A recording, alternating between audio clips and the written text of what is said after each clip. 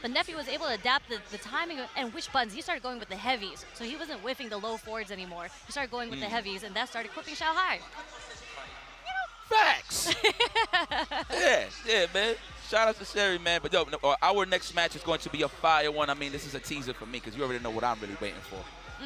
But Cabo versus Kills You is definitely on standby.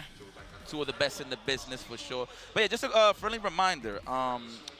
I'm pretty obviously everybody knows it's a round robin format. Right now we are just trying to see who makes it to day 4, but we might have some drama on the way through when it comes to the group stages because we do have situations where it could be 3-way ties, 2-way ties, or whatever the case may be. You guys know the rules. Of course, if it's a head-to-head, it's a tie game. When if it was 2 opponents that face each other, whoever had the higher up, they're pretty much the win. You don't really need no tiebreakers there. However, if this is like a 3-way tiebreak or just like a 2-way, regardless of the situation, it's going to turn into a single elimination, 1-game match. And unfortunately, not to break your guys' hearts, it will be off stream. So I'm going to make sure if one of the homies could record that for you to throw that, just to put it on the footage for you guys on Twitter. But I'm assuming we're just trying to keep a tight ship here to move forward in the schedule, right? Because, I mean, I'm with it to just see the whole set. I mean, it is what it is, but you know what? I'm not the powers that be, so hopefully one of the players will record it. I'm pretty sure they will. And I think the match will be going down in the green room. So anybody that's out there that knows one of the homies that's here, that's just kicking back and just want to record something, man, just go for it, dude, and just bless us. Because I definitely want to see all the results. But yes, we are going to have a lot of potential ties and see who's going to make it to the top 16 tomorrow, man. A lot of drama. Yeah. I mean, it's day 3. We're 1 day away from establishing the 16 players that move on to tomorrow. And by the end of tomorrow, one person's going to walk away with $1 million. Yep, and this is the pretty much like the pool, right? Like the group that is going to possibly have a couple of ties. I know there's a couple of others. Yeah, like there was a chance for a 3-way tie. I think there might actually still be a chance for a 3-way tie. I had to calculate with Nephew having to go 2-0 first against Xiao Hai. But then I just looked at the scoreboard and I saw that brought Xiao Hai down to +2. There's a way for Juicy Joe to get down to +2. Okay. And there's a way for Do to move up to +2, from what I remember correctly. But you know, I can't do that much math in my head. No, you good, and we gotta let it play out. It is what it is. It is what it is. And of course, guys, remember all the rounds count. Yeah. Okay, just keep that in mind. So whoever's just washing everybody, 2-0s, no rounds, that's great for you. But you know what? If you want to stay in the game, knowing that it's gonna be a tie situation, it's good to win all the rounds that you can, to make it more, to give you more of a chance to move forward in the top 16, or just to try to survive in general. Hell, even for dignity's sakes, like even if you know you're not gonna make it, at least go out with a bang, right? So, but speaking of bang, this is gonna be a great match here. Cabo versus Kills You, of course, hailing all the way from the France side of things. This is my guy. Yes. I had a joke with him this whole time in SFLU. Like, this guy actually looks like one of my baby cousins. I gotta look for Really? It was kind of freaking me out when I was like, wow, this guy looks exactly like my cousin. Shout outs to Lenny. You already know what it is. Do you know a bit of lore behind Kills You? Do you know that he was like a professional FIFA player before he moved on to Street Fighter? Yeah, he was. He played sports games for sure, and I think he just had to make a decision. I'm not too sure if it's the sponsor made it for him, but to be honest, in terms of the group of competition that he does have on the EU side of things, I feel like that was an excellent choice, to be very honest with you. I mean, he's cooking. He's one of the strongest players coming out from Europe, coming out from France, and he's been doing well ever since he's picked it up in Street Fighter 5. Yes. I mean, he's a gamer. We're all gamers. I respect it. We press buttons. And I do like this Cammy pick coming from Kills You because he used to play Cammy. He switched over to JURI permanently. Okay. Right? Yeah. No, actually, or is it the other way around? Sorry, he used to be JURI and now he's on Cammy. Don't matter. He's a gamer. Yeah, it's a bad matchup regardless. Okay. If you wanted to go JURI versus Guile, so I'm pretty sure this is why he went with the Cammy pick. 1,000%, Sherry. Let's go. Going for the low forward. Already representing the OD reversal. Wow, Caba. Aqueroso. I love it. What's that mean? Disgusting. Agueroso. Like disgusting. Agueroso. Yeah, like Okay. you're nasty. Yeah, there you go. Something along those lines. You already know. Shout out to my Dominicanos. I'm pretty sure y'all watching. This is going to be an awesome day. Pardon me, brother. Oh, no. All good. No, I'm just talking about the spacing coming from Kills You now. He just littered that spacing with a whole bunch of heavies with the standing roundhouses, and it baited Kaba to want to press that heavy button, and he walked back just enough to get the whiff punish for the crouch strong. We're talking about some neutral here. Yeah, like Kills You, still composed. This is where you want to keep him, even if you're not opening him up. Wail on the drive gauge at all possible times. Wow, no flash kick or crouching fist, respecting the dive kick. I see that, Kaba. Oh, wow, right out of range. That could have been a low forward. Okay. There's that flash kick. I definitely text. So delayed. That's what I call those overheads on drive rush. Those are just delays. All day. Catches the overhead or the technical. Wow, you went for it again, you scumbag. But Killju was able to block this time, and he's just going to have to find a way to get through the Sonic Boom right now. Okay. Booch. No was punished on the hop me. Those are the same joints that Kendrick was wearing, no? Yeah, he got the little bell bottoms with the belt going on. Yeah. I don't know actually don't know if Kendrick had a belt, but he did have the bell bottoms going on. Okay. Denim bell bottoms. What a choice. I'll rock them one day if I get skinnier. Oh yeah? Yeah, for the one time. I gotta get skinnier though. All right, here we go. Look at that tit for tat. We're just trying to find our pace here. Who is gonna score the first knockdown? The one that really matters the most for Kaba, at least. And of course for Killzu, who's trying to survive.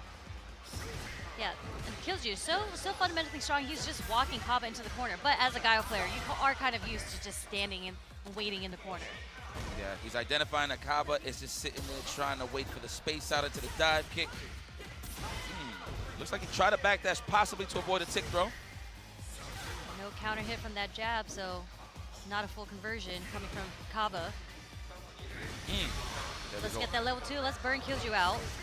Yeah, man, he spaced him out. He wasn't even close enough for the drive reversal.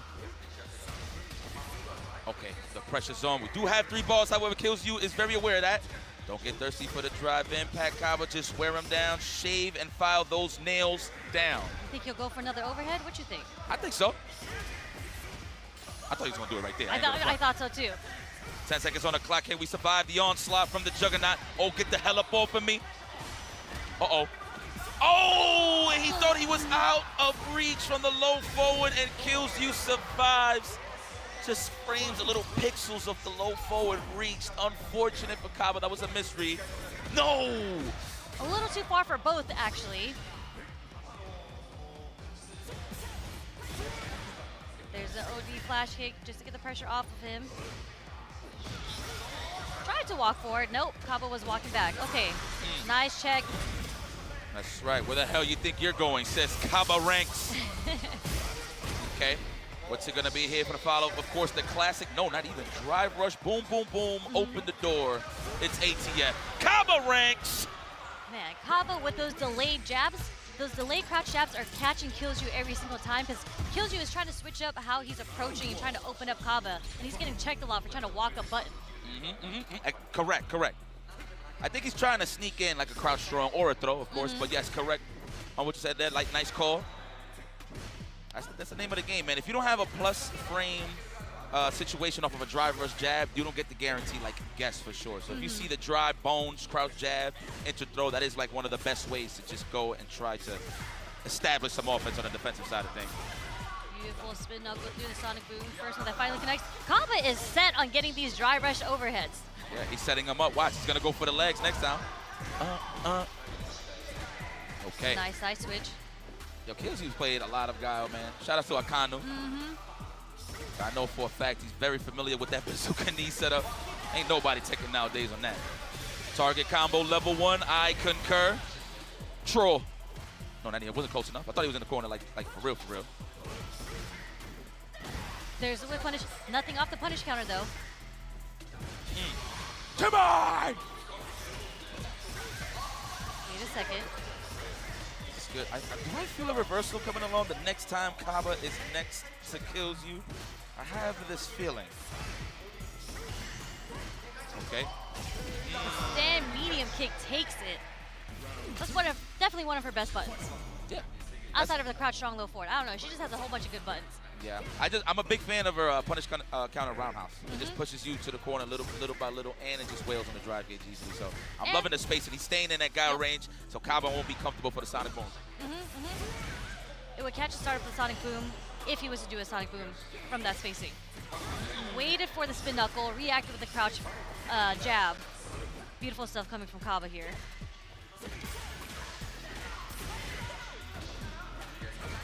Okay. Unhand me. Kaba's definitely trying to find a way out. Is Killzu gonna let him know is the question. I think he's gonna try to find a way to burn him out, but he burned himself out. Man, he tried his best. He delayed it too. I get it. He tried to survive, but Killzu, very patient. This is a little scary situation because he's not dead. Chip out though, for sure. Chip out center spin knuckle. He's gonna wake up with the super. That is what Killzu's looking for. Looks like he tried. I saw the movement. He tried to do it. Yeah, I was wondering if Kaba was trying to find a way to do a normal, like, you know, the standing kick, the step kick to cancel into the level 2 just to get the chip damage because they were both burnt out. Okay. Nothing but buttons. 30+ years old. Well, he's like in his 50s, but I'm talking about the moves. Who, Guile? Yeah, his moves has aged. Is he 50 years old? He's dusty. Yeah. I can see with the hairstyle. This hairstyle, he's a little dusty. Yeah. You know, he takes his flights. He gets priority because he's from the military. A veteran. For sure. Veteran, yes. Actually, I think he's still in the mix. He's still kicking. That's for another story. That's how we work those arms. Sonic booms all day. Where the cable's at? I'm working on my back. Man, the mileage that kills you is getting off and standing roundhouses. The short The aggressor kills you. What do we call him? The young assassin? Is that his nickname? I think so, hopefully. I think it's very accurate. Yeah. Look at him. He's talking to himself. You know, even though I'm looking at the matches, I'm looking at the player cam reactions. Kaba's just a stone cold, but Killsyu's actually coaching himself as the match goes on. Oh, the whip punish. Nice! And obviously that stand fist had the purpose, of course, if it lands, the driver's combo, etc. But it's just so he can push himself out the corner. So Killsyu identified that and got a great punish just off of a whip punish. Yeah, a little too late on the sweep attempt for the whip punish. We're going straight to the level 1, okay, just to get some damage. Safe jump set up. Jump, that is safe, yes. Good health insurance on that one. No anti-air coming from Kaba there. I'm seeing that Kaba's respecting the whip punish game a little more, so he's actually just trying to wait for Killsyu to press buttons first so he can actually attack. Now it's my turn. Ooh, we caught that. Put that in my back pocket. Killsyu for the throw situation. Oh, I panicked. I thought he was going to do it too, Kaba. Early level 3 to attack the drive gauge immediately. What's the next sequence here? Oh my God. What do you think is going to happen? Level 3, possibly. He's trying to hold them forward. You know, in those scenarios, you would think you would mash level 3 in between a string, but man, here, no, I don't know if he tried it, but Killsyu stays alive and well, adds one to his scoreboard, moving on in Group G. Very nice. Look, he's very seasoned in this matchup. I'm going to be very honest with you. Seen him play the likes of Akano on the casual side of things, back at SFLEU. Just on the practice side of things, you can see that he is very sharp when it comes to playing a character like Guile. And of course, there's always different styles of Guiles as well, but he definitely did his homework. Good Clearly, like in the neutral, that was insane play coming from Killsyu in the neutral. Just the usage and the spacing that he did with the roundhouse. And I had mentioned, he kind of set it up. He set it up for Kaba to be kind of antsy on how he wants to counter the roundhouse. So he started throwing out fierces, he started throwing out medium kicks, and that's when Killsyu responded with throwing out his own strong, getting the counter hit. Yeah, fact. Just credit to anybody that has patience going up against Guile. Obviously, Kaba didn't really have the space to keep that keep-away game that he's known for, or aggressive keep-away game, I would say, if you will. So credit to Killsyu for always staying at that stand fierce range, because you never know. And mind you, credit to Killsyu as well. He definitely adapted once he saw that Kaba flash kicked one dive kick. As you can see, as the match played on, he really wasn't throwing dive kicks like that. So he was definitely trying to stay on the healthy side of things in the neutral. Yeah, so very nice. Killsyu was grounded. As you mentioned, he only did one dive kick and I got flash kicked immediately. He's like, you know what? We're just going to keep on doing roundhouses in neutral. I'm going to try to find a way to get in with the low forward, with the whiff punishes, and just using Cammy's walk speed back and forth. Amazing. Yeah, man. Good stuff from Killsyu. Adaptation. The young. You know what? Let me see his name. I gotta see. Do I actually have the paper for this? Or I left it in the green room. The players like government names? No. I don't even want to know. You know what? I'd rather know their gaming names than their real names. Oh, you're talking about the nicknames. Yeah. Is that still here? Hold up. Let me see. Is this it? But here is the point spread, ladies and gentlemen. I have it. Killsyu adds one to the board. Wait a minute. No, so he beat Kaba. Oh, wow. That's his, like, real W, like his first one. Okay, so he's staying alive and well. Got to be consistent. He's still on the minus side of things due to the fact, you know what I'm saying, everybody's more ahead of him in terms of the brown side of things, so I get it. And he's going to have to play Shao Hai later, too. Killsyu. I would like that match. I want to see that. He could do it. He's definitely possible, but that's here nor there. Let's talk about Nephew. You know what? We all know Nephew. Let me not disrespect the young lad. Shout out to Dark Neff, the intellectual. But the White Knight Magician has won the hearts of many that has been watching at home. Again, I was stressing this. A lot of people didn't know about Juicy Joe, all the way from Sweden, doing well in his War Warriors in his region. It was mostly on the offline side of things, you know, the salt mine side of things. etc., etc. But he never really had his big break when it comes to being on the big stage. And here we are. He qualifies, and he's here at the Capcom Cup, and he's letting it be known that he possibly might be the best JP next to Kakeru. You know what? I'm not going to front. He does got a little more sauce. Juicy Joe has more sauce? I think he got a little more sauce than Kakeru, man. That's just me. I think the only difference is maybe the parries. Okay. Kakeru is known for the parries a little more, but the strategy is still there.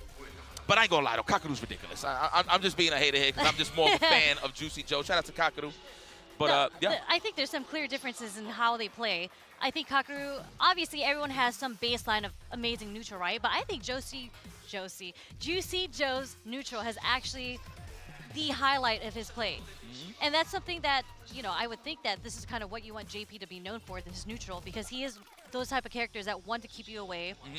He's playing a little mini game with you before he has to go in and be aggressive. But Juicy Joe is really, really good with his spacing and the way that he wants to get around how you want to get on him, which is, I feel like, the whole point of JPs. But I've played online JPs before, and that's not how they play. No, I get you. Yeah, it's a different, it's top shelf, if you will. It is top shelf for Juicy Joe. So I'm very happy of it. I'm very happy and very proud of him, man. Again, shout out to Problem X for pretty much letting me know that this guy's a killer, because I had no idea who this man was, and I apologize. You already know. I know my man Benjamin is watching at home. Everybody from the EU, I'm sure, is watching this. Shout out to Ritas, you know, Salt Mine League. This is how I knew about Juicy Joe, because I commentated one of the Salt Mine Leagues, and he was playing in it. Oh, nice. I was just like, oh.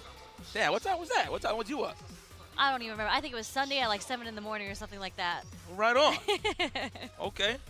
Yeah, man, commentating, look, you think it's easy, but it's not when you're in the moment. I'll tell you that. That's love. It's cool that you're here, Sherry. I can't believe I'm here. I'm happy to be here. Me too. Me too. This is pretty cool. But I hope you guys enjoying our vibes over here at home. Please just show some love. I can't really see the stream, but if you could throw a couple of hearts for us and just love. Just show some love, man. You know, love is free. Hate is expensive. I have a question for you before they go into this match, because it seems like they're doing a little bit of button checks right now. Holla. You know how yesterday you explained to me what a donut and a breadstick was? So what happens when they get 2 points? What's that? Like double breadsticks, like Roman numerals? I like that, but mine's just more non-esports. When you know, you go to the bathroom, you take a 1 and a 2. I see what you're saying. So they're taking, I usually say they're taking a crap on each other when it's deuce-deuce. I got you. It's just me, okay? We like that. We like that. You like oh, I think we're going straight to it. I thought it was a button check. Let's switch to music. I don't know if you guys still hear what's going on the stage. Oh, no, this is a button check. Is it? No, I think this is it. This is it. I'm so sorry. No, there were some weird interactions going on. There's a little pausing. That's because they're both trying to feel each other out. So it kind of felt like a button check at first. Okay, there it is. We in there. Try to look for that counter hit. Let me see. We do have meter now. Okay, we can survive the drive impact onslaught. Woo! You know, I've been seeing a lot of people do that when he teleports. They'll do neutral jumps just to stay still, right? Just to stay closer to them for more offense, which I think is pretty sweet. And of course, if you try to cross cut, it might go under, so it might whiff. So that's why it keeps it more solid. Man, speaking of solid ass whipping right there from Nephew.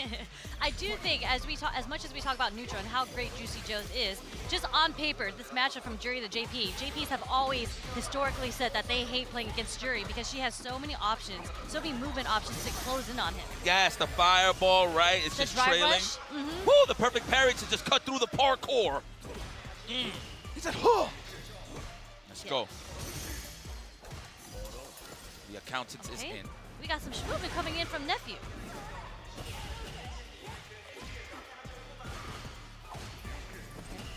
There it goes. Okay. Let's get the feng shui going. Both of these guys are just playing at a high level. It's like, now it's your turn. Okay, I know I lost it, but at least I took a little bit off of you. Now we on the pressure. The jump fierce is just so good so early on. Look at all of that. It's a double overhead, giving me essence of my favorite game. You know? People that don't know in VC2. I love anything that has multiple layered offense, and definitely JURI has that in the bag, that privilege. The double jump? Yeah, it's so good. Yeah, I hate that. The two attacks over there? Yeah, because it could be one. Who knows? We don't know how many they want to do. It's just the fact that you can hit early fierce like that, man. Yeah. Like, you would think, like, okay, he's jumping in. Maybe I have a possibility to just walk under and block the cross-up, but no, it's just speeding you halfway. Pow! Cicotes. Stinky feet, if you want to know. Cicotes. Cicotes. Stepping my Spanish up. I'll teach you some Chinese, too. Please. Woo! What a way to cut through the wind. First OD Amnesia, Juicy Joe's presenting. Me gusta esta musiquita aquí. Don't worry, I'm gonna stop talking Spanish. Let's go.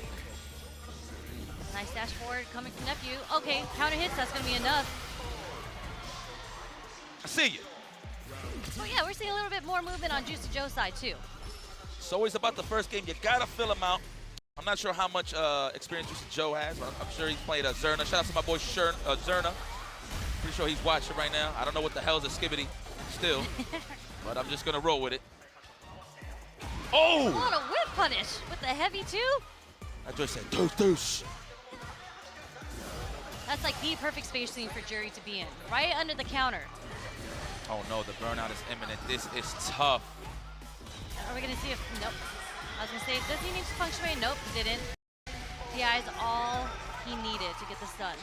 Wise choice for Juicy Joe to keep his ball. Sometimes I do have that itch where I just still want to play and survive, but you know, we're in a professional setting. So I appreciate that he saved his ball knowing that it was definitely dwindling down in that situation. What a check. He wasn't sure. I like that from Juicy Joe. He had to pause there a little bit. Nice anti-air into the level 3. Woo, late. I like that. Layered parkour tour. Love it. The obstacle course, the jungle gym. Man, eating 40%, trying to jump. He's about to get burnt out too. He's gonna get chipped. What? Okay, a fuha? Huh? Okay. What? Okay, a fuha? Huh? Okay, one apiece. Great adaptation there for Juicy Joe being more the aggressor. Pick this spots to even to hit Nephew with those burnout sequences. Yeah, for sure. That's what I was talking about. Just I felt the difference between game 1 and game 2 was that in the game 1, Juicy Joe was really trying to figure out how Nephew wanted to approach him. There was a lot of drive rushes through the ghost, and then some good jumps here and there coming from the Nephew side. But Juicy Joe, I felt like he recognized that, and that's when he started doing different timings for the ghost, different timing for the spikes. Yes. And was able to check Nephew's drive rush, and it makes you like question, like, should I do it again? I don't want to get hit by this counter hit or punish counter combo coming from Juicy Joe. And he started teleporting all over the place a little bit more too, right outside of the range from the neutral jump punish. Did that one instance, I think he perfect parried, and then he just jumped and dive kicked right through all of the keep away options from Juicy Joe from the departure and the whole 9. But here we go. This is a breadstick apiece. It's funny that you bring up the 2-2 situation. I actually forgot for a second. That is a breadstick, yes. Like that, breadstick might make sense, right? Like Olive Garden, you know, unlimited breadsticks. I like that. Big fan. Let's get in. Departure is set just in case if you jumped in. I thought he was gonna, he probably thinking that Nephew was just gonna sit back and relax, but being the aggressor here. What a trade. We was ready, Juicy. Yep, the conversions. Doesn't really matter that he's burnt out. He has Nephew in the corner. As long as his spinal cord is not to that wall on the left side, he is good. And he got 1 meter to rock with, and he's healthy. There it is, and we healthy. Speaking of which, we're touching grass again on the drive gauge. Meet you halfway. Juicy Joe, what a hell of a check. What an adaptation coming from Juicy Joe. Now he's the one sitting on set point against Nephew. Joe, shout out to the Japanese commentators, man. He's such a Juicy Joe. Yo. They're very hyped. It gets me hype. Yes. Ooh, man, unfortunate. Can't get much. Only if you're really close with the low forward. There's the first whiff, OD Amnesia. Okay, and this puts him into the corner. Nephew tried to be a little cheeky there with the backdash. Man, he's landing. That was a beautiful perfect parry on the fireball into a crouch strong, but didn't really get a conversion. But he's still here, though. He has the level 3, and there it is. Juicy Joe moves forward. Get some points in the bank, man. He's stretching that. I think this might solidify him in the top 16. I think that puts him up to 4-1. So I think it's safe to say he's good, as long as he stays solid playing all of his matches, but I think he's good. I think this man has made the top 16. I mean, you've seen it in his face. That smile said it all. I see you, Sweden. Okay, good stuff. Juicy Joe. Yeah. I don't want Nephew to think I'm not his friend. I'm just very excited to see that was amazing play. Yeah. I love some good Street Fighter, and that was amazing play coming from Juicy Joe, the adaptation. And the thing that I just love about JP in general, not even just Juicy Joe, but shout out to him, is the extension, the combo extension, the conversions that you get off spikes. That stuff is sick. That gets, I played JP for a little bit, you know, so not my character for sure, but I love seeing players like Juicy Joe playing JP in the hands, and you know, in the hands of like Juicy Joe and Kakeru. You played JP? I did play JP. you know, sometimes when a new game drops, you don't know what character you want to play. So I tried JP, I tried Kimberly, I ended up on Luke. And then I tried Bison, and then I tried Akuma, and I'm back on Luke. There you go. To the main squeeze. But, yo, excellent. Look, so game 1 dominant for Nephew.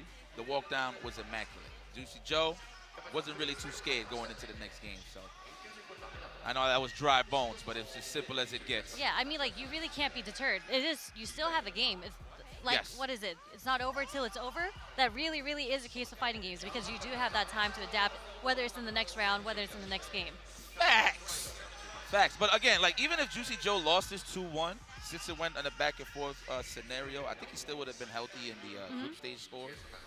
But Juicy Joe, man, I think I could put this on record. Welcome to the top 16.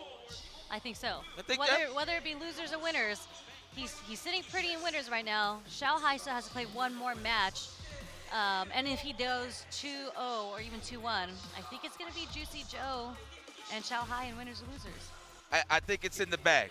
I think it's in the bag, yes. As you can see, he played everybody in this group, only losing to Xiao Hai's mind. So, yeah, congratulations, Juicy Joe. Okay, now, Xiao Hai obviously sitting comfortable on the loser side of things in this group. But he still has one more match. Yes, so he could make this good for himself. It is against Killju. So if he is to 2-0 Killju, he actually will go out in winners against Juicy Joe. Yeah. Because it'll be based on the score between the two. I think for Juicy Joe to just keep that top spot, he would have Xiao Hai would have to lose rounds, possibly. No, actually, no. I think if he if Xiao Hai wins dominantly 2-0, no rounds, that's in the back.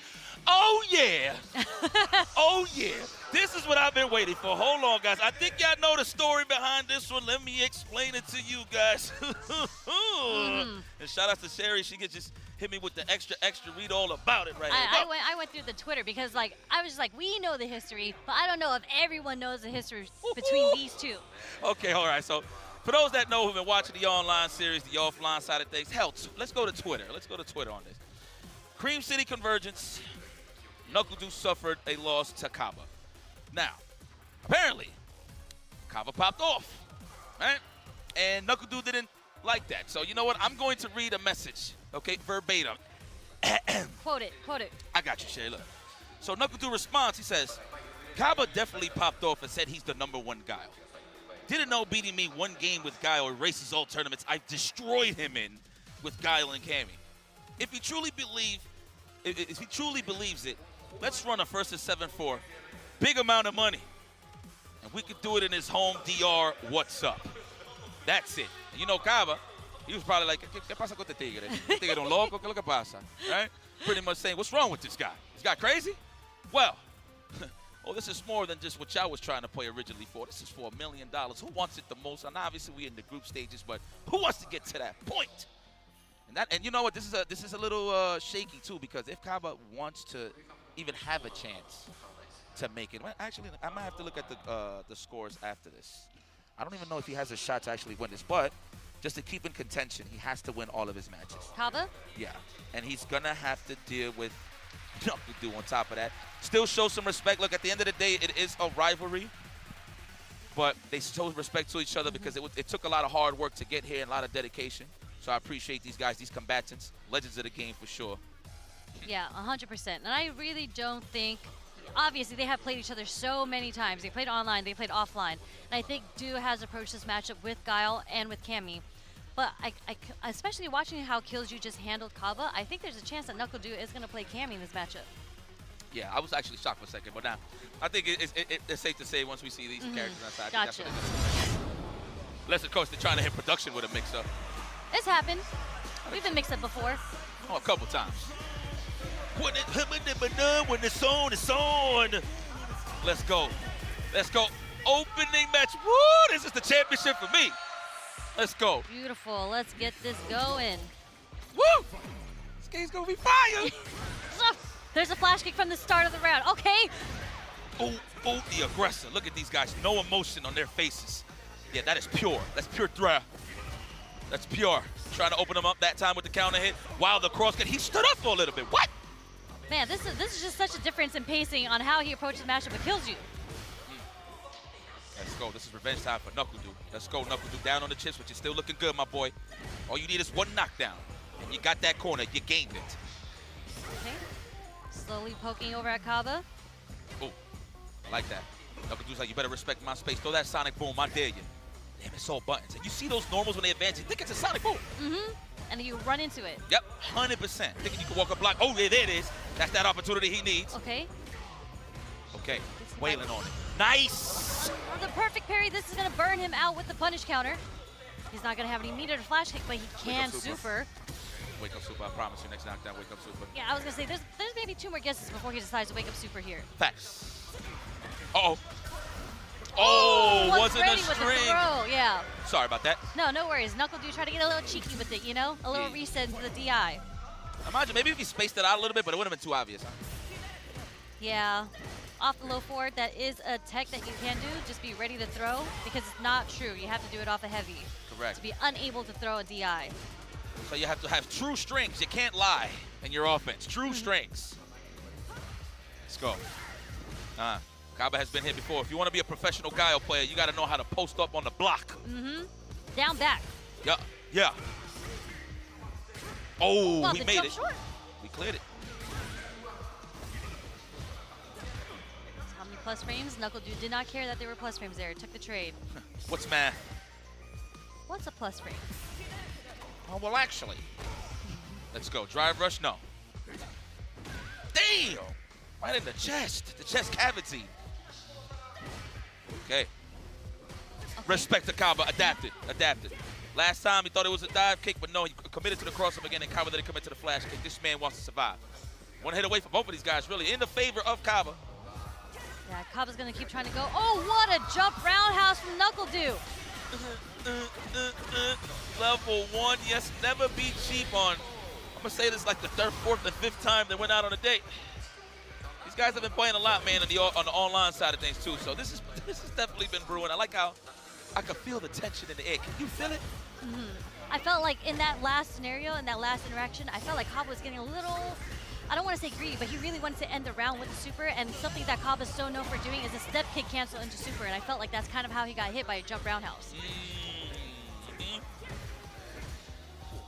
Oh, wasn't close enough. Sonic Boom, of course, 30 plus years. This character's so cool. He's had the same moves for that long. The moves are older than me. Lies. Nice. Got out of range of that throw.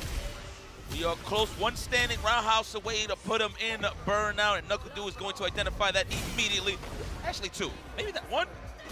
No, not even. And it looks like Kaba was trying to interrupt the stand roundhouse. Got counter hit by the walk-up stand fierce coming from Knuckle Dude. Correcto mundo. Ooh, first blood for Shopify Rebellions. Kaba, how are you feeling? A wardrobe change, yep. Okay. We're changing colors, but he still has those denim bell bottoms on. Respect to Knuckle Dude for not running the mirror match. Obviously would have made it more epic, but I ain't trying to see no Guile. I'm trying to see There's a Kaba on the versus line. Dude. Yeah, I ain't trying to see the guy. That's for dreams. For dreams out there, for the dreamers. I'm here to see who's trying to get the bag, son. Damn, that's twice already. He's not giving him the dive kick, Jared. I mean, that's amazing on Knuckle Dude's end, just trying to deter Kaba from anti-airing him all the time with flash kick, right? So it's giving Knuckle Dude a bit more chance to approach from the aerial side of things. I got a message to deliver. Okay. Oof. And just slowly but surely pushing himself out. Sniped out the flow chart offense. Don't try to chain me with lights. I will perfect parry it, Kaba says. 100%. And that's the perfect time he's doing it, too. He's doing it from a range. It's not like he's up close. So you don't have to worry about the throw. Let's go. Kick back. Oh, what a bait. I don't know if he expected Kaba to drive rush afterwards, so he tried to meet him halfway with the spin knuckle. No, but okay, just there. What a delay low forward. It does connect. Side switch to the hooligan. One hit, cash out if he gets the strike.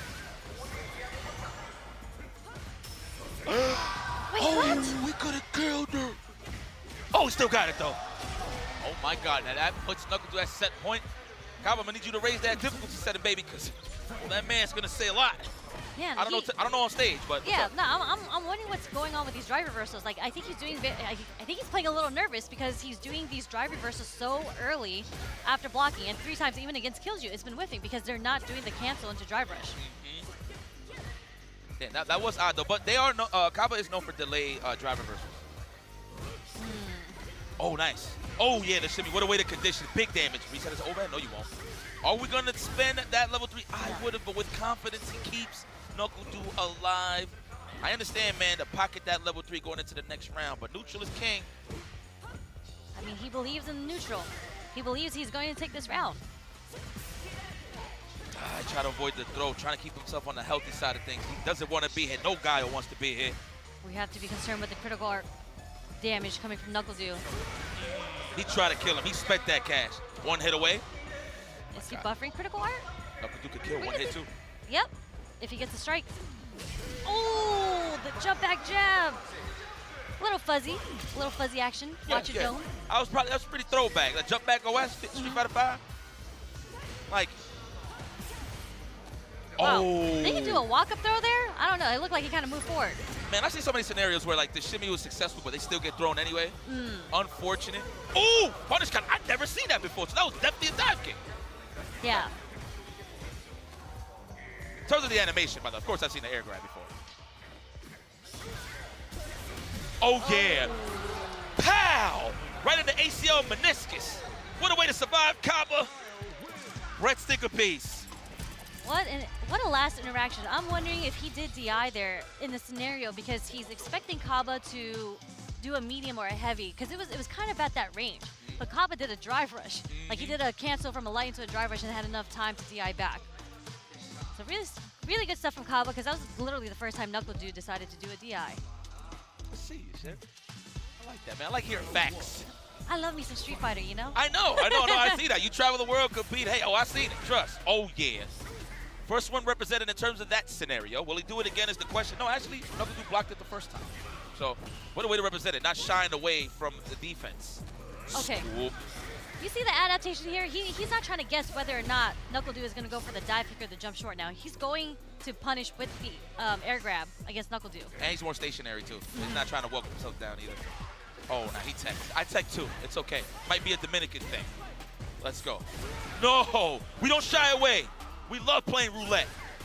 Ooh! Do thing!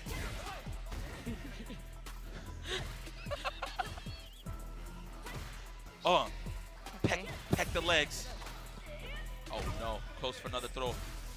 Man, that is so accurate. In a way. Okay. No whip punish there.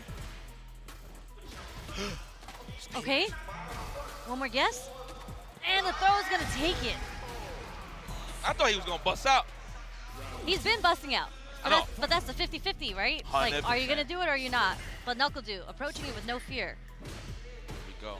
Now NuckleDu with a chance to move forward here. Oh, did it recover in time? That's a great start, dude. Corner as you should. And you see NuckleDu kind of delaying his approach here because he was trying to bait out the OD flash kick. What an exchange. Holy smokes. The perfect parry and still got the trade-off. He did the tech! He did the whiff DI tech, baiting the DI coming from NuckleDu, recovered enough time to DI him back. Woo. Closing off this round, taking the set point for both with that level 3. Have you seen that tech online? Hell yeah. You know what? And that all drops down to human error. You just see those colors, you want to react naturally. So yes. Because you're like, oh, he messed up the timing on his meaty DI. I can wake up DI him back. He's like, no, I recovered in time. 100%. All right, kick back and relax here, Kaba. Push out a little bit just to have a little more leeway, a little more acres of land. Ooh, the jump fist. Oh, that is troublesome. Low on the drive gate side of things is Kaba. NuckleDu trying to hit a defensive dive kick there or a back dash. Good block on the overhead. The onslaught here for the Juggernaut. Again, the perfect parry on the chain lights. Oh, didn't recover in time. Like that he didn't get greedy for like a flash kick or something like that. Oh, man, speaking of which. Oh, defensive dive kick. Oh, he got the level 3. That should be enough. That should be enough. Wait. Survey says not a pixel. Is it a pixel? Oh, not even. No. Definitely not dead. I'm tripping. Wow, challenge the throw attempt. Kaba with the wake up buttons. Nice and delayed, I should say. And Kaba is talking to the people here in the building. He said, yes, I am number one. What would Kaba be saying right now? In Spanish. It's not, I don't want to get fired. I don't want to get fired. So, you know, look, excellent. Look, rivalries might lead into great friendships. These guys don't got no real life beef, guys, if you want it. It's all video games at the end of the day. But, you know, definitely somebody had a chip on his shoulders, and it was Knuckle Dude. Didn't get the results that he wanted, but hey, it is what it is. If anything, that's just going to fire you up for the next time you guys meet up. So, excellent performance from Knuckle Dude, but great stuff from Kaba. What a way to challenge the throw in that last minute right there. I'll be shook. Me, I'll probably do like a jump back or a back dash, but that is one of the better cases. Again, if you don't have like a plus frame jab off of a drive rush, whatever the case may be, it's not a free throw. So, good recognition there from Kaba to survive in those last couple of seconds and close out the set. I mean, we saw it in the set against Killju. Like, if you do try to approach him with the walk-up throw, he is so good with the late jabs. It's counter hit every single time, and it did eventually work against Knuckle Dude for the last sequence to take the win. Yeah, man. Great match. This is what I've been waiting for a week. Actually, like 2 weeks. Yeah, whenever they pulled, whenever the Rob names, and Brian decided to pull the names, and the Street Fighter gods have given us the fate of this match. This is destiny. I'm going to be very honest. Yes. So we'll see more of this in the future, but Knuckle Dude's going to have to hold that for a second. But yeah, man, credit to Dude, though. I mean, you could clearly see he knows how to fight Guile, right? He knows of the tendencies of a Guile trying to poke back with a low forward, try to score the counter hit flash kick. There was scenarios he did do strings into parry just to snipe that out, which was very solid from Knuckle Dude. This guy's a professional, and he's still out here chilling with us, putting on a great show. He has kids. So it goes to show you he loves you guys. That's so godlike. Drive rush. It was drive rush, stand short into the DI. Man, that was good stuff. That's the first time Kaba ever did that too. It's just both these players are so ready for every scenario possible. Insane. Professional players, as you say. Yep. Let me see. He does it right here, right? What a guy. What a guy. He's like, oh yeah, that's right. Did you see the little smirk that Knuckle Dude had? He's like, all right. Yeah, he got me with that. Yeah, he'd be like, that was cute, Kaba. Nah. You know, I respect the fact that Kaba, well, you know what? It's not that he wouldn't want to represent it the whole time in the set, but that was the scenario that he needed in order to land that faint drive impact setup. Damn, he saved it for nationals, man. On the big screen. He saved it for nationals. Oh, Kaba, you son of a gun. Good stuff. I think that was the first one that I've seen throughout the. I haven't seen anyone use it. Yeah, I haven't seen anyone use it throughout Capcom Cup yet. Well, I've seen it online though. So there you have it. You have Kaba. 2-3. It's a little shaky. He's gonna have to wish the worst for everybody, really. I actually don't think he has a chance, even based on what Xiaohai does now, because even if he was to go 0-2 against Killju, he would just be sitting at 0 points.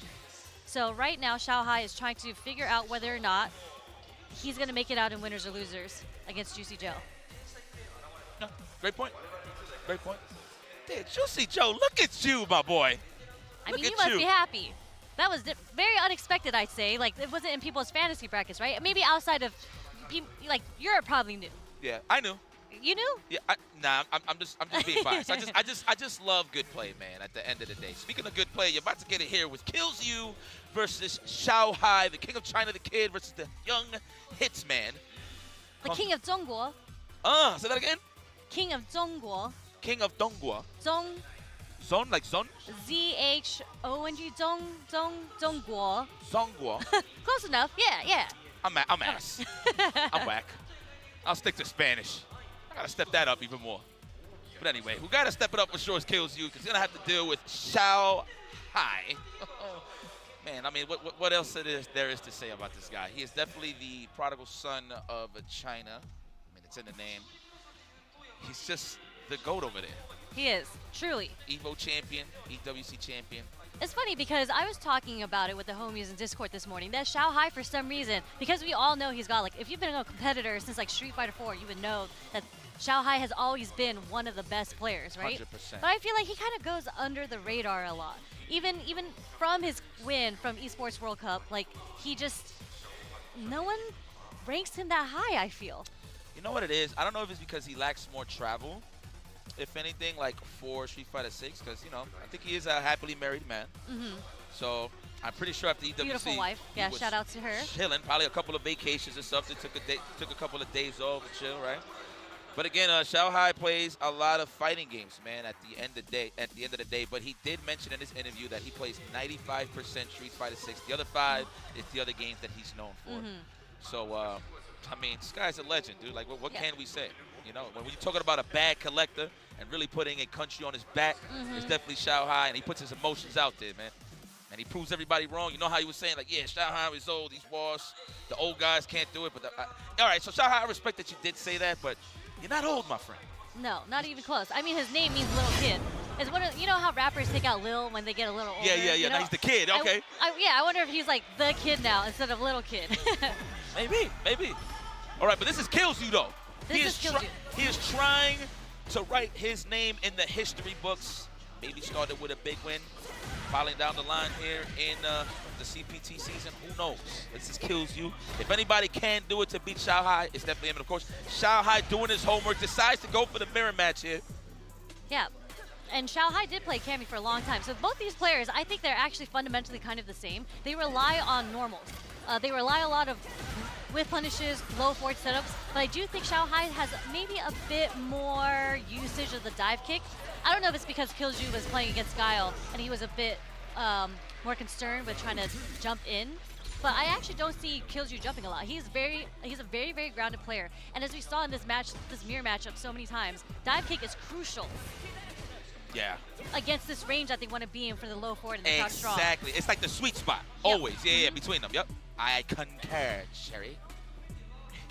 Let's go. All right, we lost our turn right there. That wasn't a shallow one.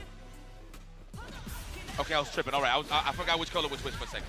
I go. Okay, we good. Yeah, Spike. Okay.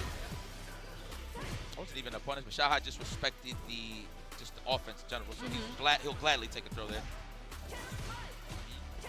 Yeah, she really does set up her shallow dab kicks with like max distance range buttons every single time. Yeah, and if you happen to throw a button, you're going to get punish countered by the dive kick. 100%. Nice, man. Everybody, listen, if that was on block standing roundhouse, he could have walked away from that low forward, but he got hit. Good stuff there from Kills You, identifying that he could mount some offense safely. He ties it up, man. Yeah, you better put some respect on Kills You's name, man. I mean, I think he is one of the masters of the low forward game. And I would say roundhouse too. He's used quite a bit of roundhouse. Yeah, absolutely. Already buffering that cross draw on both of them. Who spends that cash early on is Xiaohai. You know, sometimes when I watch Street Fighter 6, obviously the match is going on, but I actually keep an eye on the drive gauge all day just to see how the pace of the match is going to go. Yeah, that makes a lot of sense. That's actually how Cien plays too. When I ask him when he plays this game, he's just like, my eyes are always on the drive gauge, and that is what makes me choose the options that I go with. Oh, there you go. Beautiful. That could have been a low forward there to something, but trying to keep the safe option. I like that. A lot of a missed buffer.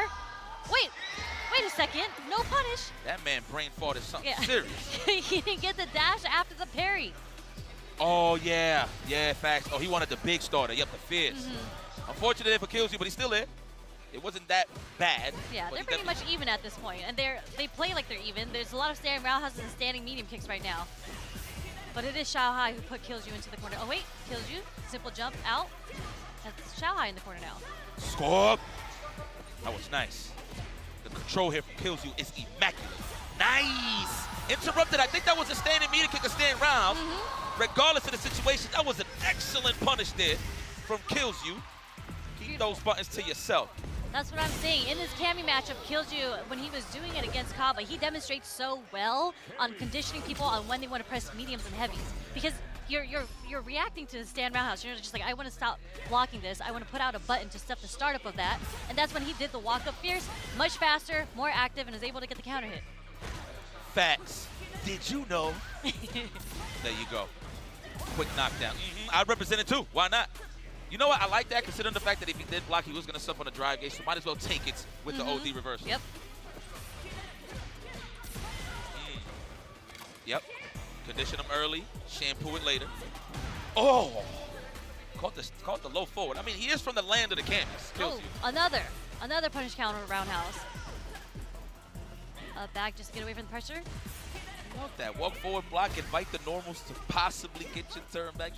High level Street Fighter, man. This is fire. Oh! No tech, always button, shout high. Oh my God, don't test his reactions. Do not wait a second. Oh, the low forward with punish on the stand strong. We actually haven't seen too many come out from Killju too. Wait, no, that was Killju that did it against Xiaohai. My bad. Yeah, no, you good. It was on the stand jab too.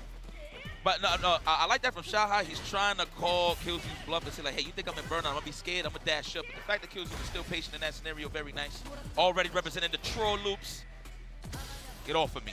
I survived this time. What an interrupt with the jab, crouch jab. Very nice. Me gusta. Yeah, Xiaohai was trying to be a little sneaky there with a delayed button after the drive rush. They're all grunting. This problem. Killju looking really strong right now. We're gonna dump it. Yeah, we're gonna dump it into the level 3. Yo, y'all better stop playing with my man Killju. This is the assassin. The young hitman. But I think it's over. And Killju said he had a chip on his shoulder a little bit throughout this whole group stage, so give him a little life here. I mean, he got the result that he wanted, but obviously it's not the overall performance he wanted throughout the groups. But hey, you beat one of the best in the grand stage. You're making it more difficult for Xiaohai. That's how I look at it. Like, let's say if I'm not going to make it into a top 8 or whatever, I'm going to try and kill your dreams. Yeah. I mean, there's still money on the line, too. Yeah. Like, there's still placements within the group, so there is still money, little increments of money on the line. So even though you don't make it into top 16, like, even though you have no chance, you are still fighting for a little bit of money. Oh, okay. I thought it was just, you know what I mean, like you earned your right to be here fee. You know what I'm saying? Yeah, okay. Nice. But man, look, shout out to Killju. He's very well versed in this matchup. I don't know if Xiaohai had that information, but Killju playing guys like Alphin, Hurricane? Phenom. Probably Hurricane too, right? Hurricane, hell yeah. The resident EU Cammy. Shout out to Hurricane. That's my guy right there. But no, seriously, man. He's prepared in this type of matchup. Like, when it's a dry bone matchup like this, I feel like Killju excels. Like, there's not much they have to worry about. Command throws, sonic boom, pressure, whatever the case may be. It's just dry bones, and he can actually just, you know, identify things a little much more easy. Not to say that he can't fight those other matchups, but, you know, it's Cammy versus Cam. That's the pacing that he likes to play at. He wants to slow it down, and he stops your approach by doing all those roundhouses in that spacing, right? Like, so he's kind of forcing you to play the normal game around him. Yeah. Ooh, we got a lot of time. Wait a second. Here. Let me see. Wait. So look, Xiaohai definitely, Juicy Joe Xiaohai is definitely getting up out of here. I mean, it's as simple as that. I'm not too sure if people are going to be playing the tiebreakers, just I guess for a little bit more of the cash. But I think there you have it. Your day 3 group standings. First place, Juicy Joe. Congratulations, Sweden is getting busy out there. Talk about put the country on your back, my side of town on my back. Congratulations. And of course, Xiaohai, no stranger to danger, making it out of this group as well. Beautiful play. I mean, I don't think there's been any match here that I've seen or even commentated where it's just like not incredible play. There's been so many upsets. There's not a lot of nerves going on. Yeah. Like, and who do we have? Oh, it's Juicy Joe. And we get to hear from Juicy Joe soon. Yeah, so we're going to have an interview. It's going to be with Juicy Joe and Xiaohai in a moment. So we might just see it. I like doing my little dance. We ready? Well, let's send it over to Ryan Hart and both of our winners of group chat. 1と2で4勝1敗と3勝2敗という形で上がっております。そしてちょっとその試合終わった後の感想と意気込みを聞きたいのです。So, amazing performance from you, 4 wins and 1 loss, absolutely outstanding performance. Your first ever Capcom Cup, and having such a dominant run in one of the most stacked tournaments of all time ever in Street Fighter history is very, very phenomenal. How are you feeling right now? Talk to me. I'm feeling very good. This is the best moment of my career so far yet. Yes. Wow. キャリアの中で一番いい時です。一番いいなんかすごいいい感じでクリアできて、グループをクリアできて、すごい幸せな気分ですよね。You're really excited and really happy. Amazing stuff. 素晴らしいパフォーマンス今までのは。で、シャオヘイ選手、ですね、2番目になって、聞きたいのはですね、これからの調子いかがでしょうかって聞くのです。So moving forward, obviously second in the group, you had a good run yesterday, and then today coming through gets you through into that top 16. What are your thoughts moving forward into the top 16, and how confident are you? Unfortunately, maybe today my performance is not good. Maybe it's lucky. Maybe the group is every player is too strong. So maybe just the score lucky I can get in the top 16. But maybe today is over. I will focus for tomorrow. Already, even though I'm just a loser top 16, I will try my best.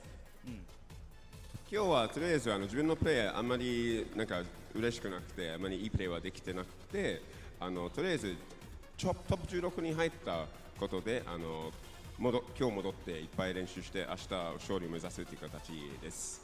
で、まあそういう形ですね。今はすごい幸せで、これからみんなすごい強いからどの相手が来ても絶対すごい難しい試合になると思ってるので、これからの練習も頑張りたいと思ってるのです。まあインタビューコーナーはこういうところで以上となります。これからも後でまたインタビューがありますので、その時にもよろしくお願いします。実況に移りましょう。さようなら。Oh, why am I waving by? Hello, welcome back. Amazing performance from the group, from Shanghai, from Juicy Joe. But before we move on into the break, we got to give a shout out to the sponsors that made this possible. So, shout out to, there we go, Capcom's Arcade Classics and Fighter Packs. Hit your friends with a punishing Shoryuken in our Capcom Arcade Classics and Fighters Pack. Dive into a robust collection of Street Fighter titles, including Street Fighter V Championship Edition and Street Fighter 30th Anniversary Collection, and fantastic arcade titles like Mega Man and Final Fight. Get hyped for tournament season, test your skills, and help support the Children's Miracle Network hospitals with your purchase. That's beautiful. That right there, that put the dot on the end of the sentence, the period. So that was very nice. But yeah, that was a great group. Congratulations to Juicy Joe and Shanghai for making it out. I know there's not going to be like I don't know if there's like a three-way tie, whatever, for placements or whatever the case may be, but we're going to figure it out and break it down as we go down. But don't go anywhere. We got more Street Fighter 6 action coming right here at Capcom 11. Sherry, it's been an honor. Good work. You did awesome. Thank you. For sure. You're the best. Love. You already know. Thank you so much. We'll see you guys shortly.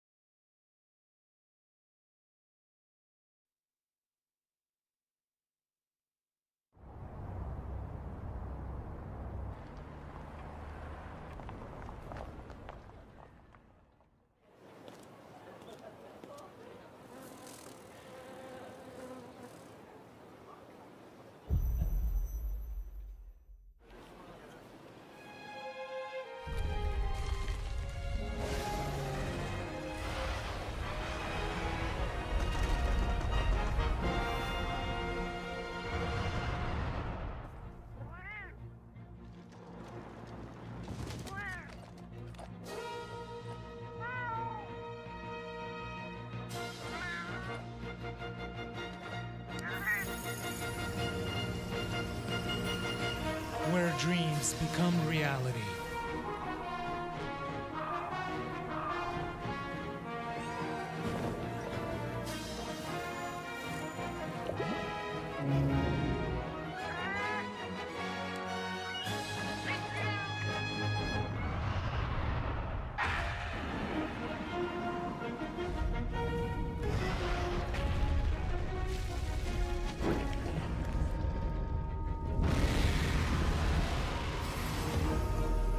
Monster Hunter Bridge.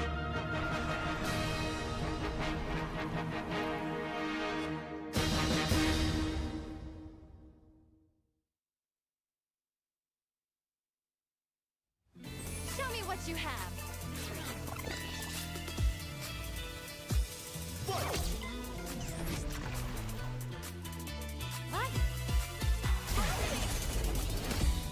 How silly. Huh?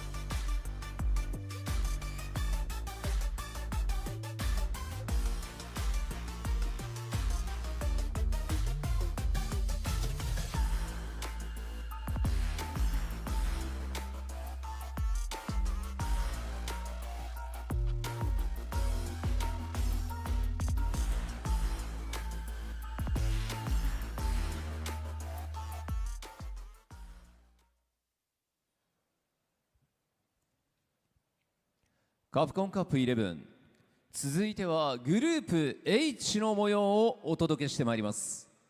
Capcom Cup 11, ladies and gentlemen, it's time to introduce Group H. それではグループ H プレイヤー入場です。 And now it's time for the player entrances. バウティスタブラザーズ、鉄壁の弟レックス。 First up, it's the Lexecutioner, Lex. My pride is out the roof, I get that grind in. So I'ma tell the truth, I get my grind on. You know the pressure make all of these diamonds. I tell them get back. アラビアンストリートファイターマシーン、アンジリー・バー。 He is cool, calm and collected from UAE Abu Dhabi. He is the Evolution Street Fighter 6 World Champion, the Robot Angry Bird!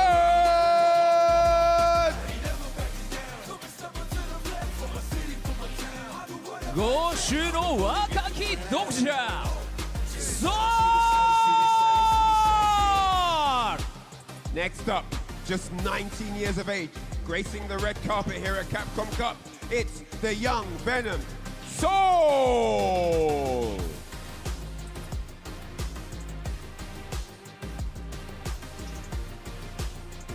ブラジリアン道技術ラススタイルジュニリョラ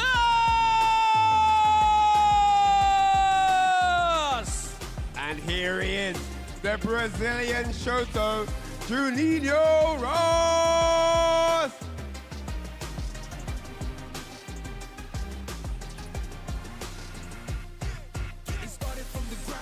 シュラその思考シュート。 A clear fan favorite here in the auditorium. It's the Asura. It's Shudo!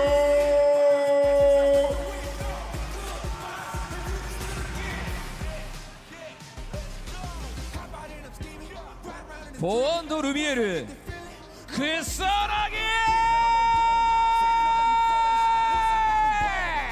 Representing France, the UFA champion, the speedster, Kusanagi!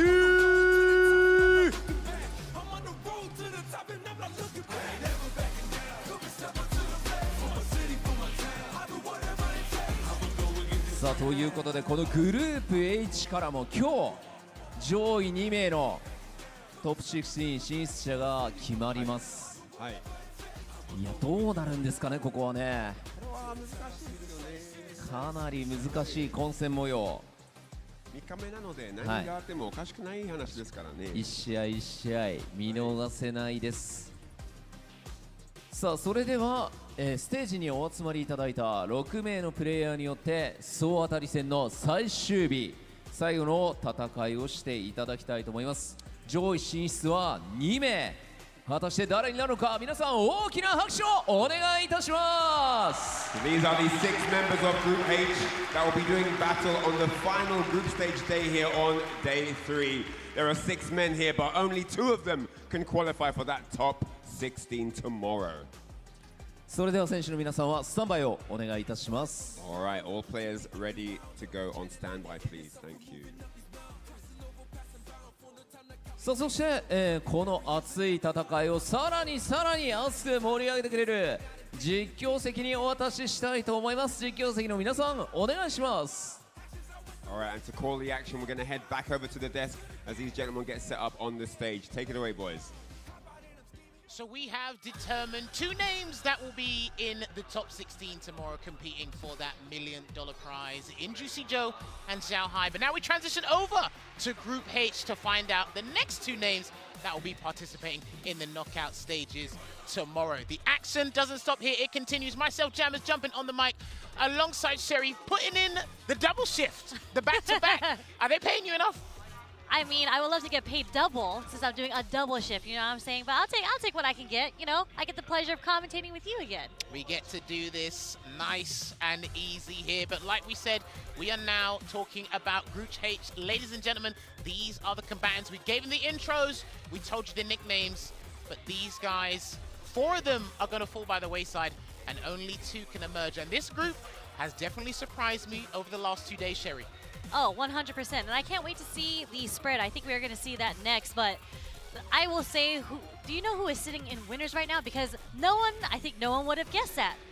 It's Juninho Ross. He has been having a hell of a performance in the past 2 days, but it isn't over yet. And I think he is going to have to play 2 of the titans of this pool if he wants to keep his position in winners. It's going to be Angry Bird and Shuto that he has to play next. But before we get to that match, we actually have Sol and Kusanagi that's going to play first. Yes, I believe we are going to get the line of fixtures coming up for you guys right now. We're just showing you the tally, and a lot of these guys, I hate to say it, on paper they've been underperforming, and 2 names right here, they haven't been performing up to what they need to. The UFA champion, Falcons at Victrix Ambassador Zone, Kusanagi, he's at the bottom of the pile. So he's just going to have to ruin someone's day, man. I've got to say, I was speaking to him in the green room, and he said, Jammers, this game's really hard. I said, I know. That's why I don't play it with you. I said, I'm sitting here up top. And I said, you got to ruin someone else's day, and he's more than capable of doing that. I mean, so these 2 players, I think they both had kind of a rough start because these 2 players are so talented, obviously. That's why they qualified here, right? But I think Kusanagi definitely does not have a strong record right now. And with Sol, he is sitting at 1 and 2. But Sol did have that kind of, I don't want to say breakout performance, but he had an incredible show of his skill against Shuto yesterday, who is the titan of this pool. I think a lot of people actually have Shuto winning the entire tournament, but Sol actually was able to take it over Shuto 2-0. Well, he's been building confidence in his gameplay since day 1, so hopefully he's going to blossom into a thing I like to call a flower here, because he is using a toxic one. The toxic bloom, as they say, right? Should be fine here, especially after what he done for the comeback, like you said, against Shuto. He's got another Shoto to go up against. Damn, say Shuto and Shoto 5 times fast. That's crazy. I just realized what I said. Shuto, Shoto, Shuto, Shoto, Shuto, Shoto. I'll give you that. I'll give you that. I'll give you the props. All right, they're going straight in here. No button checks, and Sol is off to an exhilarating start here, getting that frame advantage and putting Kusanagi in a dangerous spot in the corner, Sherry. Yeah, I do think, funny enough, Kusanagi, I think, has a lot of experience because he plays against Broski. But as we mentioned, every player plays their character differently. So although he might be familiar with the Aki matchup, the way that Sol approaches the matchup is going to be different than how Broski approaches his matchup. Well, Sol already introduced the entrapment command grab there to take the round. No parry from Kusanagi, no DP on wake up either. So I think he's trying to assess how Sol is going to play in neutral in general before he actually piles on the pressure. And he's going to get that Nightshade Chaser there to chase him down. Plus Frames catches him walking back with a low forward. For Kusanagi, I think the way that this matchup is going to go is whoever is on the offense, because I think once both players get their offense off, they are both very aggressive. Well, the thing is, Kusanagi might be a little bit more passive and defensive to see how often Sol's going to drive rush and use EX moves to pile on that pressure. Because Sol's very excessive with his drive gauge usage, so when he's low, he becomes a little bit more tentative because he knows that. So Kusanagi's going to have to take advantage of that and then try and burn him out, which is what we can see on our screens right now. Let's see if he gets the burnout, Sherry. Okay, the Sol ready with the roundhouse anti-air. Kusanagi is trying, they're both in the yellow, but just like that with the whiplash, Sol is able to take game 1 with the level 3. Well, he's starting to show us his finest work with the magnum opus there, and Sol is taking game 1, and Kusanagi another game that makes him closer and closer, cemented to the bottom of this table. If you're gonna go down swinging, good sir. Let's take it to the last game, at least, right? That's Sol, what we want. Yep.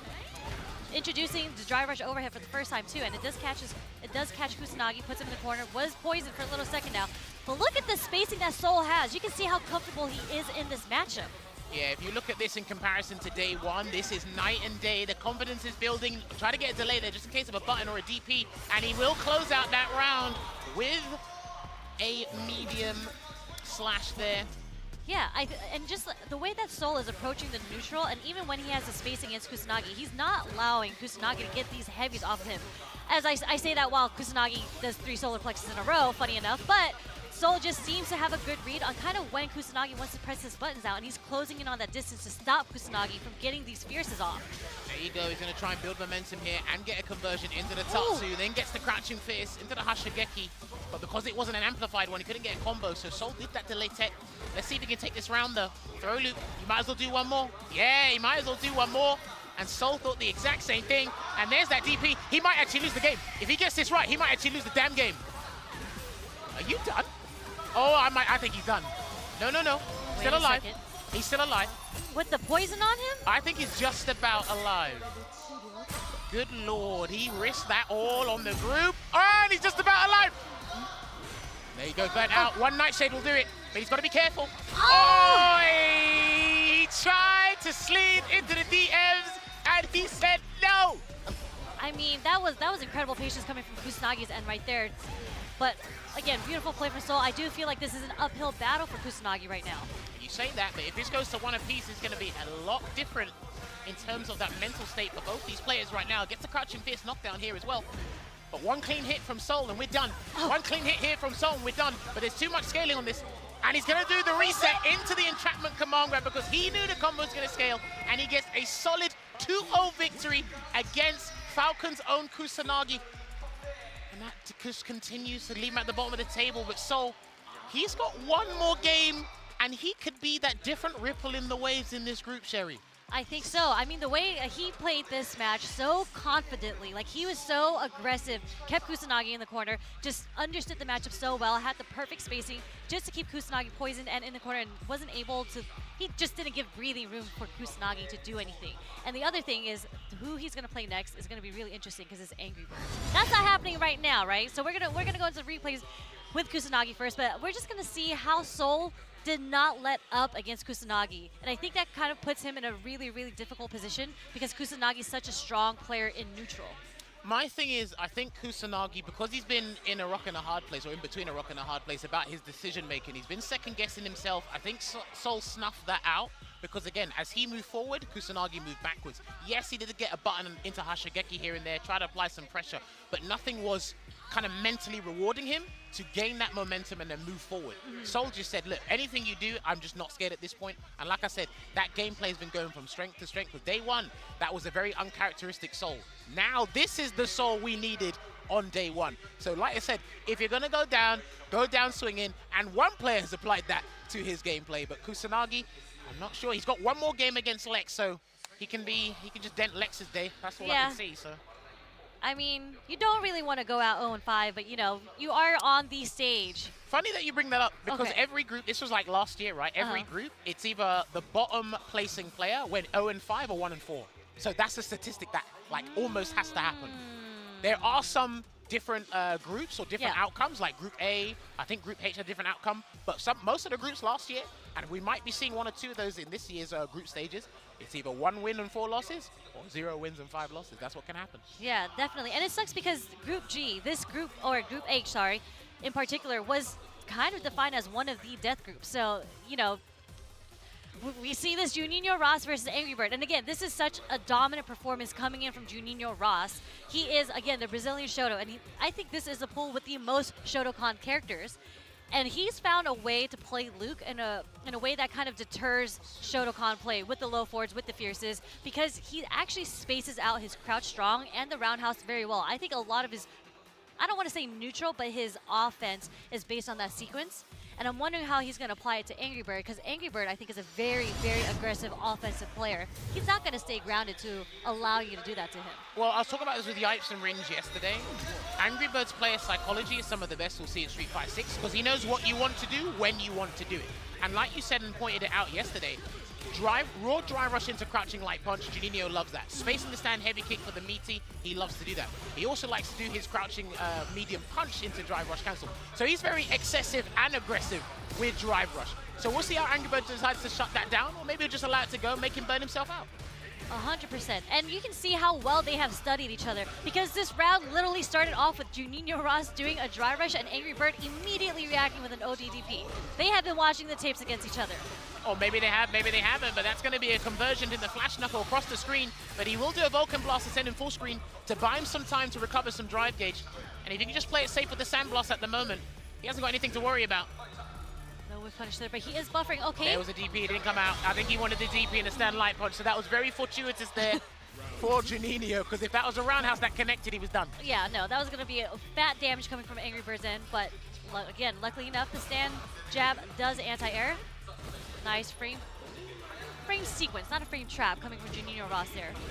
Okay, lovely conversion into the run Shoryuken here. There's a throw. What are we going to build on this? Okay. Look at that spacing coming from Angry Bird. What? The delayed drive rush, too. Like I said, he's very excessive with his drive rush, and it almost feels sometimes that he doesn't burn himself out as much as I would expect him to, with how often he relies on the drive system, you know? It is very interesting because I think his play is a bit similar to Noah's. He just doesn't burn out as often.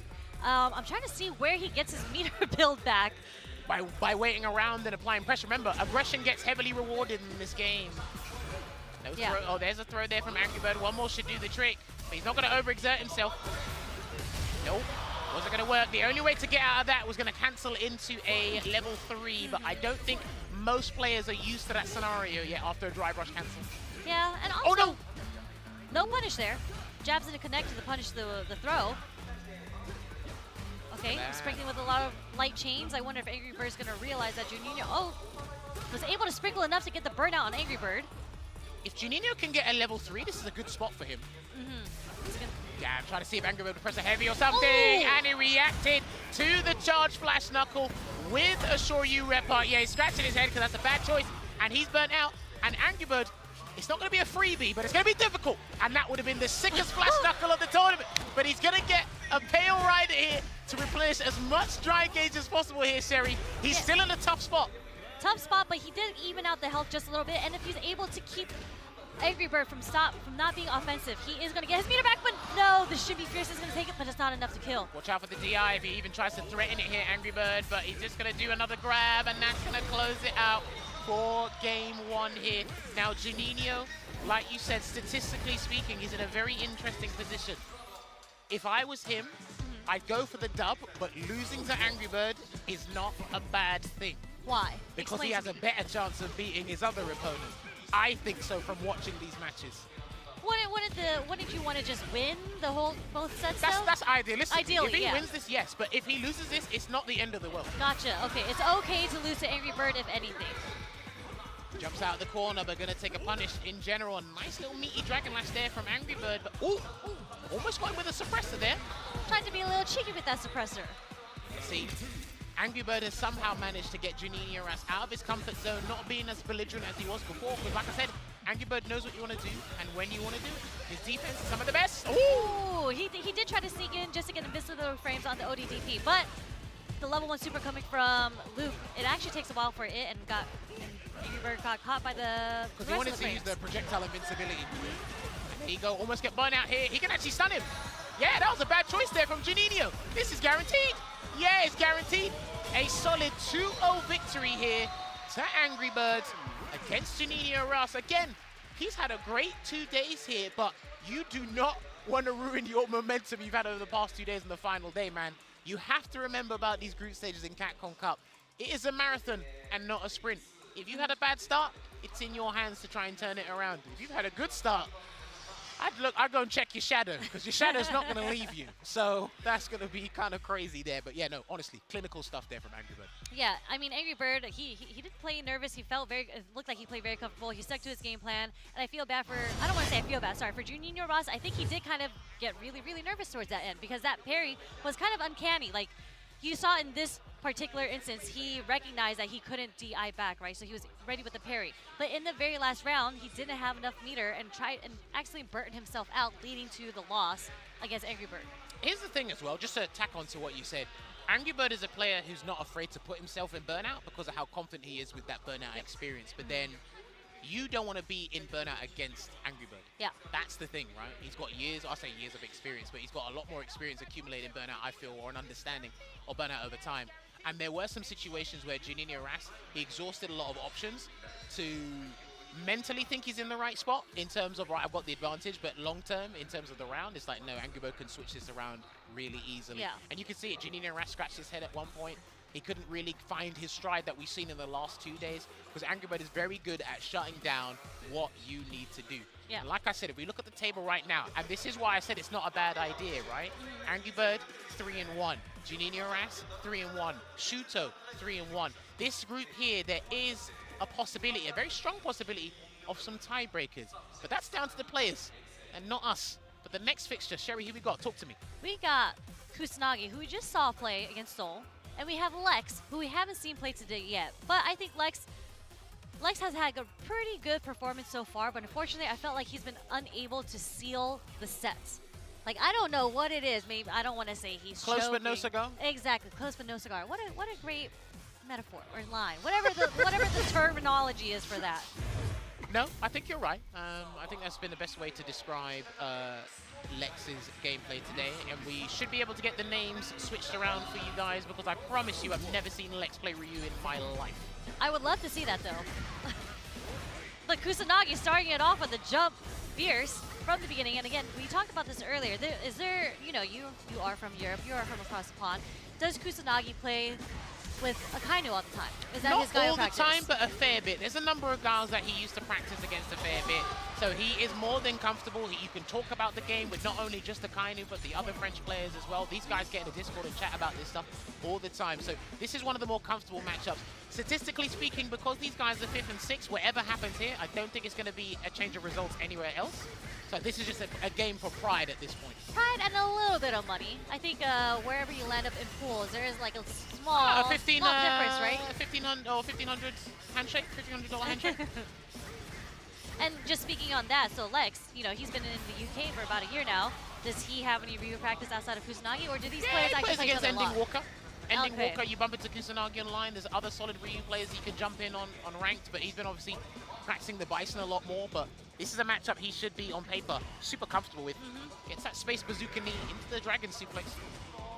For sure. He can kind of see how Lex is playing way more aggressive now because Kusanagi was burnt out, but Kusanagi lives long enough to get his meter back.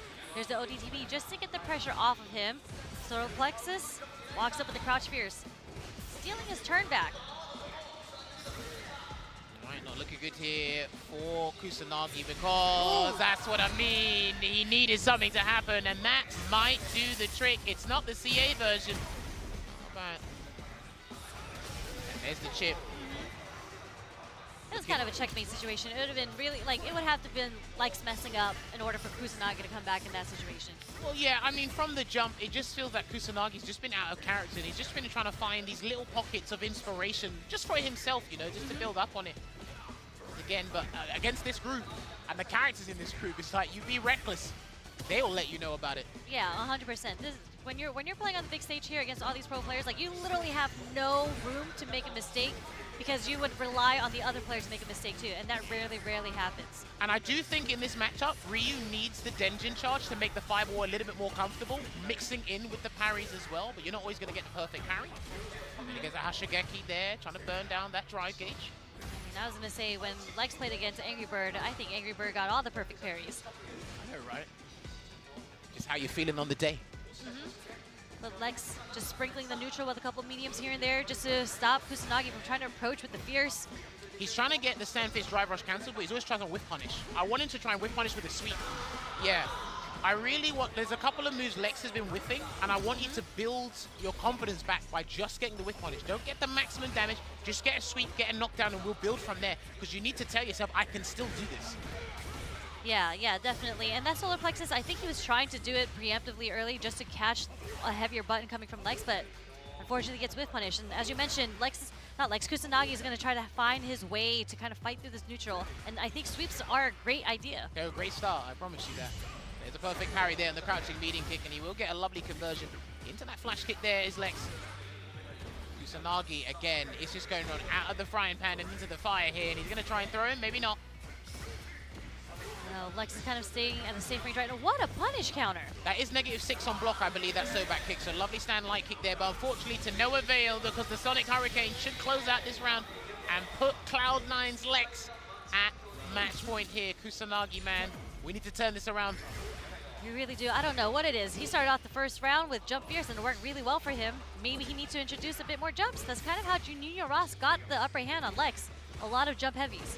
And there's a stand heavy kick there. Couldn't get the cancel from that standing light kick because I know he's very good at getting that special cancel on the stand light kick into the flash kick. Normally, Lex. Hey, there we go.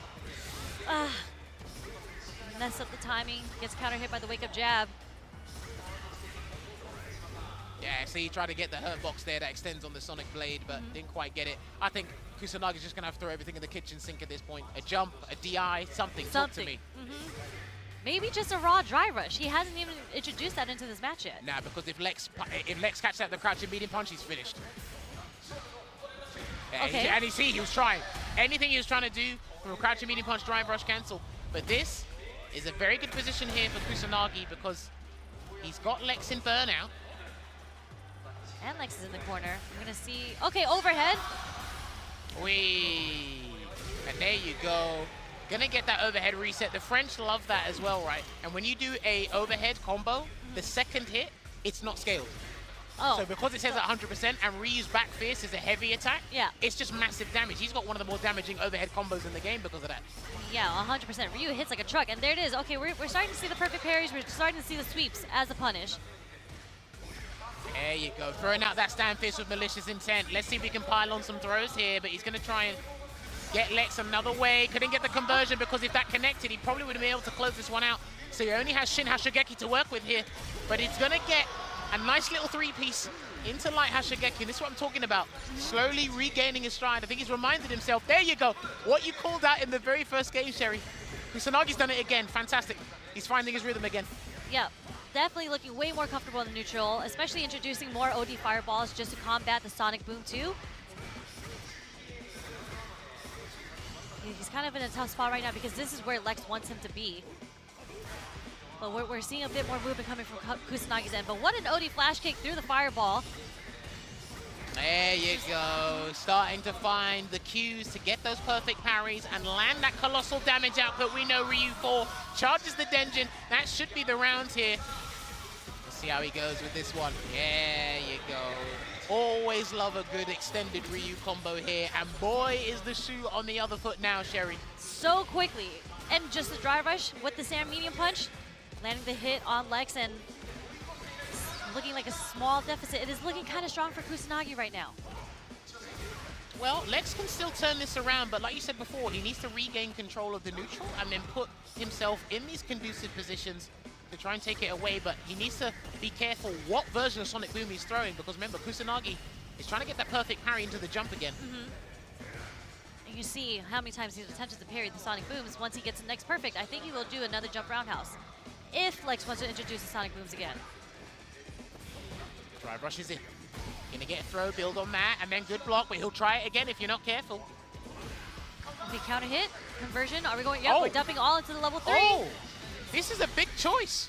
This is a very big choice here from Lex. Let's see if Crossfire Somersault takes us to the final round, and it will do so. Very good. That must have been the exact calculated damage, because I wasn't sure, especially with the combo starter, if that was going to take the round there, Sherry. From the counter hit? Yeah, I wasn't sure. I mean, that super is a very disrespectful super. He has his boot to your chin. It feels like it should kill you. Hey, this is why Lex is the pro and I'm not. Drive rushes in. Okay, we're seeing a lot more low fours coming from Lex just to stop Kusanagi's approach from moving forward on him. Well, I think Lex is going to have to try and do a drive rush at some point to switch. Yeah, there you go, switch it up.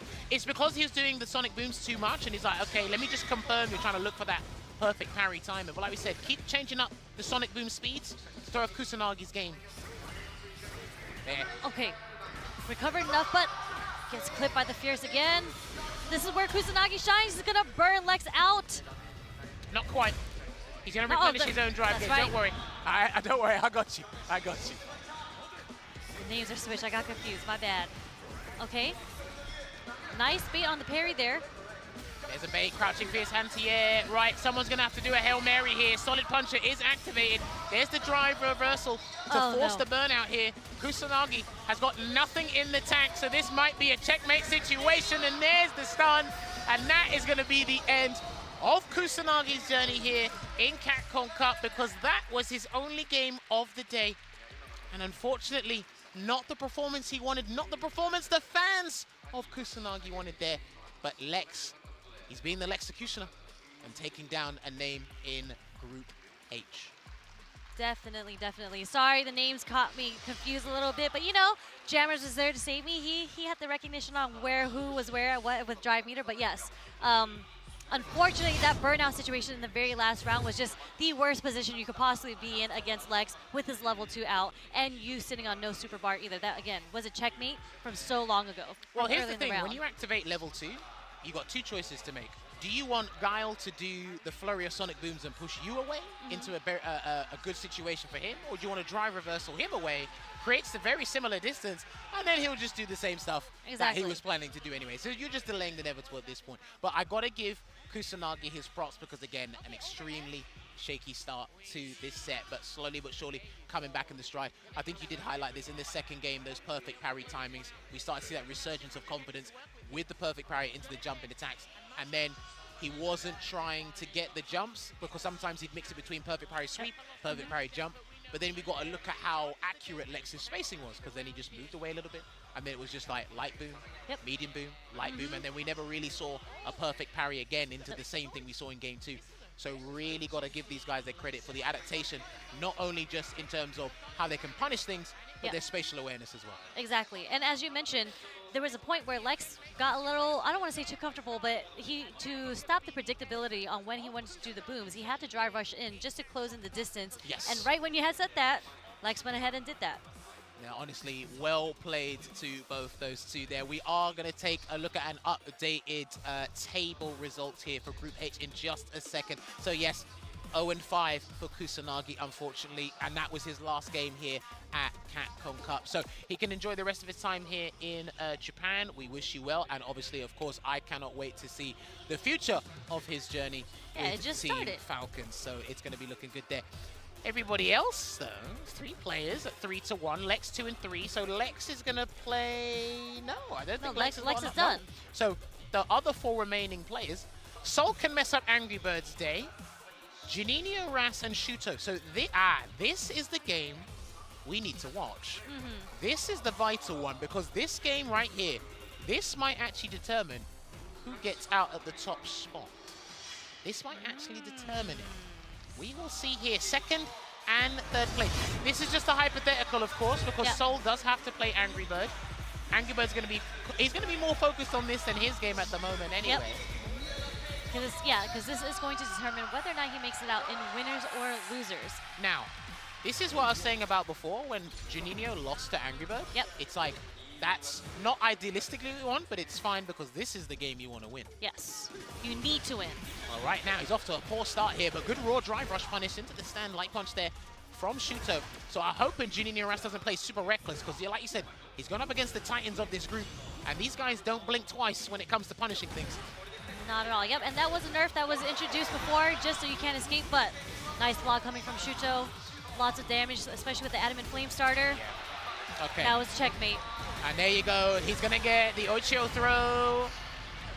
And this is my concern about Juninho Ras because the 2 people that can exploit his bad habits, he's had to fight them today. Yep. Because if you put yourself in burnout prematurely, well, listen, they're some of the best in the world. They'll show you why it's not a good idea. So he's going to have to rethink his drive gauge management here, Sherry. Definitely. I do think this might be a little bit easier for Juninho Ras versus Angry Bird, mainly because I think Shuto as a player likes to play a bit slower too. But Akuma, I mean, I played Akuma for a little bit too. I think significant, and as you mentioned, he burned himself out just to get this damage in. He's doing a Noah right now. He has to stay on the offense because it's not a good look for him if he ends up being on the defense like he is now. Well, that should have been a crosscut DP, but he's not going to do the Sip of Calamity yet because Shuto wants to get rid of him. He wants to get rid of him, but what Juninho needs to be careful is that stand light kick or that stand light punch drive rush cancel. Please do not whiff a button because he's waiting for it. Yeah. Oh! Oh, instead of Shuto who whiffs the button into the level 3. What? That's going to be fine. That's completely fine. Don't worry about it. You know what? We don't have to be optimal. It's whatever ends the round, and that was enough to end the round. Well, he's going to be at a temporary disadvantage, as I like to call it, because he had to exhaust his super gauge here, and because he's been going into burnout quite frequently to suspend his own drive gauge, Shuto has identified that. He's been put in a bad spot. There's one grab. Let's see if he comes in again. I mean, this is, again, this is what I can appreciate, the homework that is done against these players, because Shuto literally started the round with walk back, just in case, I think, if Juninho wanted to do the dry rush crouch jab. Made it with the perfect parry coming in from Juninho Ross, is able to get the offense started on Shuto. Backs away here again. These guys got to be very careful. Can't whiff another button, Juninho Ross, or he's going to lose the game. If you whiff a button, you're going to lose the game. There's a throw. Knows it as well. Perfect parries through the Sandblaster as well. Shuto hasn't really used the Demon Flip yet either. Again. Oh, there it is. He's done the guillotine, but... No punish on the Sandblast recovery there. Careful. Recovered in time. Careful. Yeah, backing away. Just giving Juninho Ross some false intelligence. I think he can play some neutral. Okay. Oh, that could have been it. That was a drive rush cancel. There's the anti-air. And that is going to be the game. It's going to be scaled, but I don't think it matters. No, not at all. Oh! Wait. That Yo! does matter. Wow. Okay.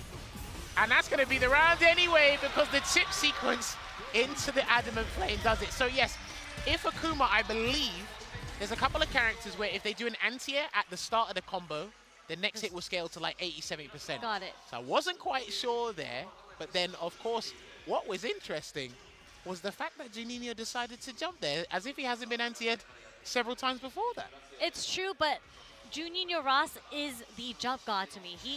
That's how he did so well against Lex and all the other matchups he's played up so far against Soul. It was a lot of jump fierces, a lot of jump heavies that click because he does have that good timing. And honestly, that DP coming from Shuto after trying to play the neutral on the ground, I don't want to say I'm surprised, but that was an incredible DP coming in from Shuto as an anti-air. Well, it was good confidence as well because the super turns from like an 8-frame super to a 2-frame super if you connect from a DP. That's why he gets the cinematic hit. Yeah. But off to another exhilarating start here is Shuto, and there is the throw bait. Juninho can't afford to do another throw tech. I don't think he can DP either. Yeah, he can't. No way. That was an expensive, safe way to get out of the corner, but... Okay. Trying to find a way to do offense here, but he is spending a lot of meter on the drive rushes. They're not connecting, so he's not getting a lot of mileage using his drive meter. Sandblast at the moment, watch out for the perfect parry. Yeah, watch out for the perfect parry. He's not going to get the kill. Oh, this is huge. This is massive. And he squandered the opportunity. Oh, Juninho, he squandered the opportunity. What is going on? Tried to be a little too optimal there with the back roundhouse. Dude, just do stand fierce or crouch fierce. Don't make life hard. It's hard enough as it is. VI. Okay. Nice parry there. Don't burn yourself out, please no. Oh, and he walked into a very up-close Hadouken there from Shuto, and he's looking to book his place into the top 16 because this result will help him, hypothetically speaking, at this point anyway. Yeah, that parry worked out really well in Juninho Ross' that was favor. terrible. Yeah, that was not a well-spaced roundhouse coming from Juninho Ross. Oh, that was to get awful. Punished. Hang on a minute here. Juninho's got to be very careful, and again a whip punish with that light kick. Juninho's got one or two more choices to make before it's not going to be his destiny. Is not in his hands, and he's going to have to cancel until a level 3. He's going to have to do the level 3. 100%, yep. You're going to get that drive meter back because you don't want to be close to burnout. And you get put into a situation, are you actually going to do a meaty on Shuto here? You can, but Shuto does have access to Raging Demon. I'd be careful about the drive rush cancel Demon if I were you. Like the perfect parry here. Yeah, do you know what? He thought the Demon was coming. Yeah, and look, he's going to combo into the Raging Demon anyway. And we are going to get Shuto getting that 2-0 victory and getting closer to that top 16. He's done all he can here. Yep. That's what he's done. So now we need to find out via Angry Bird going against Soul if he'll be in the winners or the losers side here. But hey, hometown hero Shuto working the magic, baby. Beautiful play. I think that's the usage of the stand light kick was so strong in this matchup. And as you had mentioned, you really cannot whiff against Shuto. And unfortunately for Juninho Ross, like Luke's crouch strong got nerfed. So it is 3 more frames of recovery. It is way easier to whiff punish. And that is kind of what he relied on in the neutral. A lot of preemptive strongs trying to catch whether whiff punish or a counter hit. Shuto just did not bite. He got the whiff punish a lot with the stand short.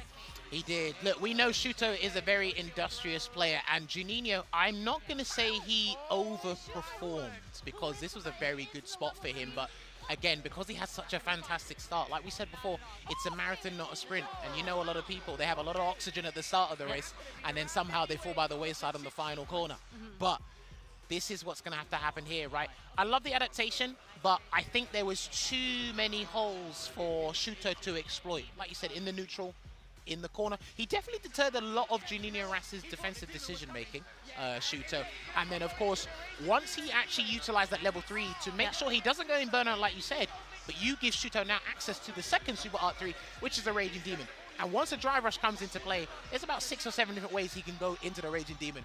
And he thought he was actually going to do a button Raging Demon, that's why he jumped, but Shuto said the safer way is just to combo into it. That's what people do forget. You can combo into Raging Demon in this game. Yeah, you can combo into Raging Demon, and yeah, you put yourself in a 50-50 in that situation again. When you allow Shuto to activate Critical Art, when he has that meter, you have to guess whether or not you're going to get command grab or you're going to get hit. Right, so Shuto is at 4-1 right now. Yes. Angry Bird has the possibility to get to a 4-1 as well if he beats Soul here. Soul is at 2 apiece. So, right, all eyes are on Angry Bird and his fixture at the moment. Correct. This next match is going to determine whether or not Angry Bird makes out in winners or losers. Yeah. Because if he wins, it's still tied, I think, with Shuto, but he'll have the plus round advantage. If he gets if Angry Bird gets a 2-0 here, he's fine. Like if he just gets a 2-0 here, the 2-1 we'll have to double check with our production team because they did say there's a couple of mathematical theories that can pan out here. But hey, I can see the score again, but my math isn't as quick as it used to be, you know? Don't worry. You're an expert in many other areas of life. I should be an expert at math. Should. I should. So should I, but here we are. All right, these guys are doing a button check just at the moment here. And again, Angry Bird, I cannot eulogize this man enough. What he has done, what he has accomplished. He has the opportunity to become closer to accomplishing something new in only the second competitive year of Street Fighter 6. But again, Soul, the guys mentioned it, the host mentioned it at the start, 19 years of age, playing on one of the biggest stages he will ever probably get in his video game career. Playing so confidently because, again, I think it was a slow start for Soul. But once he had that performance against Shuto, he's been cooking. Like the way that he played against Kusanagi, cooking. And well, again, another Shoto. Here's the thing, he's got to be careful because Angry Bird likes to play Broski a lot, religiously, online, whenever they get together at events, offline as well. So he's actually well versed in this matchup. He actually mixes between Ken and the Kuma, but he said in this environment today, it will strictly be the Ken. I think it makes a bit more sense when I did talk to other players on, you know, whether or not you would play Kuma in this matchup, because I was talking about, you know, the recap from Shuto versus Soul. And I do think Ken is a better pick because he also has more health, generally speaking, and Aki does a lot of damage, especially when you are poisoned. There's a drive reversal there against the EX Cruel Fate just to keep the positional advantage there for Angry Bird, and there, that should be good damage here for Angry Bird. Yeah, and we watched the earlier matches when Soul was playing. When he was playing against Juninho Ross, he actually struggles against being rushed down. And I think that is a style that works very, very well for Angry Bird. So if he's able to keep the offense on, I don't think Soul's going to have a chance. Well, what's happening I'm noticing right now is he's disciplined on defense to not tech when Angry Birds initiate offense, but where his throws are whiffing is where he needs the throw to kind of turn things around, and Angry Birds punishing him for that. So Soul's got to be very careful because Aki is still susceptible to throws, and we're about to be shown that right now on defense. Yeah. As every character in this game. But what a crouch short from Soul. Just a counter hit, built some space between himself and Angry Bird. Okay, side switch. We are going to get full damage combo. I'm not sure about this, but I know he's Untainted Talons to drop the puddle around so it can stay around a little bit longer. Yeah. Get that burnout here. Let's see if Angry Bird is actually going to do a Hail Mary level 3 or convert into it somehow, because Angry Bird is very difficult to stun when he's in burnout. Okay, Soul so ready with the anti-air, but look at all the poison just slowly depleting his health. Stuck in the corner. That should be the round. Yep, into the level 1. There you go, gonna have to spend it. Deadly implication, doing the work here, exhausting the options. Now this is a character where it's like you squeeze every bit of damage out because the reward is there. And like you said, the Toxic Blossom tacking on the poison there, it helps substantially. And he did have to spend 3 bars just to get that, but we do see Soul, he was able to build another super bar. Hey, sometimes what you do, because long combos help with super meter build, so if you have to do that and help build the bar for the next round, it's a good investment. Good interruption there. Okay, this is kind of where Aki shines, right? When you have your opponent in burnout, there's a lot of plus frames coming your way. Yeah, but Angry Bird's experiencing this situation, and again, you block, he's going to get his complete recovery there on the drive gauge. DI, this is huge. This is massive here for Seoul if he can take this game 1. You go for the safe jump? No. I think he should have gone for a safe jump there. He hasn't tested Angry Bird yet, Sherry. I think he messed up the timing there, actually, and actually gets back there into the corner, but it's not too bad. Watch out for Run Shoryuken. Oh, wait, he's going to burn him out. Yeah. He will burn him out. Good spot So here, smart. but again, please be careful of Run Shoryuken or anything. Wait. Okay. He hasn't got any. He's only got level 1, and that's not going to work, yeah? He got overwhelmed. Yeah. He got overwhelmed, and because he wanted to actually force the burnout with that Super Art 2 before, you think Angry Bird is not going to be as belligerent as can be to get right back into the dogfight there and try and take that. That was such a close game 1 there. That really was, I think it's Angry Bird who went to character select just to take a break. But I actually think Seoul, that was such a smart level 2. Unfortunately, he just couldn't get, like, Angry Bird was not deterred from getting in, because a lot of players, when you're poisoned, you kind of do want to back off. But Angry Bird was like, no, I am in there. He's going in there and started doing a whole bunch of Jin Rise just to apply the pressure and snuck in that Dragon Lash just to steal his plus frames back. Well, here's the thing as well. You have to understand that it's very easy to close the distance between you and an opponent this game. So utilizing that level 2 to force a burnout, it's good on the surface. Beyond that, that was a very big decision that led to him losing the game. That was actually a big catalyst towards that. So. Yeah, it was a catalyst, but I think it was just he just wanted to even himself out with his own burnout as well. Yeah, but I'm saying he just didn't look beneath the surface because he wanted the burnout, right? You have to understand, looking long-term, Angry Bird had the resources, but... Right, let's see what happens here. Wow, okay, gets right back in there, misses the shin kick from the Jinrai. Okay, Seoul fighting his way out of the corner right now. Nice cancel, did have to use some drive meter to get out of the corner and escape. Okay, Dragon Lash there for the side switch. There's the throw. He can get another throw in there if he wants to, but he's trying to get into tech. He's not teching, dude. No bite on the shimmy. Does get caught by the OD poison ball, whatever it's called. Okay, escapes. Low, and that's not going to be dead just yet. Careful! Fireball trap, and he wasn't expecting it. He did the neutral jump. Angry Bird said, let me run in and burn your skirt real quick. Yeah, unfortunately checkmate situation for Seoul because that run DP was coming regardless for the chip. Okay. Good block. He hasn't been hit by many of those extra Yukins in this set, so he's had a very good opening against Angry Bird in that regard. That's +3 on block there, that drive rush crouch heavy kick in that scenario. Oh, no! No punish on the whiffed roundhouse anti-air though. They feeling each other out. There you go. That stand short, DI was so far away. Enough to connect in the corner though and get the wall splat. Hey man, it's one of Angry Bird's signature techniques, especially in the heat of the moment in a set like this, and he's gonna build on this. What is Seoul gonna do? Is he gonna backdash or do a drive reversal? Oh, he just waits again! Oh, brother! And that's gonna be it. Angry Bird is going to take the victory, a solid 2-0, which means he should be top of the group and get into winner's side top 16 for tomorrow there. My man doing the business, because remember, he was in the death group last year. Yep. I believe he didn't make it out. So this is a big improvement here for our Evolution 2023 champion. One step closer to that $1 million prize there. Unlucky to Seoul. Very, very valiant effort here, but it was just a tough one, especially as that was your last game. Yeah, that was your last game, but I mean, Seoul was playing so well. There's just very, very small, crucial mistakes that led him to lose the round. But again, this is first time on the big stage. Huge shout outs to Seoul. I mean, he was playing out of his mind, so kudos to him. Unfortunately, he is definitely out, and that, again, like you mentioned, Angry Bird is going to make it out in winners.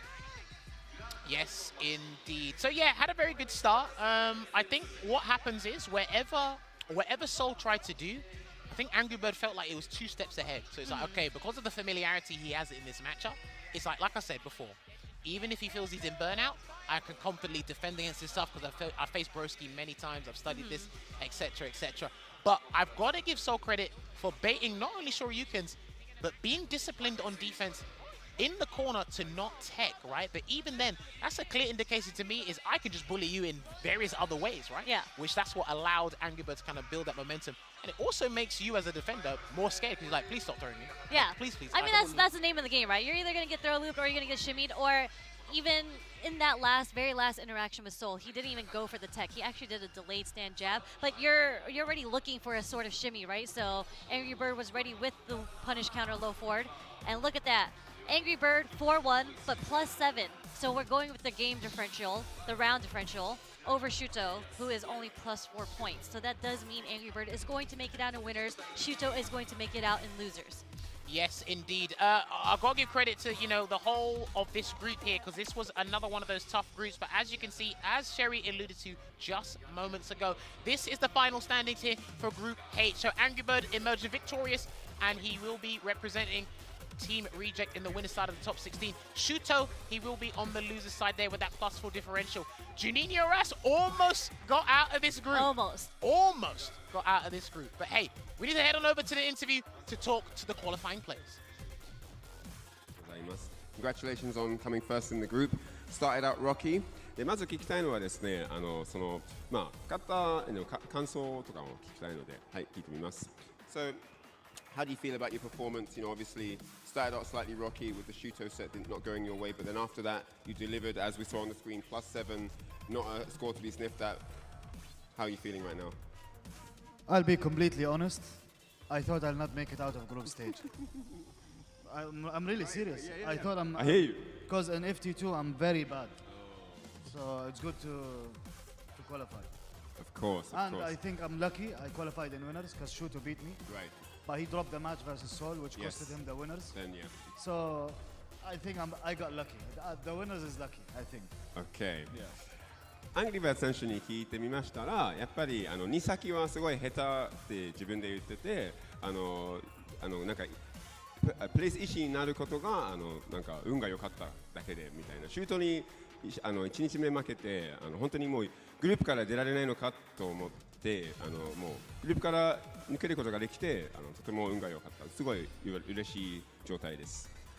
Do you have any comments for the fans, everyone watching live in the arena and all around the world? Anything that you want to say to the people out there? Man, the crowd here is amazing. Since I'm reject, everybody's cheering for me as one of their own. So it just feels amazing. And I just love all the fans, man. I just love all the fans. It's amazing. It's an amazing feeling to play in Japan here. この来ていらっしゃってるファンたちも素晴らしいし、リジェクトになったところで自分のものみたいに扱いがすごいみんなすごい親切にしてくれて嬉しいという形になってます。で、これからシュート選手とちょっとおしゃべりをしたいところです。グループから抜けてまずはおめでとうございます。ありがとうございます。自分のプレーなんかやっぱり思い出して考えるとどう感じるんですか、自分のプレー。はい、昨日も一昨日もあったし、なんかやっぱ自分の中でこれじゃないなっていう自分のプレーが結構焦っちゃってて、はい、勝ちはしたんですけどアングリーとかに、それでもやっぱ内容には満足いってなかったんで、その1日目2日目の反省を生かして、今日はうまく調整できたなって自分でもいい内容だったなと思えたんでよかったです。はい。So I asked Shuto about his gameplay.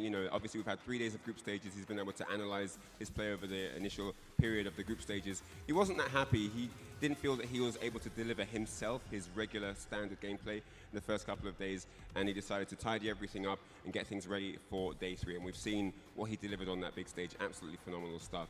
続いてみんな、ファン見てくれてる、友人や家族やとか友達と見てくれてる皆様には一言お願いしたいんですけど。そうですね、やっぱカプコンカップ優勝する上でウィナーズ抜けっていうのはすごい大事で、そこをすごい意識してたんですけど、アングリーにウィナーズ取られてしまってすごいそこは残念ではあるんですけど、ルーザーズでも優勝できるっていう自信というかはあるんで、このまま引き続き明日も頑張ります。応援お願いします。はい。So everyone here heard in Japanese. I'll just translate in English for you guys. So Shuto said he was really serious about getting top spot. He wanted that first place in the group, but unfortunately, just beating Angry Bird wasn't enough because Seoul got that W and put him into second place, and so he gave Angry Bird a friendly hug there because he knows that that's the only reason he's in second place. But even though he's in the losers bracket, he's going to try his very best and aim for the top spot and try and snatch that very coveted Capcom Cup 11 trophy. So that's it from me here. We're going to head back to the desk momentarily after I translate back in Japanese. それで、インタビューコーナー以上というところで終了となりまして、後でまたインタビューがありますので、その時にもよろしくお願いします。実況に移りましょう。ありがとうございます。さようなら。Wise words there from both the combatants. I've been around Angry Bird long enough, so when he starts an interview and he says honestly, it's going to be followed by I was lucky.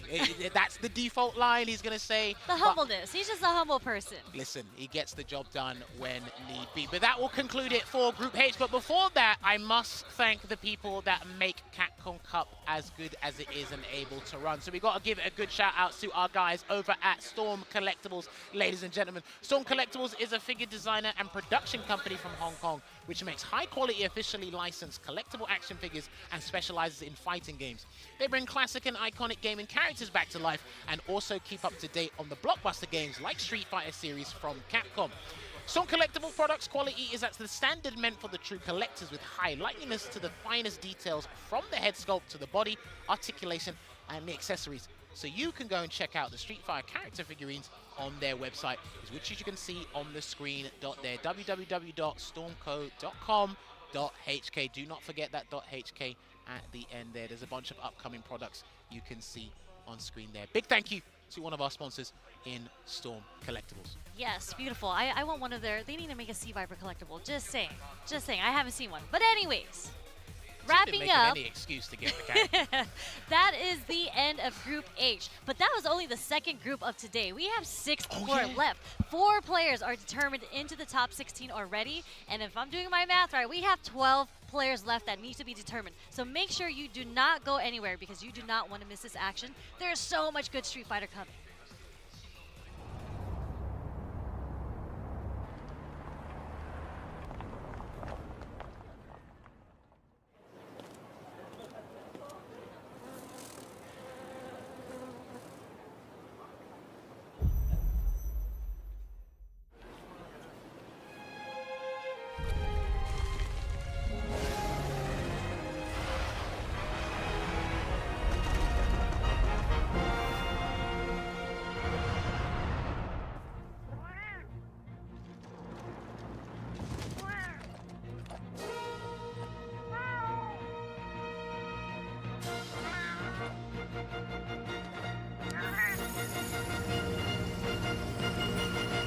Where dreams become reality.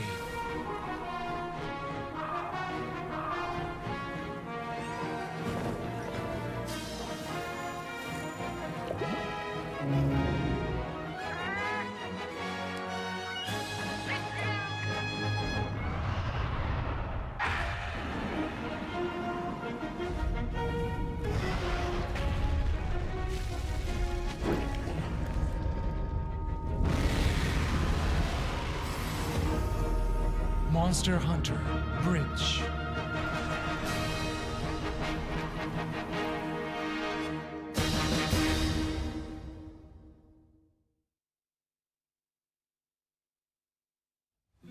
Show me what you have. What?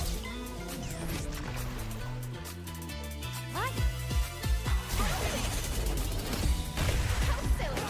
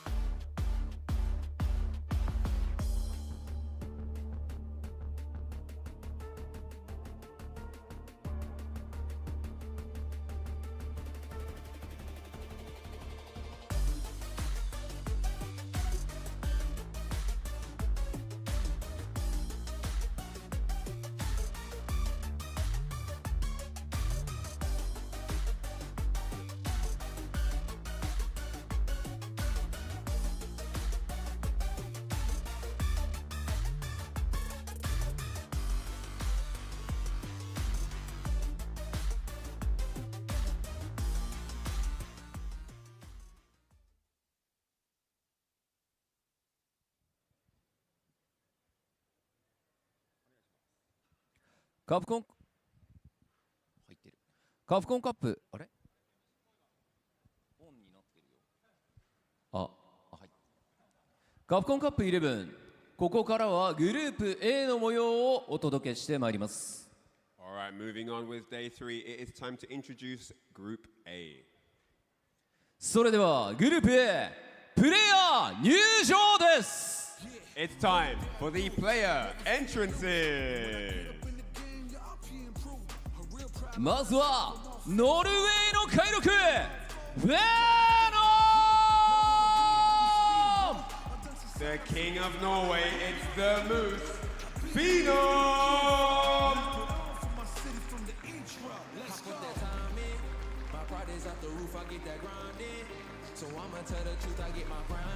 ブリュッセルの静かなる鷹高村 All the way from Belgium, it's the Hawk, Takamura!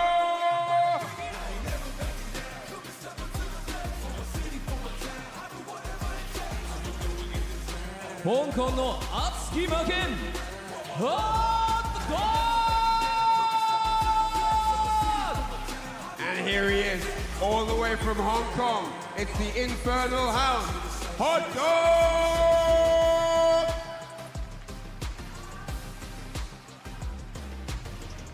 ベネズエラの救世主サルバト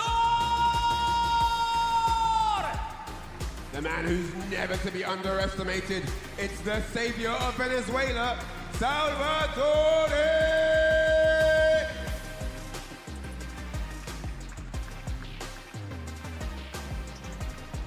ぐるぐる剛腕大監督板橋残業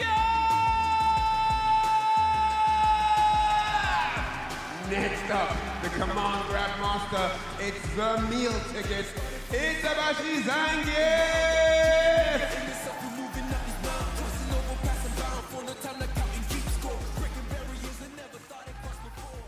C Alpha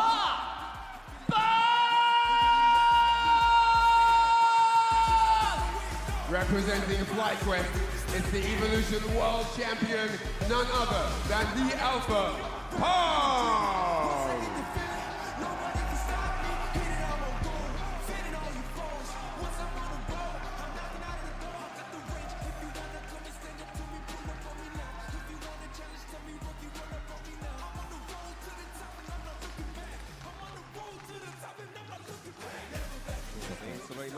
そうですね。そしてまあ3日目ともなると、もう海外のねプレイヤーにもたくさんの声援がね、客席からのはいいですね。それはそうですよね。これからですよ。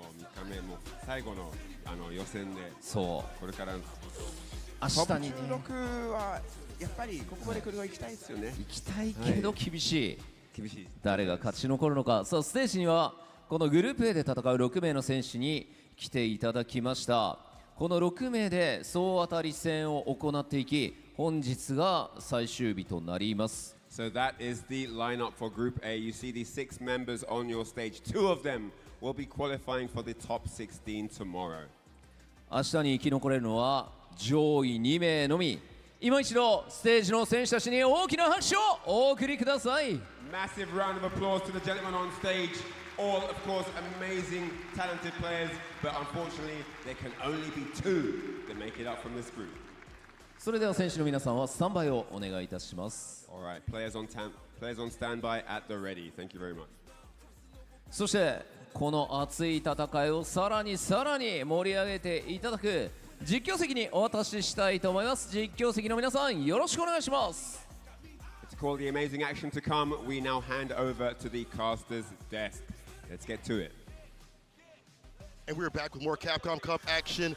Brother, this is the most, for me, electric group in terms of what is in contention. Okay. Only one is out, but all 4 remain. We'll see who makes it through. We got the Alpha in the building, the Glizzy Gladiator, and more in store. My name is What, the who? I am joined with Jammers. Yeah, you heard me, baby. What? I'm sorry. I gotta call him the Glizzy God. He's no longer a gladiator. He has risen to the occasion. Hot dog and more are in store for this group. How long have I got with this guy? All day, baby. It's me and you. Is it how long? Is it 45 minutes? Yeah. Is that how much I've got to survive? I've got to survive 45 minutes. Oh, it's going to be a long 45 minutes. Anyway, all right, we're going to take a look at the players in Group A because it is about to go down, as St. Cola said. It's been too long since myself and him have been on here for the commentary. But yes, a lot on the line here. Unexpected. This was a tough fixture, but unexpected because Salvatore was a name that people were not talking about before CAPCOM Cup 11 started. And by the end of this, now he's thinking, I could get out of this group. But his fate is in his own hands. This is what the fixtures are looking like right now. We're going to be kicking things off with Hot Dog 29 going up against Punk. But then if we look at this table, just as St. Cola alluded to, man, this is looking rough because no one is safe. Itabashi only has one game today, and that's against Salvatore. But we'll cross that bridge when we come to everybody else. It's all up in smoke, isn't it? Up in the air. We could have that EVO champion fall the wayside or making it through. Who knows? Takamura's been playing hot. Hot Dog understands how important it is right now for every game to be picture perfect. And speaking of that, I feel like at this point, all these players understand that every game, not just the matches in totality, but every game matters. There's going to be maybe some differentials coming through. Who knows? We talked about how there could be those ties at some point. I don't want to go down to that. I want to see all the matches on the stage right now. But as you alluded to, a lot of surprises with Salvatore. Also, let's go to that first match. So let's actually talk about Hot Dog and Punk. For Hot Dog, for me, talking with him on the first day, before everything had happened, he was like, yeah, I'm good against Cammy. Then he got cooked, smoked, seared, and served up. Now, he's like, okay, this is a difficult matchup. Maybe this does kind of suck. So I want to see a different sort of anti-air sort of situation. He mentioned that he wasn't going for air-to-airs that much. Crouch Fierce wasn't coming out enough. Obviously hard against Cammy, but you have to have more anti-airs than Psycho Crusher. And maybe we could see the DJ possibly. That is a good pick on paper. He can do it, but I think for me, just to summarize it real quick, I think Hot Dog's own strategies have let him down. And because they were letting him down in day one, I think he's being a bit stubborn on himself because it's like, well, I know this works, I believe in it. Because like we said, since the December patch, Bison's in a pretty good spot. A lot of the players' opinions on Bison has changed, arguably the best in the game, depending on who you ask. But he's been over-reliant on the regular Psycho Crusher. Yes. Amplification from the bomb, as you talked about before with the anti-air situation. But dude, we can't play around now. If you have to go back to the basics, the rudimentary style, so be it. But you're going up against the Alpha. Now, the Alpha, me and Rinj had a long chat about this group because Punk needs a win here. Everybody else needs it to be fortuitous to them for him to lose. But this is, I think this matchup is solely based on what Hot Dog does. We know how Punk reciprocates in the neutral. It's some of the best fundamentals I'll ever see in my Street Fighter lifetime. 100%. But after this, when Punk has to go against Phenom, well, we'll talk about that because Punk overcame a hurdle about not winning the big championships. He done that with Evo. That's true. Now there's another mental hurdle that we're not quite sure about. But hey, we tackle one problem at a time. It will be our callous dictator going up against our British espionage here. Hot Dog 29 going up against Punk. Hot Dog needs to ruin somebody's day. Oh, yes, he do. That's what he wants to get through too as well. But Punk, as you mentioned, the hurdle of getting through some of these first few scenarios and really acclimating with the quickness is going to be key. And speaking of key, we talked about that neutral, how Punk is so fundamentally sound, already finding a crouch, can confirm, had him up the corner, Hot Dog striking back, a little more active than what we saw on the first day, I feel, on defense. Here we go, and he's going to get the conversion, and he's going to put the back fist combo on to drop the bomb, and he just respects the DP, and he does a regular Psycho Crusher anyway. Good clip of the airborne character there from Hot Dog, just backs away again. Not doing things in trepidation, he just needs to assess how Punk's gonna react, gets that whiff punish with the sweep. Stays in front, there's the Oki. Ooh, that's done, that's the round! That could have been the round, he was closer. Man's got the bar, he's got drive gauge bar at the bottom, he interrupts the drive rush, you can't have drops like that against the Alpha. He'll make the beta, real quick. Good walk under there, I thought he was gonna get a punish counter on that jab, and he's only got level 1 to save him here. He might have to look for a heavy button, but hey, Punk had other ideas, and it will be the charged cannon spike to close that round. You've got to be careful in the neutral. I know he was trying to utilize stand medium kick a lot, but you've got to be careful, man. Cannon strike is a footsie tool for a lot of these Cammy players because it will punish counter any limbs that are lingering out for too long. The problem we see is I think he tried to use that as a measuring tool to get like a scissor kick possible, get that kick started. Perfect parry does happen though, puts the bomb on, the back fist won't miss. The medium after that back heavy kick, the mix up off the plus frames to get the bounce, off the stomp, and another bomb. 2-for-1 deal. Yeah, he's respecting it. I think he was paying attention to how like flustered Punk was yesterday. Yeah. And that's going to be a big punish. I think you got to get rid of him, but he's going to drop another Psycho Mine on there, and he's still respecting. Yay! And that will work. That will work. Yes, sir. It burns him out. What a smart option. Canceling into the super and kills. As you mentioned, spin to win. doesn't in the end, and Hot Dog ties us up. But Punk in the third round, level 3, could be dangerous. That's a big amount of damage at the very end, maybe a lead if he wants to. We'll see what he uses it for. Well, Hot Dog's been whiff punished too many times here, so he's actually going to threaten him with that super gauge and try and chip away as much as possible before he needs a fat combo. There's one grab, Hot Dog, you can't drive reversal. And he tried to escape, and this is what I was talking about. I think he's done. Charge up DP level 3. Let's find out, because that last hit does a 10%. Yeah, the executioner should do it. That should do the trick. Bam! Perfect! Coming back with a break from Punk, and that's the problem. You spend all that bar in that second round, nothing to rebuttal with, or even have the idea with, too, as well. But here's the thing, if he didn't spend the round, if he didn't spend the meter for the final round, we would be talking about the final round. That's true, that's true. Like, when do you want to die? Right now or later on? In hospice? You pick. Oh, man. All right, so he's had, I think he's been too respectful of what Punk's doing. And I think Punk's realized, he's like, oh, he thinks I'm going to do XTP. I can wake up with a dive kick instead, or not do anything at all. So Hot Dog needs to actually get out of his own head, get some more confidence here. And I think he's going to have to do a drive rush overhead after Psycho Mine or something. Force the action. Yeah, switch it up a little bit. I like that crouching light kick, though. We switch it up with these lows. There you go. Just find the conversion again. Yeah, see? Just go for it now. Just go for it. Play your game. That's what you have to do against Punk. I like that. The stand block here from Punk takes it back from the brink. Can he find a way out, though? The throw, it's all adding up. Street Fighter 6. Keep going, just keep going. The medium this time, the throw would have been fine. Again, run your game. No drive rush cancel there from Punk. No whip punish on the stand media kick either. That is pretty difficult because this hurt box is not extended as much as other ones, but he clicks it anyway. I'm talking about the alpha here. The tip of the toes. I didn't recognize your game, good sir. I'm sorry. It's in the name, bro. It's in the god. No anti-air. He's scared. He's got a hell attack. I'm pretty sure you were talking about with him as well. He's not hell attacking.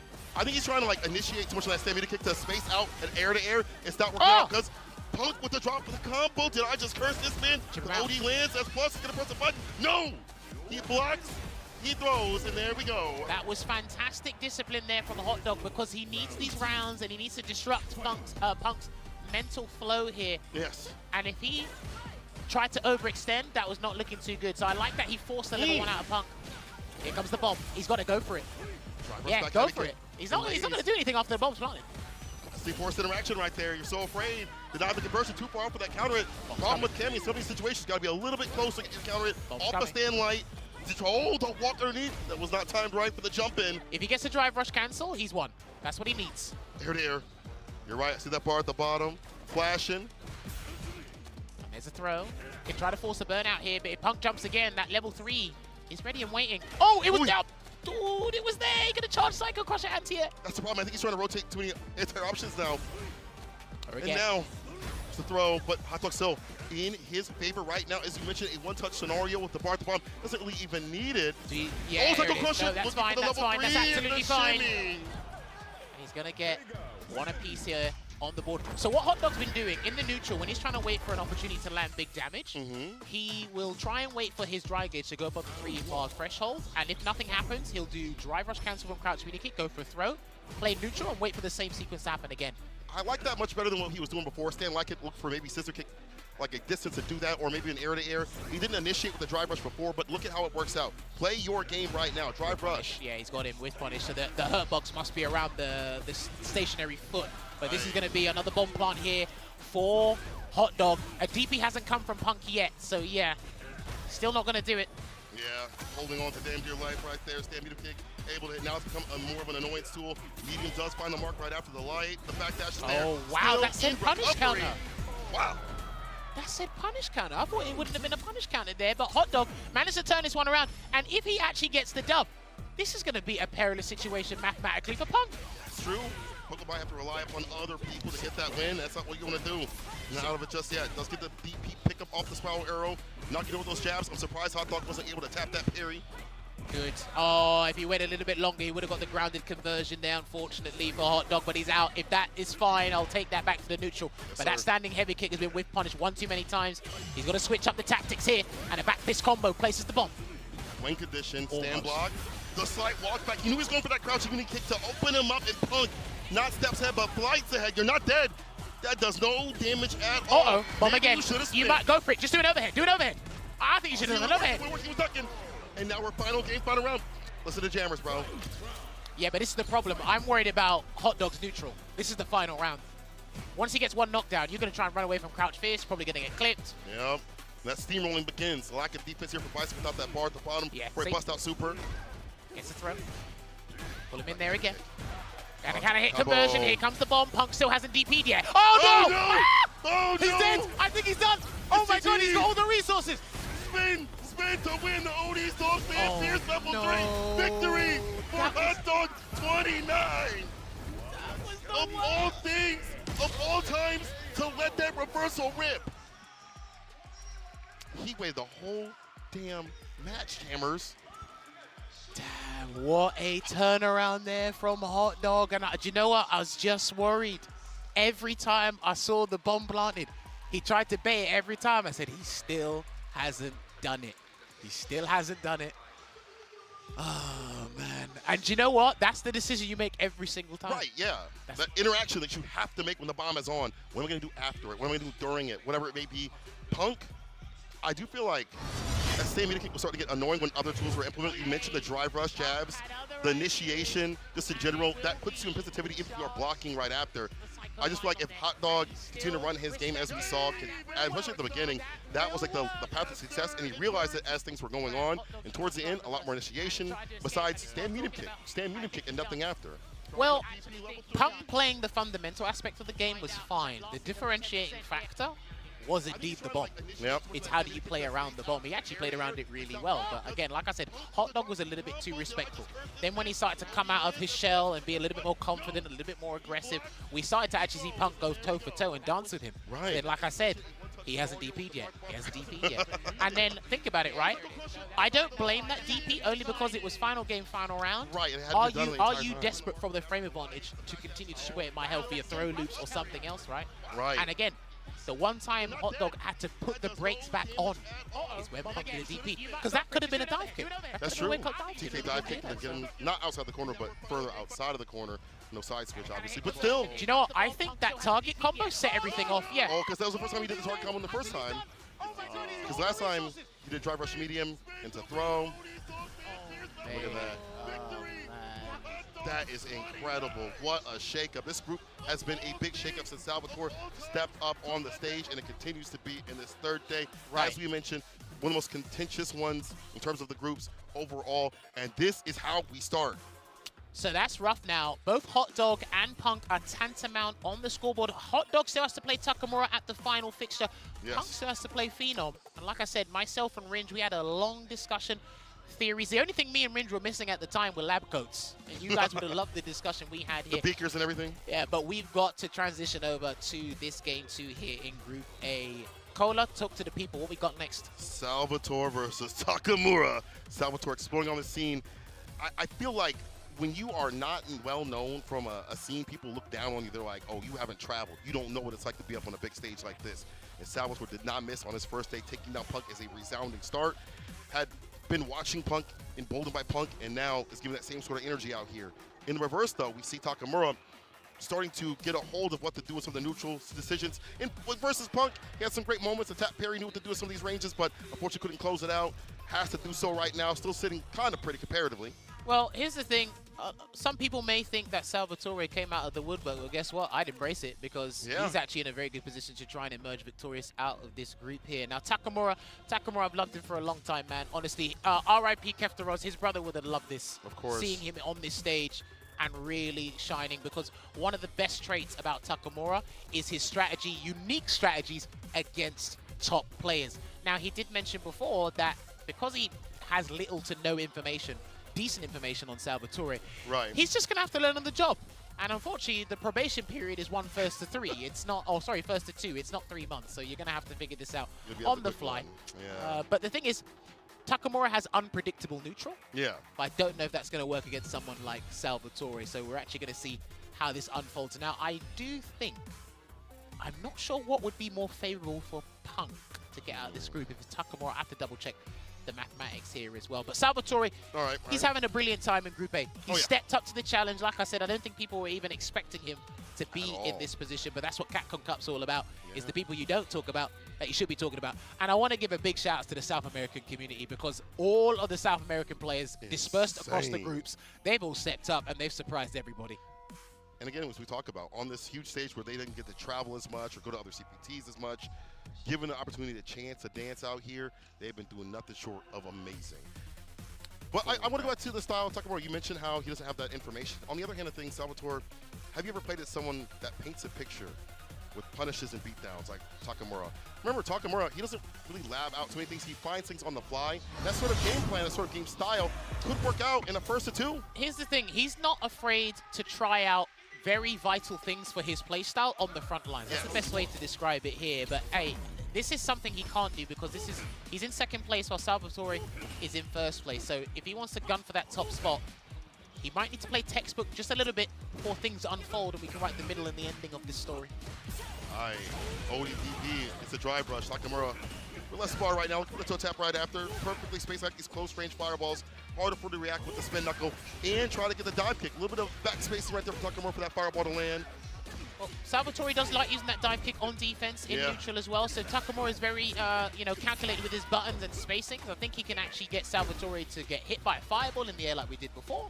Or he might be able to show you can at some point. Oh, you're right, yeah. Could be an anti-air. Maybe. Nasty pickup incoming. Salvatore has him up in the corner. Nothing after the jab. It's Takamura with the back throw right after, though. Aye. Jab and the DP waits for him to take to the skies and drops his ass down. Staggering the jabs every so often, hoping he's going to tap parry. Salvatore does not. Chills. Careful with the button, Salvatore. I've seen these no-context parries just work out for Takamura. He has a very good sense for your timing. He reads the room really well. Yeah, we saw with Bunk. I thought so much in terms of switching, the pace, the momentum. Well, Takamura right now is in the lead. All it takes is one crouching medium kick, one good jump, and one good dive kick to switch it up a little bit. Oh, yo! Hey, the jab, though, the outboxer. I was about to say, is this some Mexican standoff at noon or something? These guys haven't moved or even pressed. The respect and discipline both those guys exhibited for those 2 seconds. Like I said before, the DP on the dive kick. Ready with it. I mean, he trains with Vietnam so often, you better be ready to anti-air those dive kicks. Spatial awareness here, and no, okay, I think he's figured something out. Because he's not throw teching and likes to delayed crouch medium punch, as you mentioned before, he's going to try and catch that instead there, because Salvatore was looking to drive rush cancel that crouching medium punch Cola. That is Salvatore's favorite button, so Takamura's definitely been doing some selling, trying to delete that drive gauge with the heavy kick. Takamura, waits for him to come down, perfectly timed drive rush jab into the impact. Run cancel into nothing that jabs. Cross cut media, you'll take that trade, but you need to get yourself outside that corner. Salvatore getting hit with the ODDP. That was not true. Takamura knew what to do. First game to him. All right, I'd say a good start for the both of them. I think Takamura is a little bit more prepared and has a stronger understanding of what Salvatore likes to do in defense, especially if you watch some of the tapes from the past 2 days. So he might actually play this game at times to YouTube video speed. We'll find out. The times YouTube. Takamura has him trapped up in the corner. This time the driver's jab happens. Salvatore, that's kind of been a thing for him, like as the games go on, as the initiator nice and close, but there is the reversal here from Takamura, working out to get some distance. I think he's 3 for 3 so far. There's been a lack of disrespect right now. Oh, okay. I'm not sure if that was a whole frame kill sequence, but it worked out anyway. Salvatore, low on drive gauge. He's going to get the button into the Dragon Lash Flame here. Here's Takamura. Drive rush break this time to the throw. I like that, Takamura. Try to go for something after that jab. This time Salvatore answering back. Yes, ODDP. all right. We wait, we bait, we decimate. Right. Kill him. At some point, he is going to do spin drive smasher, but at some point he was literally going to have to pull the brakes and find out, because Takamura has been doing sure you can maybe after one button, maybe a drive rush cancel pressure sequence. So he has to figure it out on the fly, but then Takamura will pick up on that fantastic delay there on that drive rush stand fist there. The tick throw. Time the jabs, backs up, no anti right there, trying to tap parry. Maybe think a heavier button was coming through or like a delayed dive kick, I'm not sure. But now he's the one caught up in the corner and whip punish. Oh no, I was looking at the wrong beater. Hey. I got the wrong gauge there. Next sequence should do it for Salvatore if he gets the button again, but Takamura has other ideas. And he's going to get the counter hit conversion anyway. Dropped them all. Listen, Takamura. one's man's misfortune is the other man's coincidence. He actually said, oh, you dropped that? He said, no, I still got to follow up on Jinrai. I get that counter hit conversion there, and we're going at match point here for Takamura. What a serendipitous moment. No matter what, we all died to Jinrai, but we also died back. to DPs, unfortunately. Karma comes for us all. Spiral arrow up into the corner. ODDP lets it rip to get some distance. No Oki, so he just gets a little bit of a run to get some distance outside that corner. Backs up, not going for the anti, knew it was a little bit shallow. No GP there, the back jump there. Salvatore let an opportunity slip because he couldn't lock Takamura down in the corner there, Cola. Yeah, that's true. You gotta keep. I feel like you gotta kind of pace yourself a little bit up in that corner, but definitely keep Takamura in there as much as possible. That strike though that Kemi loves to do, but so does Ken. He's in. There's a throw. He needs a level 2 or level 3 to get out. He needs to get out of there, Salvatore. I'm not sure what he's waiting for. Run. Find the exit sign. No answer. I'm surprised we saw Takamura duck down. No, because I think he's trying to whip punish a button. That's why. That's why the jumps are running. Focus in a different area. I feel it. Perfect parry and a punish right after. My favorite book, Shippu JURI. Takamura. Clinical performance there, solid stuff. So he puts himself, I think it actually swapped their positions around on the table just from that fixture alone, but this is not done because Takamura still has to fight Hot Dog in the final fixture. Salvatore still has to fight Itabashi Zangief. So again, all of these fixtures keep changing their positions on the table. It's like the stock market. They keep going up and down. They just keep changing. It's like you got buy, sell, buy, sell. Hey. Drive, impact. Anyway, Salvatore Takamura. You know, I really like that you saw so many different elements here from Takamura. Drive press jab and the throw. He'd hold himself and Salvatore tried to drop back and wait for something, and that just allowed Takamura to hit that drive impact we saw later in the game. And those reversals, even though one got baited, it was still enough to put Salvatore on the back foot. He kind of backed himself up, I feel like, too much. You've got to keep any player out here in the corner and figure out what is the way to keep him there, jail no bail. Well, I think where Salvatore probably should have probably paid attention a little bit more is maybe try to do more defensive dive kicks or try something there. I think one thing that you spotted really well was there were times where it was extremely tense, high intensity in the game, and Takamura wasn't doing the simplest of anti-airs. But I think he was just focusing on what Salvatore is doing, right? Because he, with punish, delayed crouch and medium punch on defense, he was looking for other buttons. So then he got empty jump into throws, so he gets the punish counter. But it's like it wasn't enough for him at that time. It's like we started something, but we couldn't shift to like gear 2, gear 3 in situations where we really needed it. And when you're looking for big damage, you look for them via combos. And if Takamura is shutting down your combo starters, well, you're not going to land those big combos at all, right? That's true, that's true. Wasn't able to get started, unfortunately, but that, again, means that Takamura shifts up. And as we look at this bracket real quick, you can see the 4 right there for Takamura on our screen. You can't see it right now, but there's a possibility of a mirror match coming up here for Punk versus Phenom in our 3rd match. Sorry to give some spoilers. If it is the case, it might be. I saw Punk playing a little bit of that Cammy mirror match with Knuckle Dew, getting ready. Possibility of this happening. Do you think Phenom sticks it out if things go bad, or do you think Phenom sticks out just in general anyway? Well, here's the thing. Let's break this down from the start, right? All right. Salvatore beat Punk yesterday in the Cammy mirror, and he put out the tweet saying, I think I might just have to get the Akuma ready because I can't do it. Now, I was talking to Ringe. We had a long discussion about this. Is before Punk's hurdle was he was one of the best, if not the best, but he couldn't win the big championships. Yeah. When he won EVO 2024, that weight was off his shoulders, as Rob TV alluded to. Now we think the problem is it mirror matches now? And if you are, remember, on paper and what he's done this season, you are the best player in the world. Yeah. But the best player in the world needs to win mirror matches as well. If you're struggling against mirror matches, there's a problem. Yes. Now, we were talking about, is Punk going to use the mirror against Phenom here? I thought he probably wouldn't, depending on the hot dog result, but he has to do this now. And when these two have played, some would argue they have a very similar philosophy. Punk always beats Phenom because they have a similar philosophy.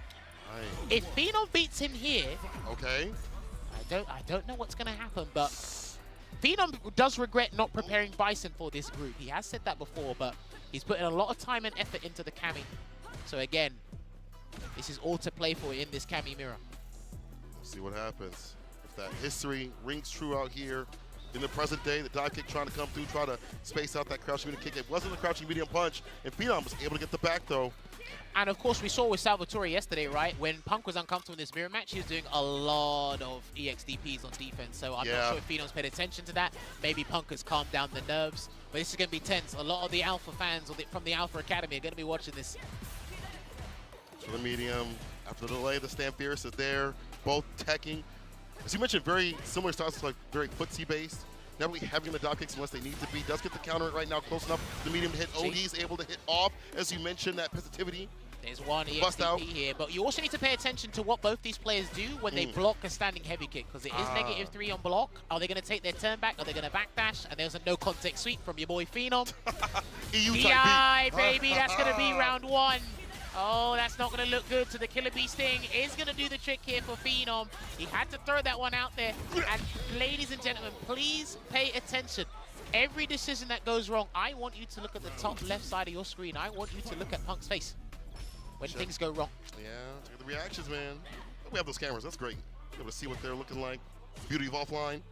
But Punk, trying to figure out that same sort of footsie sense. I feel like that in this sort of DB sort of scenario where he needs every game as possible, makes it even harder, even more tense for him to stay solid. Delays after the crouch fierce, backs up to the stand fierce. He just weathers the storm. He's cool. He's chilling. But dude, Punk earlier was crunching away at that dry gauge man with all those heavies. Heavy damage output, and there's a whip punish. No drive rush cancel. I don't think he was sure if that was going to connect, but he's going to get decent damage here in Oki. Punk, what's the choice? And he blocks this time round. Takes a throw. Oh no, he can't do it. He can't do another one. Not another one. Come through? Yeah, he can't do another one. Reversal button. No, he tried. Level 3 had to do it to stay solid enough at least, and this puts Phenom in burnout. Okay. He's still got wake up supers though. You're right. He's still got it. And you have to remember that EX dive kick and burnout is +2 on standing, +3 on crouching opponents. So a double EX dive kick there was actually the best thing Punk could have done. Goes for the obvious answer, and it works out. Well scored. Dive kick able to hit. Obviously not counted, so no conversion, but Phenom now locking Punk up in the corner, looking for something off the medium, gets a crouching beauty kick instead. A lift off. DP again. Not no quite. throw. Oh. If he could shimmy Punk here, this would actually be really good for his confidence, and he's going to actually do the DPOS to burn himself out here. Can he get a air throw? Good. Oh, he's locked in. The dive kick's able to hit a button. Wake up super, did Punk touch a button? No. He out parry, he was wearing beautiful stuff. If he can stun him, he's dead. Can he do it though? Stun Phenom, he's dead. Oh, he gets the punish counter on the recovery on the way down. Punk hits him with the super. Crack out the back. Is it a ramp? It's not. We go for meaty spiral arrow. No, he chills. He cools. He waits. Careful with the jump. Careful with the jump. Oh, no. And he's going to chip him. Oh, no, dude. I said careful on the jump, and he went for a dive kick there. And Punk, I said you have to keep looking at his face. So he's got to go catch select. Please go catch select. Oh, he's not going to do it. He locks in. Jammers, he locks in. No Akuma. It's all Cammy today. All snow. Oh, my lord. Phenom. One game on Punk. Looking to put the alpha down and out. No Rashid. This is the thing, man. It's going to be crazy. It's almost as if these two are literally looking in the mirror at what their styles are. The sequences they're doing, how they're trying to escape each other, how they're trying to initiate offense. It's very difficult right now here for Punk. Hopefully the mental game is still strong and still composed here because he needs it. There's a nice defensive dive kick to get out of trouble. I think they'll be working out a little bit more often because Phenom's going to go for a lot of drive rush throws just in general to open up Punk. Legs to stand fierce. I like that. Out of burnout. Yeah, that's fine. Spin that bar to put him in burnout. I think he could have interrupted that sequence there with a super art 1 probably, but Punk wanted the burnout. He was ravenous for it, so I'll give him that. Ravenous. I like that. Ravenous. Uh-oh. There's a throw right after. Usually go for a button. Punk gets the grip. Spiral arrow right after it. The walk-up jabs. Oh, no. But able to get the back throw. He's back with bar as well. Oh, no. This could go pear-shade. This could go pear-shade. Watch out for the shimmy attempt from your boy. Oh, no. ODDP, the bust-out works out last season with a side switch, but you're still in the mix. Now back to mid-screen. Oh, there it is. Out for the shimmy. Not enough. It's not enough. ODDP. Both in burnout again. Watch out for the supers. It's either a explosion. hooligan or a super. Oh, and he caught him with a heavy drill. These guys were tiptoeing and dancing around the problem, but you can't avoid it, mate. Somebody had to lose that round, and Punk, this is kind of uncharacteristic of him because he is super nervous, I feel, for this gameplay. Yeah. But he needs these rounds. He needs them. Yes, every round, every match matters. We talked about it, especially now that Punk had lost that game to Hot Dog earlier. From the throw to hit, Phenom spins the rest of his bar, but we've seen how he's able to cook even when he's a little bit on the ashier side. Dive kick denies the dive kick, a little bit higher from the side of Phenom, gets a grip, one more hit.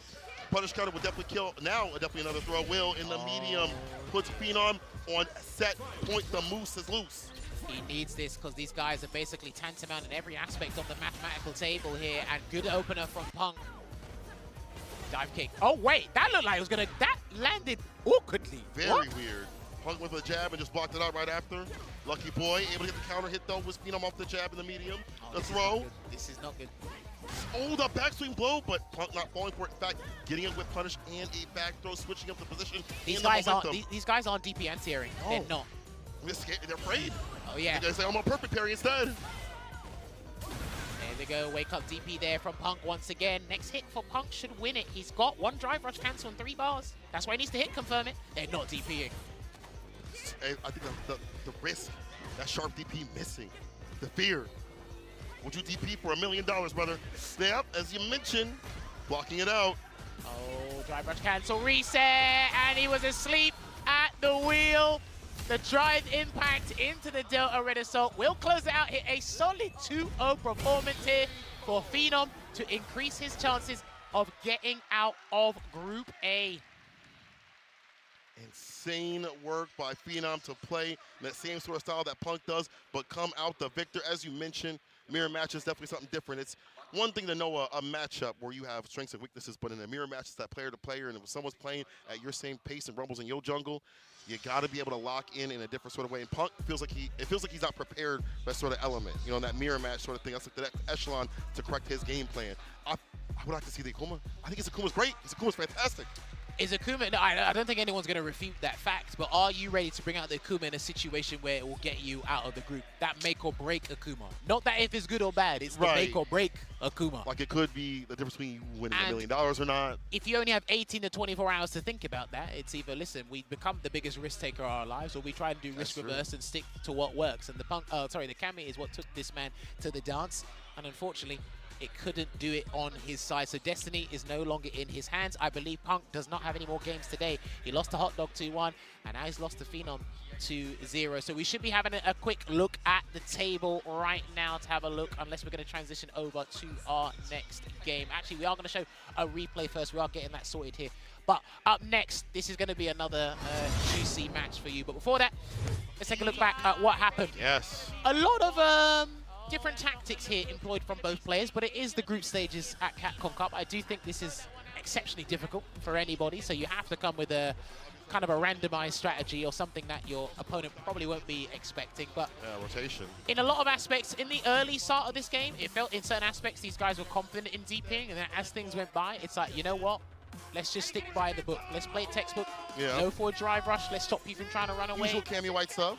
Yeah. Of course. And I don't think these guys did any more than 3 forward throws in the corner before they changed up their tactics. Yeah, yeah. Like with an eventual DP, backdash, whatever it may have been. But in the end, I feel like that wild style started coming out as things were going on. We saw the burnouts happen a little bit more often. We saw the desperation dive kicks to happen too as well on offense for the defense. And now, let's get more offensive with that Salvatore. Going up against Itabashi Zenki. Obviously, Itabashi in that bottom spot, but could definitely play spoiler today against Salvatore in his play through this bracket. Well, I think judging by what happened with Punk's set just now, and Takamura still has to play. Yeah. I think if Salvatore can turn this around, he's still, yeah, look, I think. So Phenom's 3-2. Okay. Takamura's in top spot with the 3-1. If Salvatore wins this, he gets a 3-2, but then the differential will change. So, yeah, Itabashi, I think he's done. So he just has to ruin Salvatore's chances. So this might actually be a whole load of weight off of Itabashi's shoulders. And he's got some really good tech against Cammy as well. But the thing is, I was talking about this with Ringe as well. It's unfortunate for Itabashi because ever since the removal of jump cancel stuff on defense, that's really hurt Zangief. And in this group in particular, you're going up against characters that have brilliant Oki when they knock you down. Bison, Ken, Cammy, and you can't do jump cancel SPD to save you. Holding that in the corner. You have to hold that stuff, man, and I think that's really letting down. But that'll be the case, you know, as you said, Itabashi playing with a weight off his shoulders. Could let that gambler style show out even more. Either way, Salvatore, Itabashi Zangief is our next match, and again, Salvatore needs to win, put himself further up in these rankings as much as possible. In 3rd place currently. Okay. So the tap parry round start? I don't Maybe think drive rush there fierce? Yeah, no, it might have been raw drive rush. A lot of people still have that little issue with the inputs there, but there's a headbutt. Throwing that out with malicious intent early on there's Itabashi Zangief. Devilish. The slap drop, the 3-piece, the headbutt. Committed to the button right after. That allows Salvatore to get that jump in. Normal throw, nothing special right here from Salvatore, but we do go inside that corner, but the damage is definitely racking up. I hope Salvatore watched when Punk fought Zangief Itabashi before, right? Because when he whiffs that stand heavy punch, he can just use stand heavy kick. Because it covers a lot of whiff punishing aspects for Zangief's button, so it's an easy whiff punish. Yeah, gotta be in that mid-range to hit it, you know? Oh, Itabashi just driving on in, getting on in, and Salvatore, again, as you mentioned, might have to go that heavy kick where you're outside the stand. Medium kick range, get that punish counter. There we go. Round sorry, he said, I got you, bro. Don't worry about that. I'm with you. No, okay. I was worried because if that was the non-charge version, it would have been the counter DI. We saw that earlier. Or yesterday, I should say. Oh, no tech, okay. Interrupts the headbutt, perfectly done here from Salvatore. Salvaging this round. Salvatore salvaging this. I like that. Feel me? Oh, I like that delay crouch medium kick. That's just Itabashi standing. Either he's going to walk back or, possibly just kind of hold his ground a little bit. Salvatore, he was out without spinning the bar at the bottom. I think it's very important. You have that level 3, get a big lead or finish things off if need be. Cammy has a lot of access with that heavy kick. He's been using that a lot more often. But we haven't seen Itabashi do stand light kick with punish on it, at least to kick things off, right? I know you want something bigger, but he's going to be big damage coming through into the regular lariat here, Cola. Towards the corner, you have to chase this character down. I can't believe from that stand. Fierce too far out. Easily done for the character. The throw right after Salvatore. Getting further and further towards the other side here. Itabashi cannot be put up in the corner, as you mentioned, lacking and slacking in defense. At level 3 definitely helps out, though. Don't want to overextend as Cammy.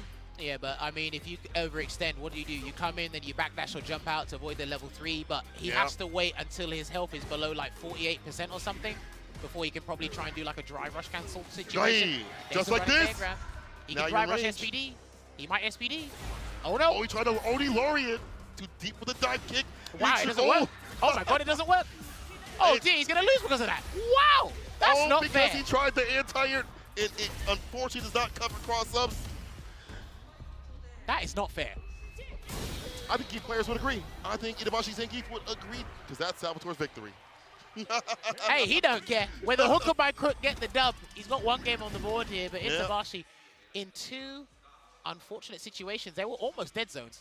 They were almost dead zones. I know the second one was like really rough, but I'm pretty sure Salvatore was already on the other side of Zangief before he registered to do the X Lariat, right? He had to walk in that range to jump over, though. It's not strange to see jump light kick, of course, to cross up, but I feel like you're playing a dangerous game against a man that will dash up SPD or level 3 with that bar flash. So that confidence on this stage, I like to see that from Salvatore. First game to him, well rewarded. Either yes, or by quick, as you would say, the entire not working out. Oh, I worked. Oh, God, nice. I got it. I'm British, too. But either way, he earned that right to walk in that space and get that. The stand medium kick against the dive kick, Itabashi, usually that button works out the other way, where it gets blessed by the aerial approach. Wow, wake up stand fierce there nice and early. Did a crouching heavy punch as an anti-air there. I don't think that's what he wanted, but if it is, we'll give him the benefit of the doubt there. Gets that positional advantage there, Cola. Yes, sir. Right where you want to be is Cammy. Now I get to be the grappler. Yes. I got to churn. Mine's simple. You see him delaying the jabs every so often, put a little bit of hesitation in there. Change up the corner situation. Yeah, look, dude, how does he get out? Jump. Like, Not like that. How does he get out? That's the problem. We hold north. And he's going to hold north, I feel like, anyway, for like a reversal SPD, possibly. Either way, that was a good option. Covering a lot of bases, Salvatore. Listen, there's only so long you can block. I know lights don't really take away that much drive gauge, but you can only block for so long, man. And he tried to get a running bear grab reset there again. He's going to get the slide knocked down here. Looking good here for Itabashi at the moment. Yes, this is brilliant. Ideal situation for the boy. Nice. Preemptive air or stand medium to anti-air, but the dive kick is there. Crouching medium punch, spiral arrow, dash up, meaty crouch fierce. As the string ends, Itabashi tries to initiate with his slap chop. Drive rush SPD finally off that light kick, and now we see a staving off a set point in a 3rd round with level 3. Well, because he done that, he identified that Salvatore hasn't done the DPOS on defense, so he might be sneaking, trying to do that again, unless Salvatore is actually being, leading him into a false sense of security. I don't know. Trade combo, no level 2 though. The spin. Itabashi saving for that level 3. Making a guesser game scenario after this. Only for my loyal fans. It's going to be the ultimate Russian suplex here. And don't be overzealous, Itabashi. Dive kick. Oh, this is going to be huge. Yeah, didn't go for the anti-air right there. That time didn't even go for the OD Laureate. Oh, wow. This is going to be huge. And he can't backdash here. I think he's got to take a grab. Yeah, he's got to take a grab. And now he's got to be careful because the next hit might win it for Salvatore if he gets a clean hit. What's the entry point? He loves that crouching medium punch Please button. do not whiff. Please, for the love of God, don't whiff. A lot of buttons going to be thrown right now. Jammers, that stand medium kick might get hit. Okay, he waited for dry gauge to come back. Now he's going to be looking for it.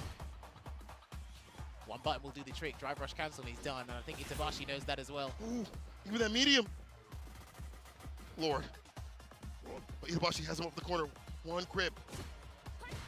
Just one grab. Yeah, that was a good choice. I think he identified Yes. that as well. As you mentioned, drive reversal, keep him up in the corner, goes for the sweep right after. Itabashi Zangief, excuse me, crouching for the kick. Game to game with Salvatore.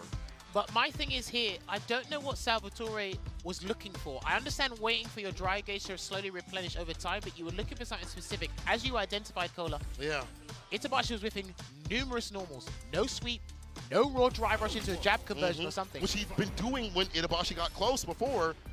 Why not there? That's why I'm wondering, what are you looking for? Yeah. You had all the tools in the shed and you didn't pull one out. She was sitting right there the whole time. All right. And he did marry her. I hope this doesn't come to bite you in the ass. Might be forever alone. Empty lights to start things off. Does get the Oki. Spacing for the heavy kick, looking for that punish counter. Itabashi not biting now. Only certain ranges now. You see certain buttons in the stand fierce coming back on the table. Standing medium kick has been a little bit annoying for Salvatore. He's been reacting to it a little bit late with the crouching medium punch from Cammy. I think I want to see him try something a little bit different here. That's going to be irrelevant. Not just dead just yet. Look at all the wind being taken out of Salvatore's sails. It feels like not as active as he used to be, or at least confirming things that leads him into Oki where he is oppressing right after continuously. Yeah, I think if Itabashi wins this, and Salvatore's chances are out the window. Oh, word. After all the work he did. All right, listen, sometimes having a premature start is not a way to end. CAPCOM Cup is brutal, bro. That Millie. Drive rush step here, trying to catch a button. Salvatore, all the drive gauge getting stripped away with those interactions. SPD. You might as well go for another one. Do it. You're in a position to go for another one, so. You can take a super. SPD this man. If it lands, it's over for Salvatore. He's hunting for it. He tried to do it there. He tried to do a defensive SPD. Itabashi likes to do it a fair bit, but it's going to be irrelevant now because he dropped the combo. My guy, what are you doing? Finish it, the crunch kick able to hit.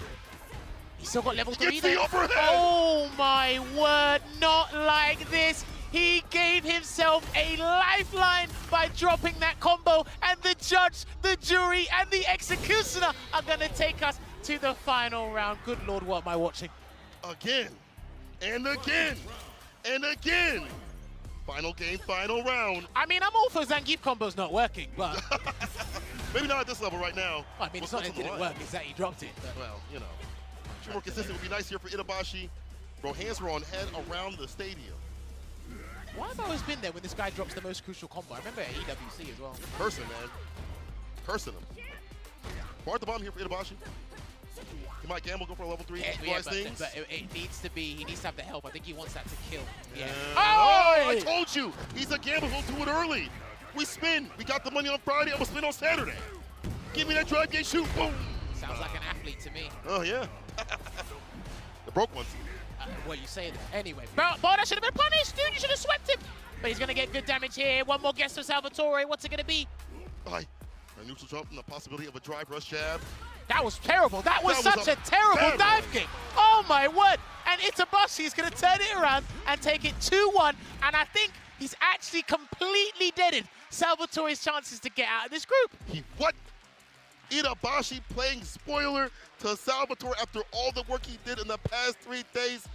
Itabashi with a very resounding victory back for the brick. Yes, Salvatore had so many drops, so many issues in terms of backing off, letting the steam run out, but that's part of this. You have to be able to get yourself back with the momentum if things do go bad for you in the final game or whatever it may be.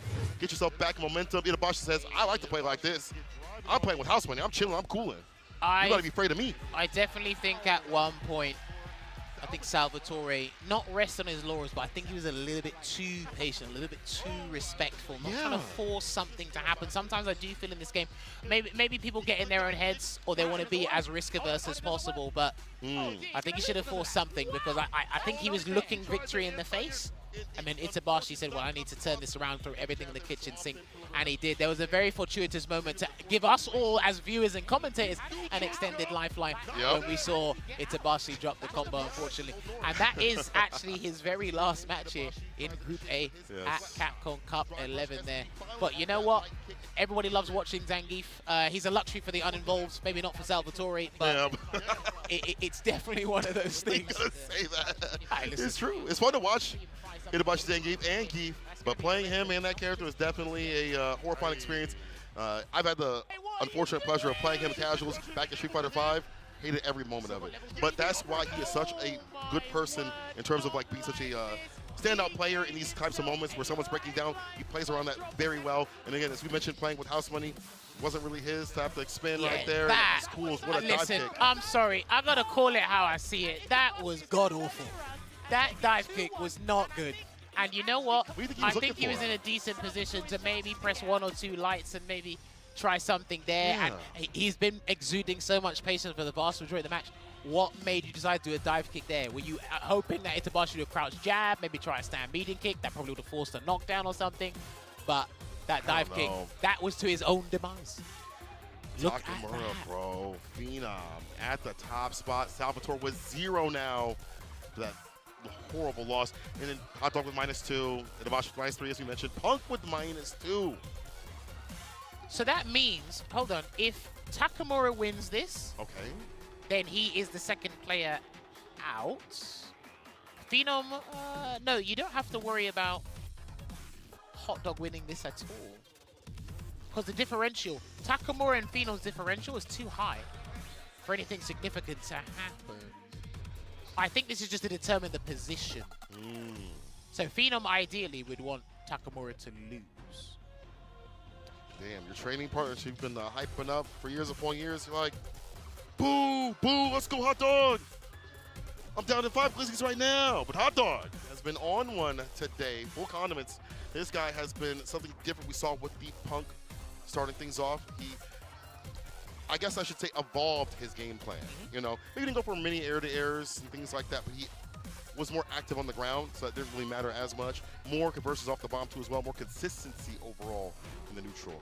Using that stand medium kick to poke and prod and try to gauge where he could do drive rush jab and enter in and annoy, pester the player, which is something I didn't really see from him in the earlier days as much, at least. Because it was the early stages of the group stage, and right now it's like the shackles are on for a lot of players day 1, and then they come off by day 3, because at that point you either mathematically know your fate has been determined for you, or you're able to turn it around. And because we're seeing like the excess weights just come off a Hot Dog, it's like, oh, okay, I can actually ruin someone else's day. I can play a little bit better. I can probably experiment with a certain situational strategy in this situation. You start to see different things unfold. But like you said, this has been one of the most turbulent groups we've seen throughout the group stages these past 3 days here. So Takamura looking to get a dub because Phenom wants that winner's side top spot. Takamura wants that winner's top 16 spot as well. But there's only one way to find out. Now, looking back at this, there was, I think it was Takamura versus Problem X SFL EU 2024. I think it was that. He had a very interesting strategy against him in this matchup. It was like, because he knows Problem so well, he overwhelmed him in certain situations that you wouldn't expect a Ken player in Street Fighter 6 to do to anybody. I don't know if Takamura is going to have the necessary information he needs. I trust him with his research. He's a strategist that is slept on. A lot of people call him a magician in terms of what he likes to bring to the table, style over substance. But this guy's strategic ability is second to none for me. And let's see if he can actually close this one out on a high here. Hot Dog is looking to do the same, but again, at the end of the day, we're Street Fighter players. I want to see victory on my end of the screen and not yours. Nakamura versus Hot Dog. Final match of Group A to determine the standings and where these players will be landing. At least some of them. Patient play, perfectly spaced scissor kick. Got to do that perfectly spaced because that stand light kick from any Shoto will take him to the corner with like a Tatsu, whatever it may be. Run DP. There's a throw right after. He shouldn't rely on it too much, but he's also got to be careful utilizing stand heavy punch as well, just in case Takamura tries to parry that. You can react to that, or you can parry on reaction. But then right now, this is total lockdown here in the corner. Gonna get that no context slide there, just to force something to happen is Hot Dog. This is what he should have been doing earlier. Yeah. Activity, man. Driver heavy kick to jump back in there from Takamura. Who the throw does it again. Looking for a button. Try to go for the offensive drive reversal or to deny the pressure. Either way, Takamura was ready and steady with a punish on the -6. I've seen a couple of jump backs after drive rush cancel pressure there. He didn't get a crouching fist anti-air, but what a counter poke there from Takamura. Buffered into that run Shoryuken. Tatsu DP. Takamura taking care of that button that was so problematic for other people. Yeah, he's that buffering the medium. Yeah, he's buffering the medium. Now closer to that stand fierce, not doing it at far distance where it could be perfect parry. Hot Dog able to get the bomb on. He's doing the same thing he did to Punk. He thinks they're going to DP, but it's like you got to test them first. You got to let them do the DP first. Uh-oh. Too late. Second part of the Jinrai not hitting. Bomb is on now. Drive impact. The bomb goes off. Tried to get some sort of reaction. The overhead doesn't land. Happy accident. OD Storm avoids it. A lot of jump backs. Again, I like that from Takamura. Avoid the strike throw scenario. Get on out of there. Not your hood, bro. He tried to get perfect parry. Do you see the timing there on Takamura? He's going to take the game one, but did you see how close he was able to get that parry on that crouching medium kick? That's the most frightening thing about Takamura. When you think nothing's happening, when you think, let me rethink and change my approach, Takamura is just waiting for a specific button to come out. And hit that parry. We saw it with Punk. That happened quite a bit where it switched the momentum. Dude, that would scare anyone. You're like, nothing's happened for a good solid like 5 to 10 seconds. And you're turning blue. For what reason? Yeah, it's like, why? Why? Hot Dog finally goes with the switch. And, you know, I feel like whenever I play this matchup as Bison, obviously I'm not the best in the world, but I understand that put up in the corner, it's that pressure that Ken can put on. It's even more so you don't have that reversal besides the bar at the bottom, or use that for offense. So now you got one. Now you got a fireball that go band to band and toe to toe, the likes of Ken. Not even that, go better. Actually, yours is better. You have the heavy slash, the medium one as well, and you have the fake out. Yeah, look, Air Slash is one of the better projectiles in the game, and it's a nuisance for a lot of people. But listen, sometimes you can't be over-reliant, as I said before, on that projectile. True. Because right now, he is going to get what a lot of people do in neutral is they just whip that jab because it's got good recovery on it. And if you see the DI, you either cancel into it or you do a reactionary drive impact afterwards. And this is a much better start. Change your pace here into the greatest so back. Pull the burnout here for Hot Dog. And now here comes the infamous Air Slash oppression. Of course, only need a throw in an OD to get it done. The season Sonic Boom. It's all sauced up. Hot Dog bringing it back from the brink. Nice change of pace right here. Had the area to hit that crouching medium punch. The correct spacing to stop that drive rush. Breaks up with the side switch though. Nice counter hit, crouching jab there just to stop the Air Slash of feint. Oh, my man tapping parry again, bro. I'm so scared. I thought trying to do it too. He said, wait, that was like fun. No burnout attempt there from Takamura. I guess he's confident in winning the round from this situation, and boy, was that the correct decision. He didn't need to burn him out. He had such a beneficial situation. No need to expend any resources out of the savings account. Naoto's rent due. Drive rush shaft, open him up, strike throw. Over the low when the perfect parry is there. Takamura finally turning blue in the correct sort of way. Need some corner play as well. Delays with the jab is there, but Hot Dog did not commit to something right after it. He had to counter it. Dude, these crouching medium punches on defense have actually been helping him out, but it's going to be the weekend festival that will hit Takamura. From the back. And it's going to take off a nice beefy 40% here for Hot Dog. What's the choice going to be, though? Drive rush in, and Takamura burns himself out on his own volition here, Cola. Only needs one hit, though. He's got the bar at the bottom. Can he find something significant to jump into? That Careful, help out? He's buffering a super behind that fierce. That's plus on block. Sway play. The funky slicer, crouching medium kick, the fireball, the drive rush jab, everything harassing Takamura. His own back with bar. He weathered the storm to get the bar back faster. Now he's getting an even better shot of killing if he touches this man with a crouching medium kick. If that lands, it's going to be dangerous. Oh, he's that was tap sneaky. parry. That's not the way you should play. Sneaky, dude. Don't touch my gangster. Oh my God, you could have killed this man. The recovery of the parry. Hot Dog got to be careful. The OD fireball. Run DP. Oh, you know what time it is. The level 3 CA. You rep. Sit down and shut up!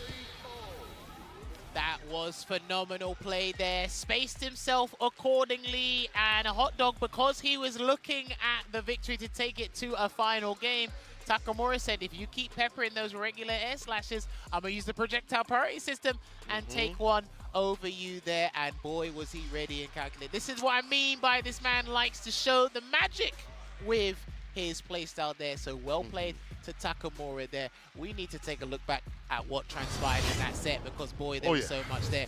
In the first half, he tried the Bison. It didn't work out. Nope. I think Takamura just had his number there. This is what he was properly prepared for here. And then, of course, Hot Dog doubted himself, went for that character swap. I mean, look, that perfect parry. That was... not even perfect parry. He almost got the perfect parry there. The he was like a split second off, right? But then the swap to the DJ, you were talking about Hot Dog's DJ a fair bit. Different change of pace, obviously different character, and a much better start here. But then again, this is where I think he got a little bit too comfortable, Cola. Yeah, too comfortable with the fireballs, but also the tap parries. That's something that Takamura had really expended in his game plan, but Hot Dog hadn't done so with DJ, it feels like, as efficiently. You see right there, yeah, trying to tap parry, not Yeah, having watch proper this. You see that he walked away? Yeah, Yep. he walked away and you to kept get that doing ready air fireball. slasher. Yeah. To bait out the, hey, do it. Come on, I dare you.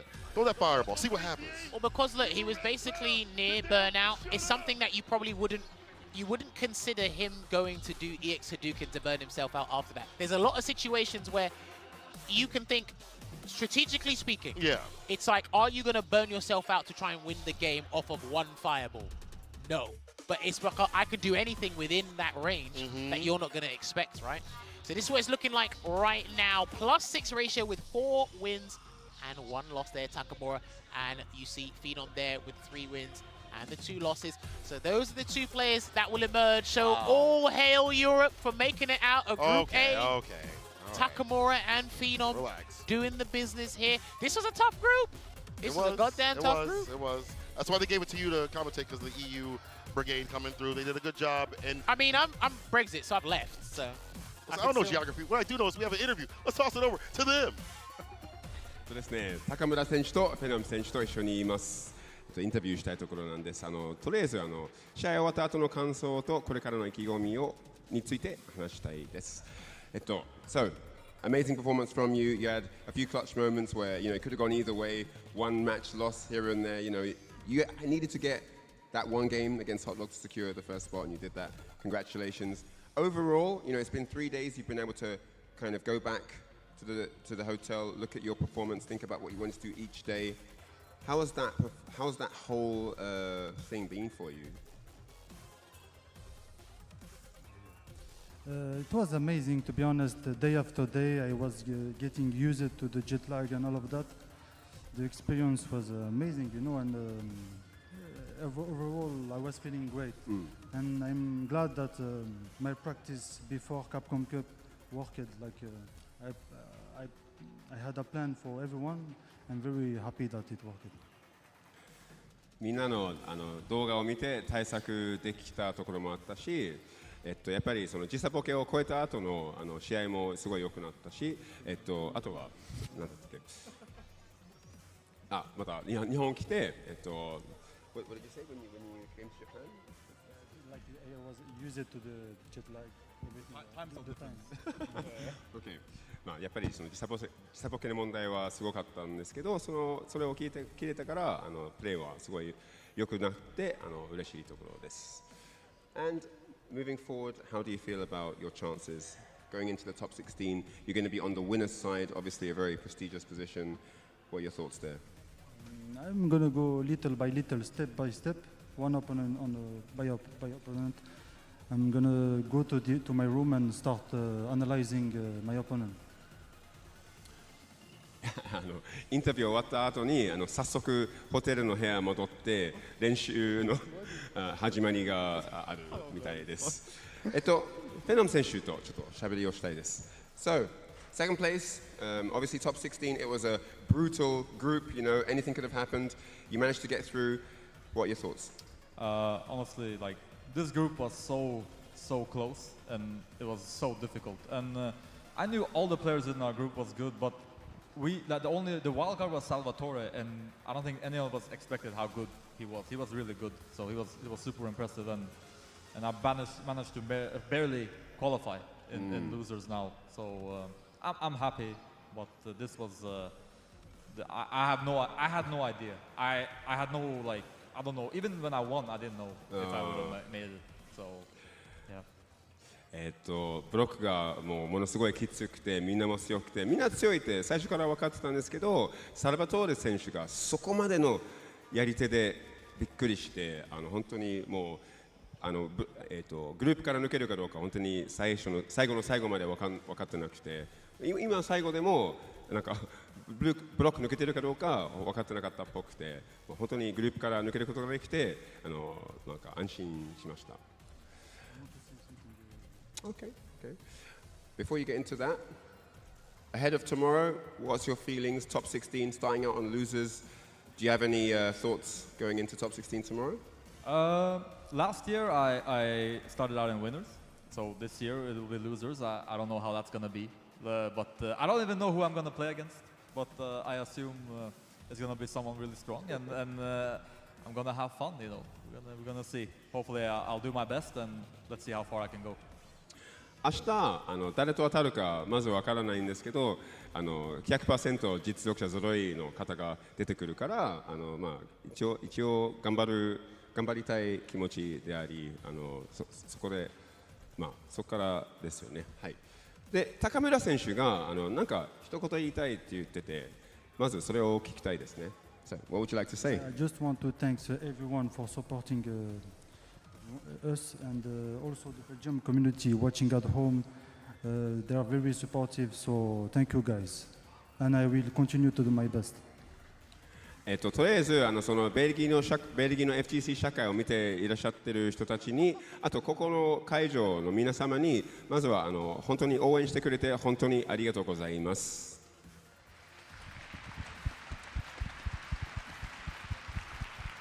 ってことでインタビューコーナーは終了となりまして続いてぜひカプコンカップファイナルズをお楽しみください。実況に移りましょう。それではさようなら。Two more names entering the top 16 with the European boys. Shout-outs to Ryan Hart, one of the hosts, for getting their honest thoughts, and they gave you some honest answers, shouting out their respective community as well. As they said as well, you heard it from the horse's mouth, they underestimated Salvatore as well. So that was definitely a dark horse, and boy, did dark horse do his job. But unfortunately, who couldn't make it out on his own volition there. But that will conclude it for the group matches for top 8. But like we said before, we got to make sure we make the people upstairs happy, because we can't make Capcom Cup 11 happen without our respective sponsors. So first of all, we have to let you guys know about this figurine. It is the Chun-Li figurine here, the second figurine, which is the 6-scale figure project lined up, which is based on the brand new illustration by Acuman, which is open for pre-orders now. The figure is based on an illustration by Acuman, one of the creators of Street Fighter 2 and the original designer of Chun-Li. The illustration was originally featured on the cover of the Momochihama Chosai Pharmacy collaboration medication record book. Damn, that was a tongue twister. Nice. Which was originally published in 2022. A new full-body version of the illustration that shows Chun-Li's beautiful and dignified standing pose from head to toe was created especially for this project and has been faithfully brought to life in figure form by the Japanese manufacturer Max Factory. The premium scale figure maintains the same luxurious and exceptional quality as the previous installment, so don't miss out. Pre-orders are open until the 12th of March 25th, with the figure scheduled to be released in October the same year. Pre-order soon on the Good Smile Company online store or authorized Max Factory retailers.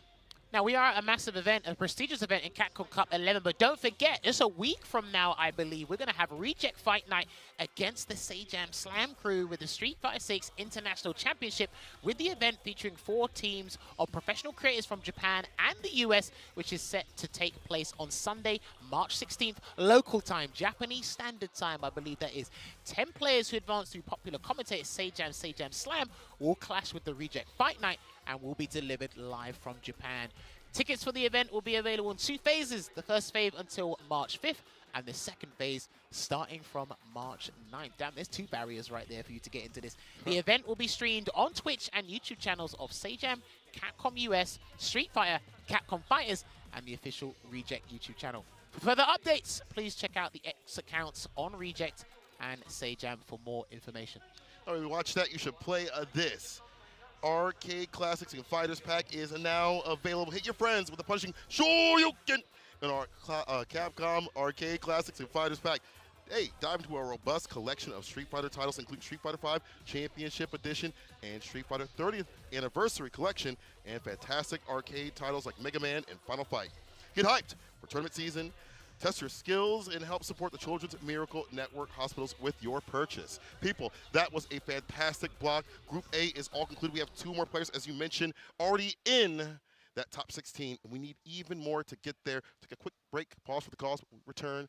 More Capcom Cup action with Group B coming right at you. Don't go nowhere. I mean it.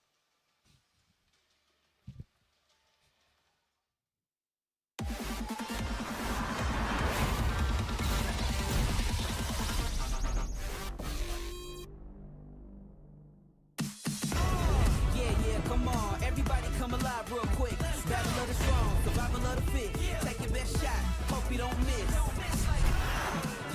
Come on, everybody come alive.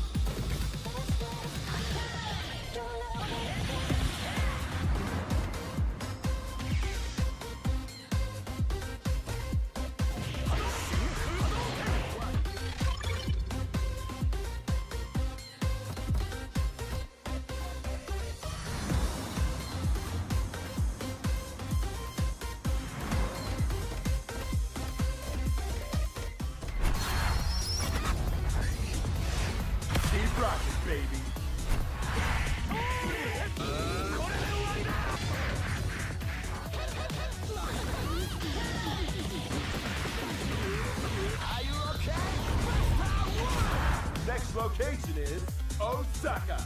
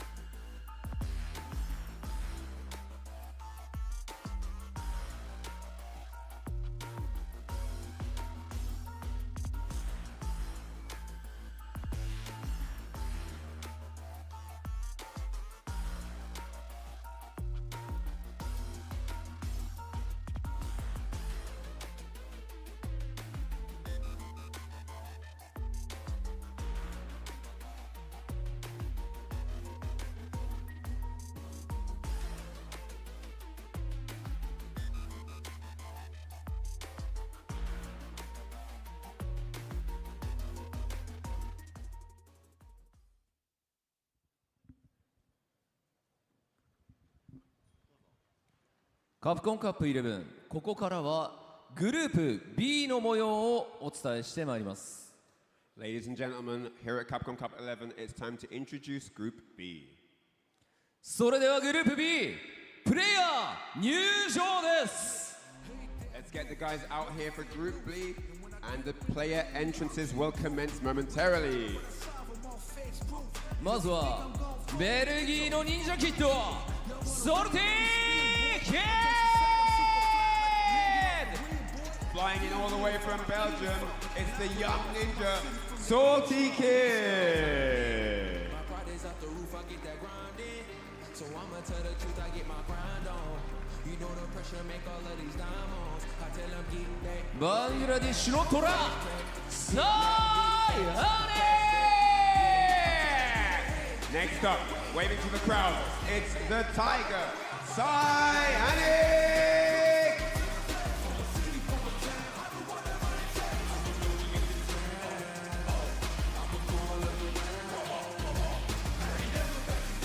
ザ・ストレングス、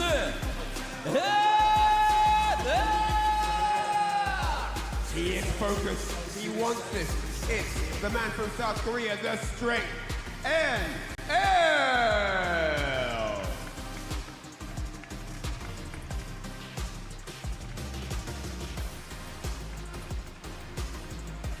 パナマの偉大なる闘士、グラントナカイ。 All the way from Panama, it's the great Will Torakai.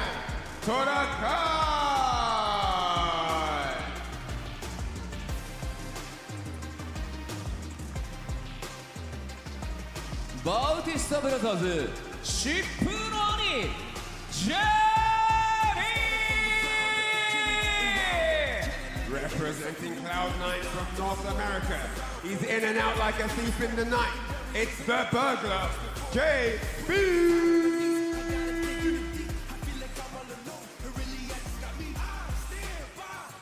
カリフォルニアの白い暴走特急、ノーザプロディ He's come from the streets, worked his way up through hard work and diligence. It's the Burn Express, Noah the Prodigy. さあということでグループ B もやってきましたが、ここもかなり激しい攻撃的なプレイヤーが多いですよね。はい、ミスはとりあえず許しはしません、ね。そうですね。はい、なので、パーフェクトなプレーを見せないとダメです。どこまでその力でねじ伏せていくかというような激しいグループとなっていきます。はい、後がありません。はい、そして本日は最終日ということで、現在ステージに上がっていただいた6名による総当たり戦に決着がつき、2名の上位が明日のトップ16に進出となります。会場の皆さん、選手たちに大きな拍手をお願いいたします。 The 6 members on the stage for Group B couldn't be any more focused right now. It's the third and final day of groups. There is no more chances. It's all to play for. Out of these 6 amazing performances, only 2 will go through to tomorrow's top 16. And with that said, let's get hyped for the matches. Give everyone on the stage a big, massive round of applause. それでは選手の皆さんはスタンバイをお願いいたします。 All players, prepare on standby. Thank you. Get ready. It's about to go down. そしてこの熱い最終日の戦いをさらに盛り上げてくれる実況席の皆さんにお渡ししたいと思います。実況席お願いします。 Alright, with that said, it's time to give it back to the desk as they call the action, and it is going to be absolutely incredible. I don't know what's going to happen. Let's find out. Back to the desk, guys. Take it away. Ladies and gentlemen, it's time to lock in, all the way in, as we get ready for Group B. My name is Vicious, back at it again with St. Cola. Man, you've been doing back-to-back blocks today. It'd be like that. I feel like it is for everybody, but as you mentioned, it's time to lock in and clock in, especially with some of these cats out here that are still in contention. A was a banger. B is going to be a banger too, as we're going to take a look at the results of what's going on. But in terms of landmines, first day, Salty Kid, but second day was Grand Totakai with that match with Noah that many did not expect. What an explosive couple of days we've had. It's going to end out to this. Only 2 will remain after this bout. All finishes. I cannot wait, man. My heart's pounding. I mean, you've already gotten pretty familiar with the group thus far in regards to what has been happening these past couple of days, but overall, there are really heavy implications, especially with those 2 individuals on the right there, NL and Noah the Prodigy. This is going to be so ever important in regards to their results. As you can see with the standings, Salty Kid sitting at 2-2, SI Anik currently at 0-3, unfortunately, NL sitting at 2-1 with a +3 game differential, Grand Totokai with a similar win-loss record, however, at +1. JB at 2-2. He still has a very slim shot of making it, but he can make it nonetheless. And of course, Noah the Prodigy just behind NL with just +2 in his game differential. Now, the craziest thing about that is that's our first match of the day. NL versus Noah the Prodigy to start it off. This is going to be the most intense matchup of this group with the implications. Grand Totokai with SI Anik as well. Noah the Prodigy going up against Salty Kid. Grand Totokai versus JB, another very heavy set matchup. Then, of course, to round it out, SI Anik versus NL. Wow. This one has a little bit of history behind it. NL has definitely been a thorn in Noah's side, but on this stage, things will be a little bit different. As you mentioned, a lot to prove out here and a lot to do in terms of the points of the contention. You definitely want to have as many as possible.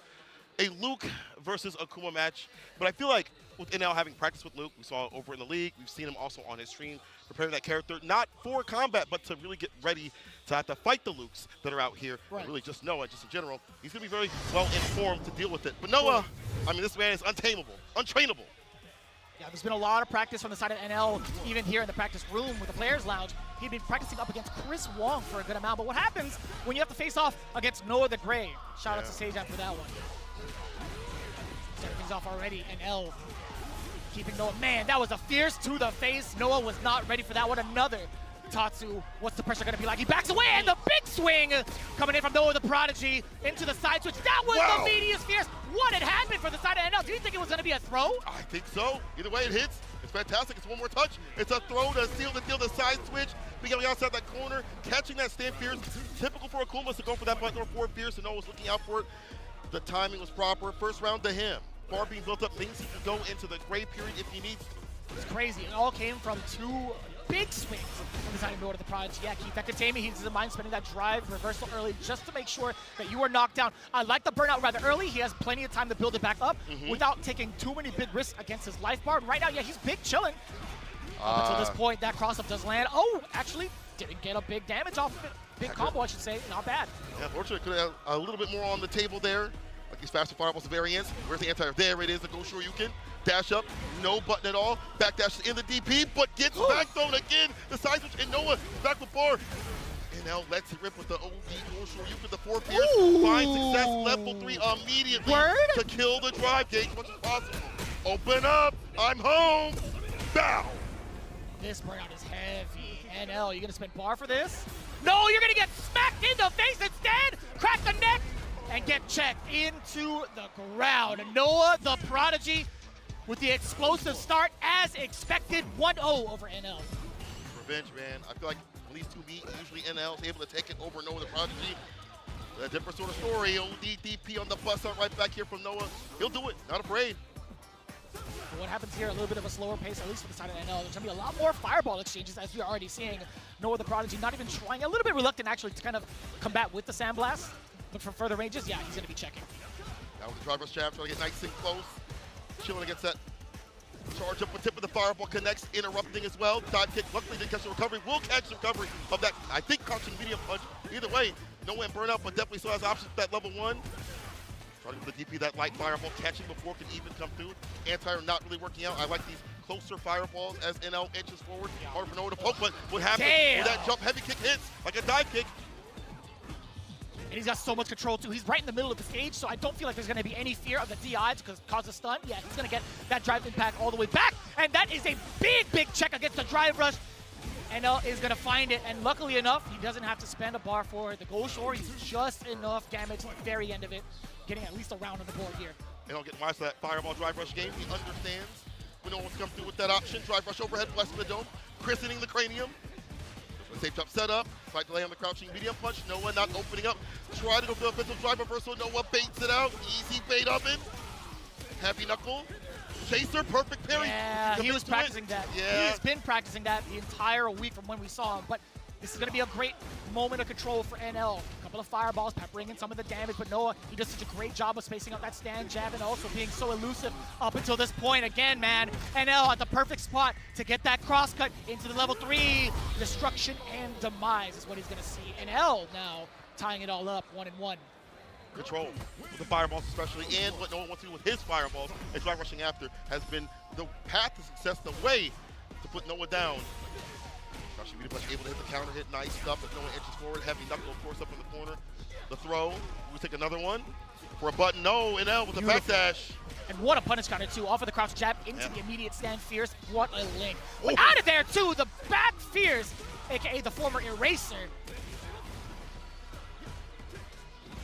Able to hit after he stacks it just a little bit to work out NL.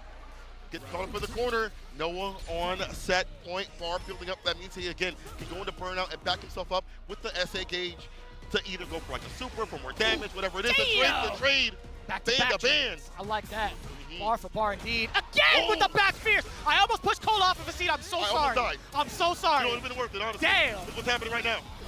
Burnout incoming almost with a stand fierce fireball. Will he go for it? No, he delays a little bit. Nice, it would have worked though. He was trying to bait out the ODGP, right? He thought NL would probably force himself into the burnout, but no, the Prodigy, a lot of damage incoming. Throw, do it. And he thought throwing the cross cut. Doesn't even need to wait for NL to do anything else. No, the Prodigy one step closer into qualifying. Very well done, Noah. Man, I was waiting for the pop-off right there. A little bit of a pop-off, but I'm sure he'll get a bigger one as he inches his way closer to top 16. This cat is pristine, and again, he's fighting for himself, fighting to take down the haters, and to prove himself with the character, too, as well. And L getting cooked up in the corner. These slight delays every so often worked out. I like that Noah recognized his strategy wasn't working out, and he didn't keep forcing the issue. That was a problem yesterday. Today, you see a little bit more delays, a little more switch-ups on the drive rush, and it works out better for him to get the win against NL. Yeah, you saw some really impactful decision-making into the corner as well, willing to kind of give up offense just to play the defensive game, just slightly hesitate and kind of block for a little bit to sense if the other was going to go for like an OD uppercut and then just wait for the jump out to attack some of that extra damage. But it came in moments where the checkmate would happen if they get the cross-cut DPs from both sides of NL and Noah the Prodigy. So very similar thoughts, really. There was another sentence I was going to say. Very similar thoughts in regards to the decision-making from NL and Noah the Prodigy. But overall, just the burst damage coming in from Luke is so substantial because of the fact that Akuma has lower health. But you're looking at it, right? Big chunks of health from every interaction on both ends. I feel like if they're going to keep playing that game, Luke will prevail. 100%. And I want to give Noah some credit. I feel like he kind of plays that type of heart-type style. But this one, I feel like he had that matchup knowledge and player knowledge, too, as well. The back fierce catching some of these throw attempts from NL of the time was fantastic. It was multiple. So it was very intentful here from Noah. And the forward fierce in some of these ranges where Akuma would like to claim with a fireball or a button from himself worked out better for Noah. And I got to give him also credit for that cross-cut DP. Very hard to do with Luke consistently. He got him tit for tat just like that. Noah is doing really good workout here. I can't lie. I can't walk up.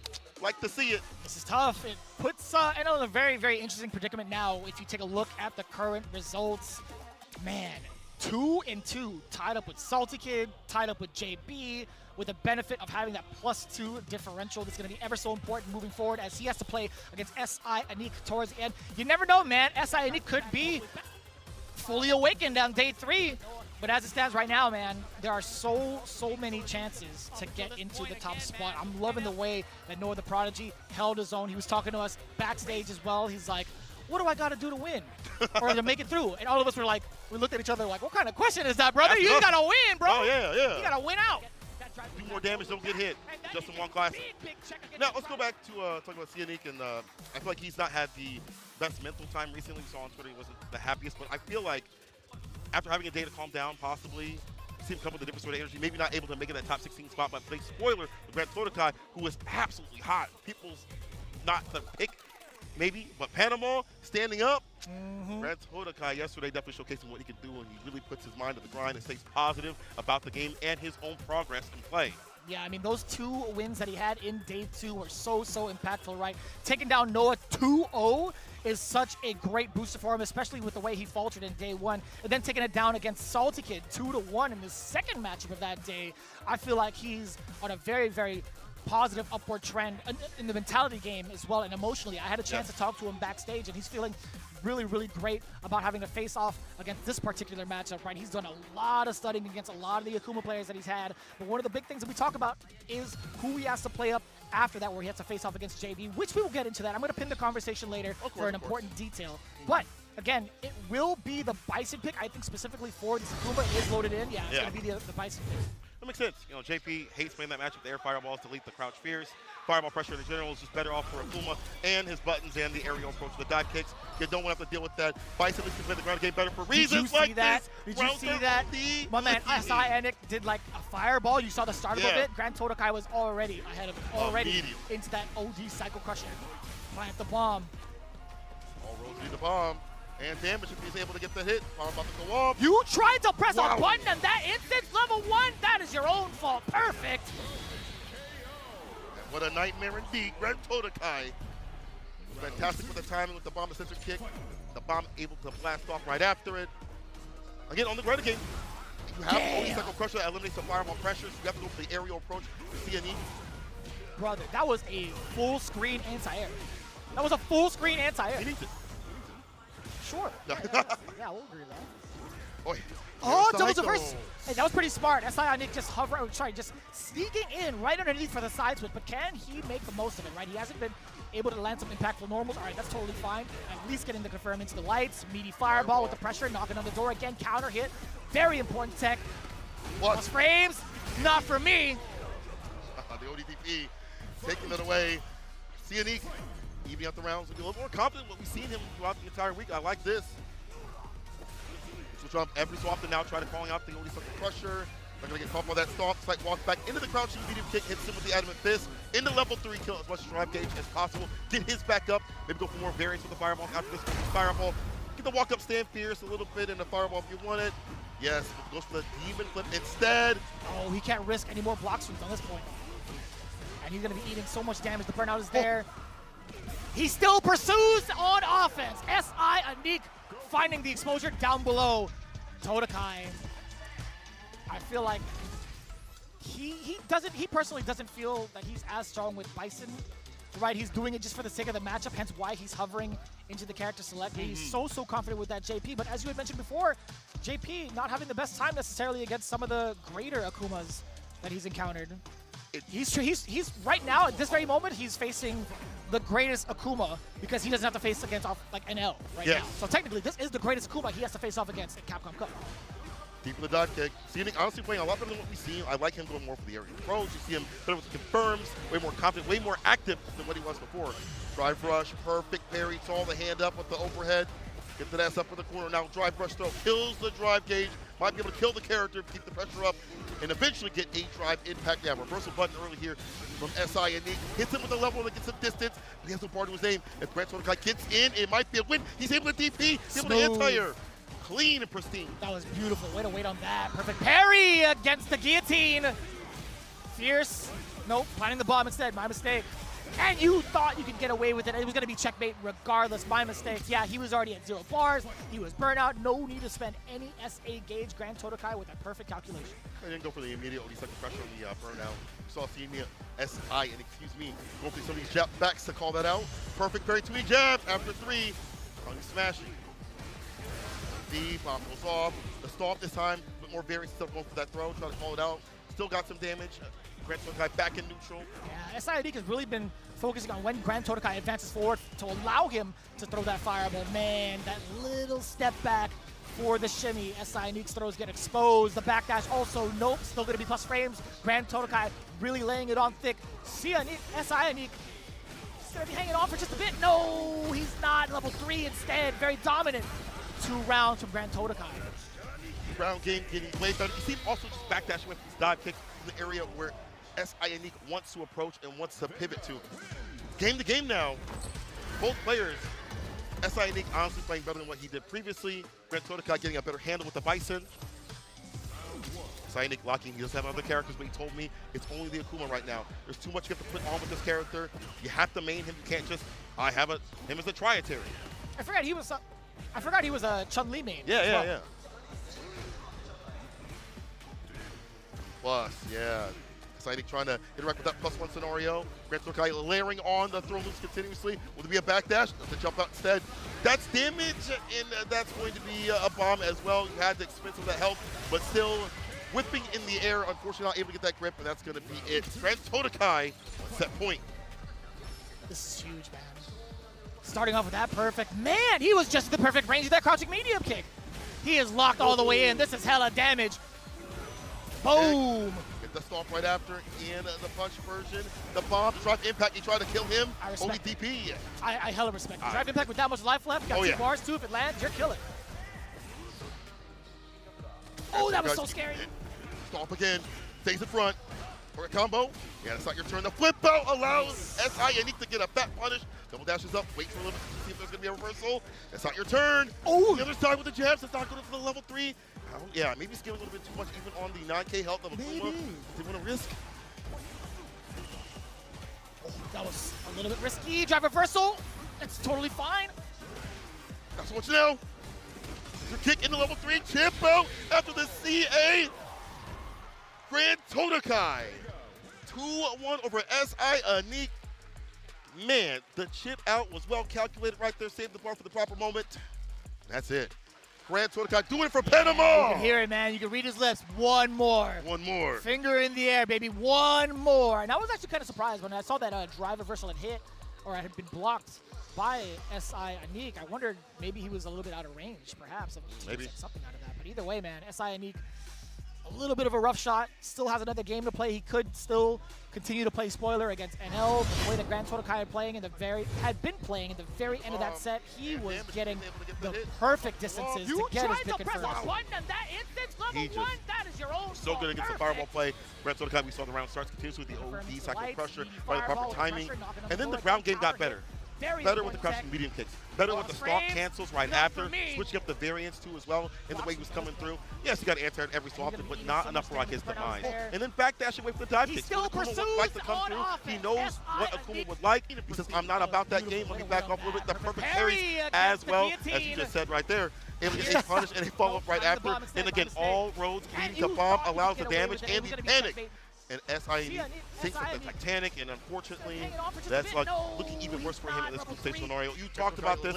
Now it's all about playing spoiler against NL later on as our final set. We'll get there when we get there. But again, GSX-8R, well played with the Bison. I gotta say, it was just rather difficult. If you counted how many times SINIC had taken full bomb sequences, that really kind of spells out how the game had gone to put him into this exact checkmate scenario, man. SINIC defensively a little bit shaky while having the bomb implanted. You can't even come close to like risking that as Akuma. It's just too much. In terms of risk reward, it's just way too much. It is way too much. Like that 9K health, smile. But you have to play around that. You know, Akuma definitely has a lot of tools that you can utilize against Bison. But what is on the screen right now is SINIC in the -6. GSX-8R in that +2 scenario with NL. Ooh, things are getting dicey. You know, the Prodigy with that +3. He's coming up next, it looks like, against Salty Kid. Oh, and this is a matchup that he has been grinding. That is for sure.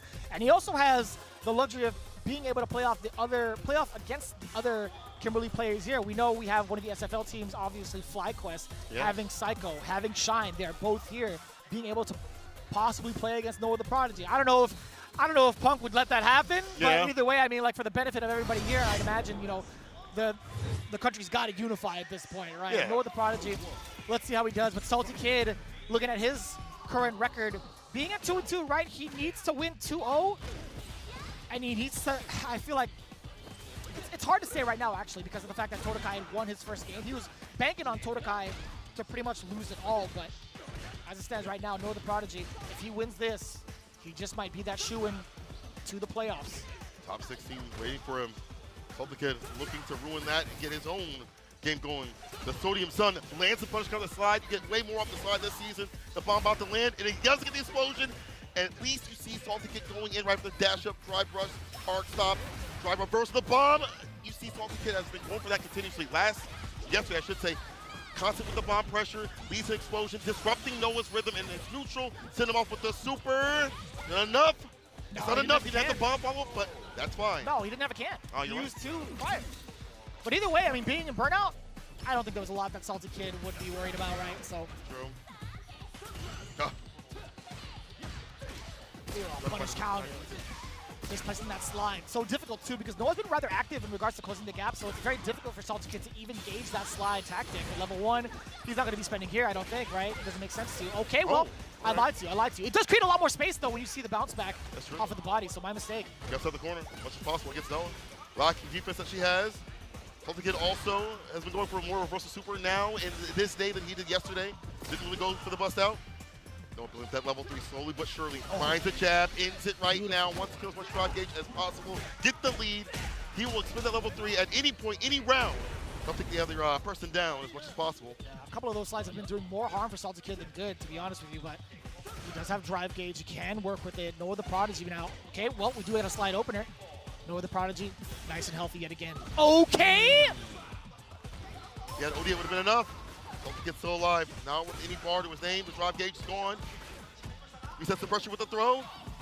The Sodium Sun, can he finish the job? Stamina kick able to get the hit. No. Oh, that counter. Back-to-back blocks on the overhead. That's not going to be enough for Chip. Noah the Prodigy striving while in burnout. The defense was immaculate. Had me clinched. All right, Salty Kid still in this though. Noah with the tick throw. Drive rush, with the throw again. Salty Kid with the tech. Pushing up the defense a little bit, waits for him to come down. That's fine here for Noah the Prodigy. He'll take that drive gauge as much as possible and still able to recover to get that DP off. Drive rush throw again. Get low, will be a throw. It's a crouching light to open him up. Man, defensively, Salty Kid has not found the right options. He does have a way out, but at the cost of a little bit of life, back to the corner you go, and it's a punish counter against the parry. Knock him down one more time, a throw will do it. And he tries a big medium kick against medium kick. Noah the Prodigy with a trade. The greatest trade for him, 1 game up over Salty Kid. Typical thing for Noah. After the knockdown, jump back into something. OD fireball we saw, let's see stand medium kick. Noah on the first game, both whipping the knife, but Noah recovers first, gets his jab off. And a throw right after, not where you want to be as Kimberly. She does not have that defense, it's only innate defense like perfect parry and such. Ooh, corner, the slide, no punish counter. Trying to harass, dude. He cannot open up Noah the Prodigy. The defensive aspect right now from this kid is just too remarkable. It's been too frustrating now for Salty Kid as well. He's got the perfect parry in that sequence. Run cancel in the throw. Real for this character this season, overall. Yeah, up that crouch fears. Getting into him, even worse. And nice! And that's the blast. That stand fears at the proper distance. Hold the Azuna drop. The bomb doesn't get the throw after ODP Noah. Uh-oh. And he's healthy. One more sequence, he can build a level 3 if he gets that hit. Knocking on the door, Salty Kid now rebuttaling with the counter punch of his own. No way. Noah's still going in! Wasn't able to cross up DP. Unfortunate. Was that a heavier, I think that was a heavier uppercut from the side of Noah. I wonder if possibly he could have done like a light perhaps. I'm not too sure. Maybe the angle's not too sharp. Yeah, I'm with you. Step like set point, Salty Kid. Great enough for Salty Kid though. I mean, being on the board with the round, so a very big fighting chance to tie it up here. Get the link, level 3, here we go. Immediately. A very important buff now for the side of Salty Kid, still remaining on 1 can, 2. If he gets 1 more sequence into the corner, he might, a couple of more sequences, excuse me, he could get his mix on. Well, less than he had to used to, you know. With the speed power buff, definitely up top of the corner, wake up super, he committed to that crouch fierce, get interrupted. Round and pound, you going down. That drive gauge, and Noah, you go for a drive rush throw. Oh, no! Throw. It's a back throw. And another one to get it done. Go on set point. Hartman, yeah, Oki getting out the drive rush. He's walked up, strolled on in, got the back throw, got his win. Now off the back of back throws. That's a big starter for Noah the Prodigy. Not going to spend the rest of the burnout just yet. Really picking and choosing when he wants to get those burnout spots, right? Not just committing to the full combo. That's a good one right there. Perfect time to get that burnout situation going for himself. Knock him down. That's a throw. Again! Still stopping the drive rush yet again. Salty Kid getting absolutely smoked out the corner. Unfortunate, but Noah the Prodigy 2-0. He's got to be making it from the winner's side. There it is. From the trenches, from the mud. Noah the Prodigy, top 16, staring in his face. And well done. Again, that strategy that he has of knocking down and jumping back. So hype me up. He said, light me up, hype me up. My man giving up his whole address when it comes to the pop-offs on Twitter. He's like, I'm coming from Lompoc. I'm from Right J here. Street. I'm coming in from J Street. I'm like, man. Here's the zip code. Yeah. Oh, my God. Hey, man. I feel like if he wins the Millie, Oh, God. he's got to be changing zip codes, right? 100%. Well, not in California. It's rather expensive. Who knows? Okay. Either way, taking a look at the replay, we talked about like the calculations in regards to like what Salty Kid was trying to do. He had it pretty well thought out. He was threading the needle in regards to this offense against Noah the Prodigy while he was in burnout. But there was some, man, amazing decisions and reactions from the side of Noah the Prodigy. I gotta say, once again, Noah getting that knockdown and just waiting for them to wake up with something like aggressive. He has a jump back, medium kick this time. Later on, it's a jump back, heavy kick to finish everything. It's those moments where you think you try to route things back with a drive rush back throw or whatever it may be. That intention is all snuffed out and sniffed out by Noah the Prodigy. Unfortunate that DP didn't hit, but again, the corner pressure too much, and Kim already suffers there, right? And Salty Kid, at the very least, was busting out a lot more with the supers. We didn't see that yesterday. That was leading to his demise against JB. Now, this time he tried to get more active, but Noah was too ready and steady, and that's like a dive kick. That makes it even worse to have to try to leave. Foot dive. My man's got a backwards move and dive kick. That thing is far. That hitbox is mad far. Good. Real good. So is Noah. Doing that continuously and blowing up the intentions of trying to leave the corner. Noah with that big resounding win. Let's look at the scoreboard. Oh my God, +5. Yeah, that's got to be it right there, man. But who knows? I mean, we'll see. I mean, no, what am I saying? That's got to be it. He wins out. Yeah, 4-1. He's already in the winner's side. Hello. Oh, but we still have plenty more matches to determine who's going to be on the loser's side, right? Up next. This is going to be so difficult to call, man. Grand Totokai versus JB. If Grand Totokai gets this big W in convincing fashion, he just might be the candidate to move on in there. But we'll see, man. If JB can dampen his momentum, it's going to be that much closer. If there ever is a tiebreaker scenario, I don't know if you guys had heard this prior, but if there is a very close tiebreaker between some of the players here to get into the loser side, they will be playing a 1-to-1 off stream. Just a heads up.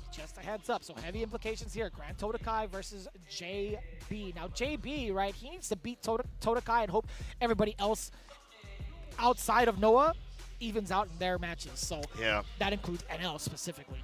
This is all a dangerous thing to have to think about. How well you do is great, but you have to think about what other people are doing and hope that they lose or win. Not in your hands fully, but that's group stage play, baby. If you're not the top spot, you're going to drop out. I'm wondering what Grand Totokai will go for. It looks like it's going to be the JP. He does have the Bison. I think Bison is absolutely fine in this matchup, but maybe it's not the full effect that he wants it to be. He's going with Mr. Just Perry himself. Okay. Now, I did pin the conversation from what we were talking about earlier. Grand Totokai had talked to me backstage. He's like, you know what? I'm tempted to go for the Bison matchup because I kind of do like that for Rashid. Like, I know like some of the tech behind it, but I'm just not too comfortable. I'm just not comfortable enough. I would rather go and play my best character, which is exactly why he's gone for the JP pick. That's smart. Go what you're comfortable with. Even if the matchup is bad or good, whatever it may be, you'll be writing these scenarios where it's a little bit scrambling. Just like right now, reversal button with the crouching light punch, not anything significant. Does get the crouching medium punch though. Beautiful. Back to full screen. The Pierce departure, lock him down. You're not cleared for flight. You're not take off from that corner at all. OD to lock him down continuously. And in all these scenarios, you see as much as you can. The departure is trying to come through, but JP able to thread the needle through the miasma and plasma and end it with the eagle spike. I like that too. That was a relatively early medium pick coming out from the side of JB. That is a long-reaching normal too. On counter hit while in drive rush, you are getting hella extra frames. Grand Totokai had tried to counterpunch with the crouching medium, but now he's gonna have to get locked down. Yup, I was gonna say that attempt to go for the spikes like that. Oh, he ate so much. That was almost level 3 damage, man. Might as well be. Have you mixer right there to anti-air. Can't leave the corner. Shell no bail. The drive impact after the crouching medium kick. For medium punch. OD finishes the job with the spinning mixer. JB was the first game on the board with pure dominance and also defense to get through all the departures, the pierces, patience until he had the right time to drive rush medium kick, as you mentioned. Oof. Yeah, we've had this kind of comparison a couple of times over watching Dual Kevin face off against some of the JPs in his group, right? I feel like JB is like one in that same tree. I feel like he's relied so much on movement and reading Grand Totokai over committing to some of the spikes and some of the departures from further out. I feel like if Grand Totokai maybe kind of shows off that, you know, that attempt to even try to check the movement with the medium spike or the light spike, excuse me, the close or the medium one, I feel like that might dampen JB, but as of right now, Grand Todokai is keeping it pretty close up until this point. Yeah, full screen pressure incoming from the departure. Again, heavy spike. JB definitely relying on that movement, making those reads. True. Perfect parry is here. Eagle spike. A lot of okay incoming.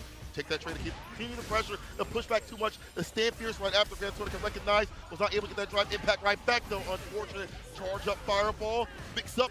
Heavy kick. It's all harassing the drive gauge. And Grand Todokai will get hella burnt out. No answer. He committed to the stand fierce. No, I have a feeling that it was possibly an attempt to maybe heavy mixer, like autocorrect heavy mixer.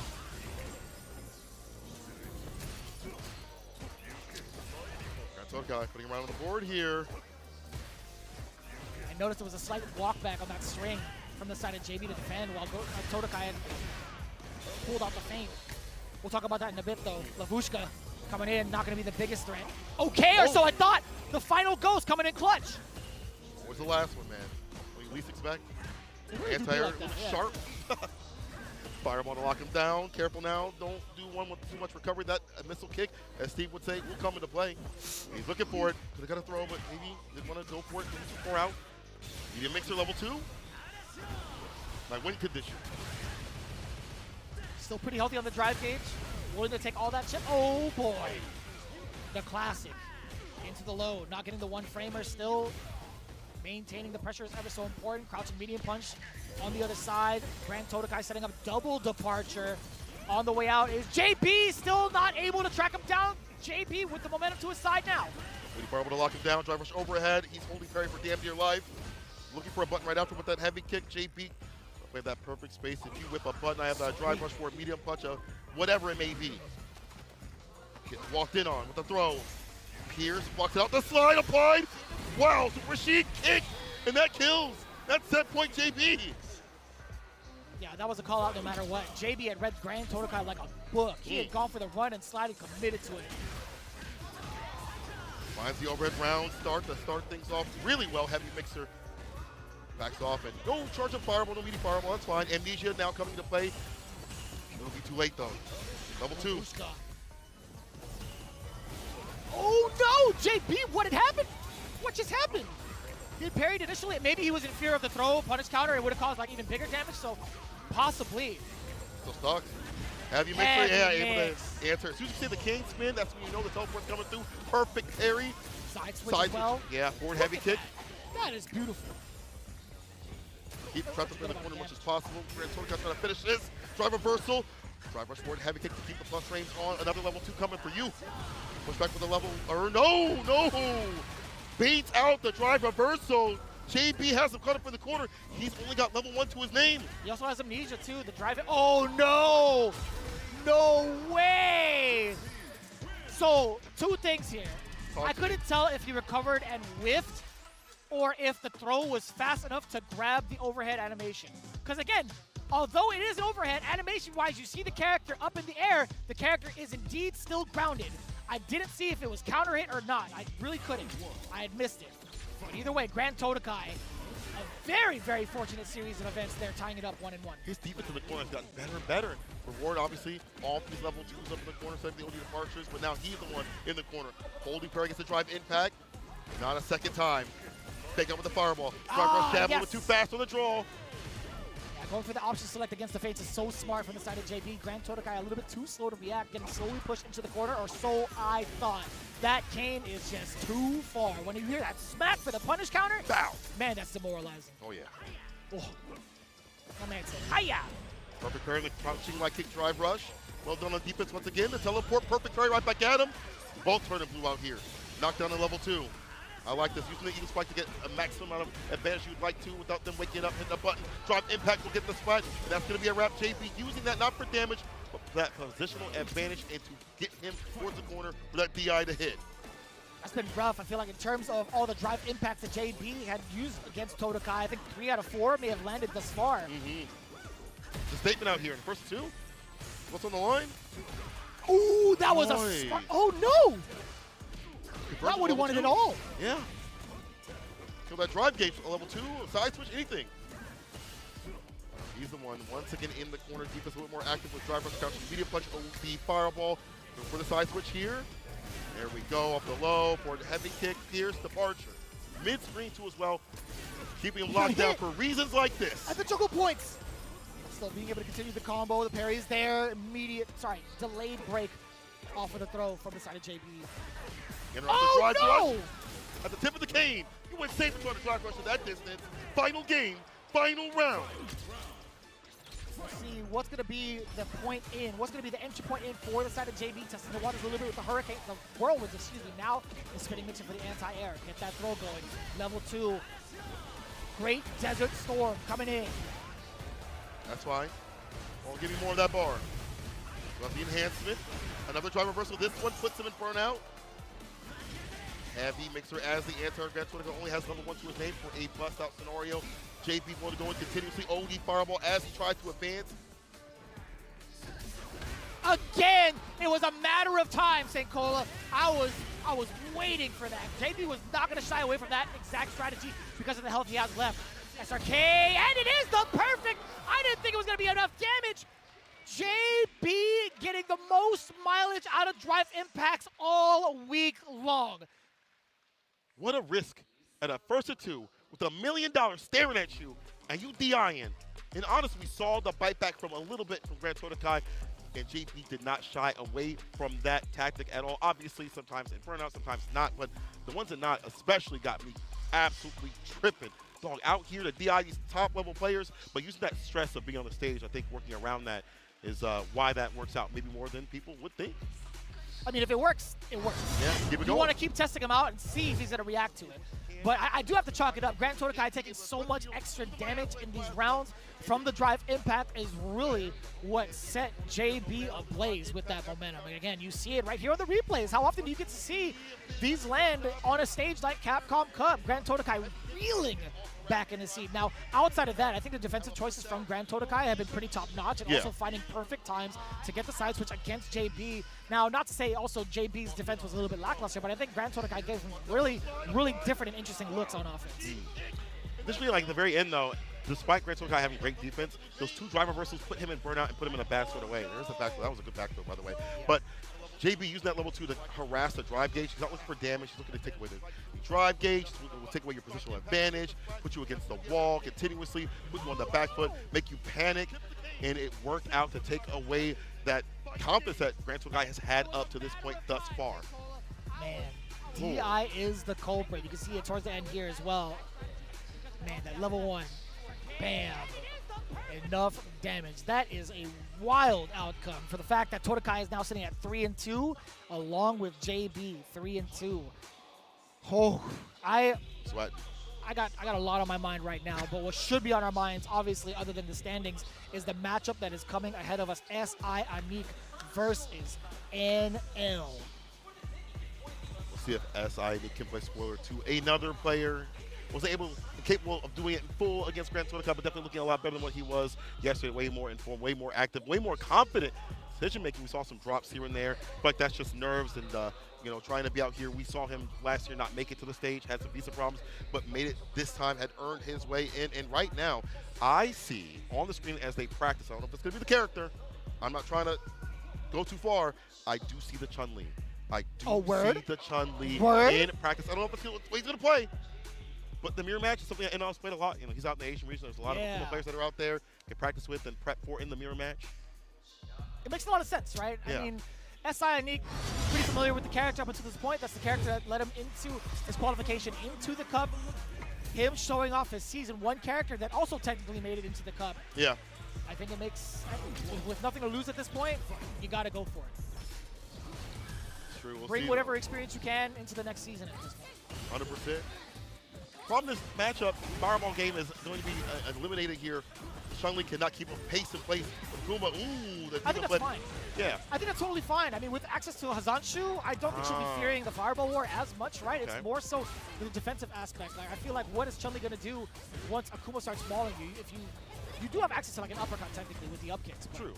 But like the aerial approach, the potential kicks don't always work out against like the dive kicks. Those kind of keep a little bit of a deep, I should say deep sort of hit against the DP. So it's hard to remember right now. Good for SI Anik with the fake out. He's still got it like that, too. With the Serenity stance, she's moving up and down all over the place. It's tough. Oh, yeah, it's raining now. It's raining now. Oh, nice counter hit. To pick up with the back heavy kick, like scaling, but you're just wanting to get that corner carry. Push him up in the corner. Crouch fierce, walk up, fireball, ends it, but too close for comfort. NL with the hard knockdown in the open. Starting with the throw, wake up lightning legs, works out. One of the characters that can really combat against a strike throw mix-up, being able to instant air legs. Now the damage is pretty impactful, not necessarily going to get that burnout just yet. Close. Oh, you fireball. If you want to, level 2. Cuts with a normal fireball. SI trying to trap him there, and NL get some distance. The bar back as well. Is it enough? Deep the dive kick. Hold the throw right after. That was a very, very deep dive kick. This place was good. You see it? SI showing up that I talked to at least once. That's what I'm talking about. That's rough. 10 show kicks just getting destroyed. 2 times straight. NL finding a way around the anti-air approach from SI Anik. The problem for her, as NL gets easier and easier with these dive kicks, find the right area. Harder for to hit them. The 10 show kicks continuously. The fireball also can delete that off the table. This OD fireball's out creating too much barriers for SI Anik to leave the corner just yet. Throw. Back to back. Let's see another one. There you go. Now you gotta wait for the kicks, right? No, on live. It's gonna be a delayed button for from NL. Right. A heavy kick. OD fireball is gonna spin the win. DP level 3 history. NL brings it back to break the aerial approach. And SI Anik panicking a little bit more than what he's doing previously in the rounds. Why he's getting taken down. NL first game, but SI Anik definitely has some great moments starting off.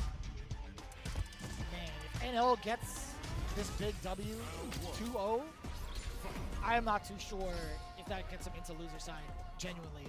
I already forgot what his game differential was at this point. We'll let cross deal with that.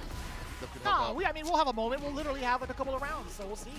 We can do it ourselves. Right. Do it again. We got to see a third, right? You know, NL was banking on Anik, thinking the same thing. Counter hit, no, but not a big conversion, not any conversion, really. SI Anik managing to get that sweep, but does it lead to anything, though, right? Being contained in the corner is just so detrimental. NL's offense and control have just been so substantial. White punch fireball. It's a jump in. It's the win here for NL. So many things you have to worry about on the grounded approach and the aerial approach. Air fireball, dive kick.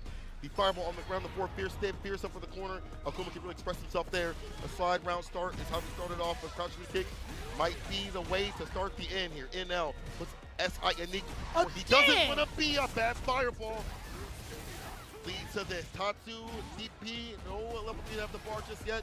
Would have spin it regardless. Wants to kill now. This is your time, yeah. Reset! I like that. It's the open leaderless. The fireball to chase him down. Thin light kick buffered into the adamant fist into level 3 NL. Never lacking his Robert like the same. God dang. 2-0. And what a button. So usually we haven't seen that button in this matchup. A favorite for a lot of Akuma players. Comes out in the clutch to get the kill. That's your favorite in Street Fighter League Japan. Oh, yeah, it's really How good. many times have we seen that exact button, right? That one right there. It's good. I don't want any other thing on the shelf. That one right there, though, Right there. I'm On the taking left? that one home. Yeah, not the right one. The left one. you have 2 light kicks there, Seiko. I want the other one. I want that one. Oh, man. NL. I like the way that he is playing. Way more control than when he picked up Akuma. I feel like he kind of lacked that, especially when things come with South. I feel like even when that does happen every so often, he kind of keeps the composure. Let's do the ODD piece with the bust outs continuously. He's found that out here even better, even stronger, and he understands the matchup. Air fireballs lock him down in the corner with the stand fierce. Beautiful space trap, as you see right there, and dumping out the damage optimally whenever he can. Akuma can do that with damn near every single combo, it feels, but NL, you need to keep the bar for the right moments. Yeah, all these replays just hanging out on the west side. NL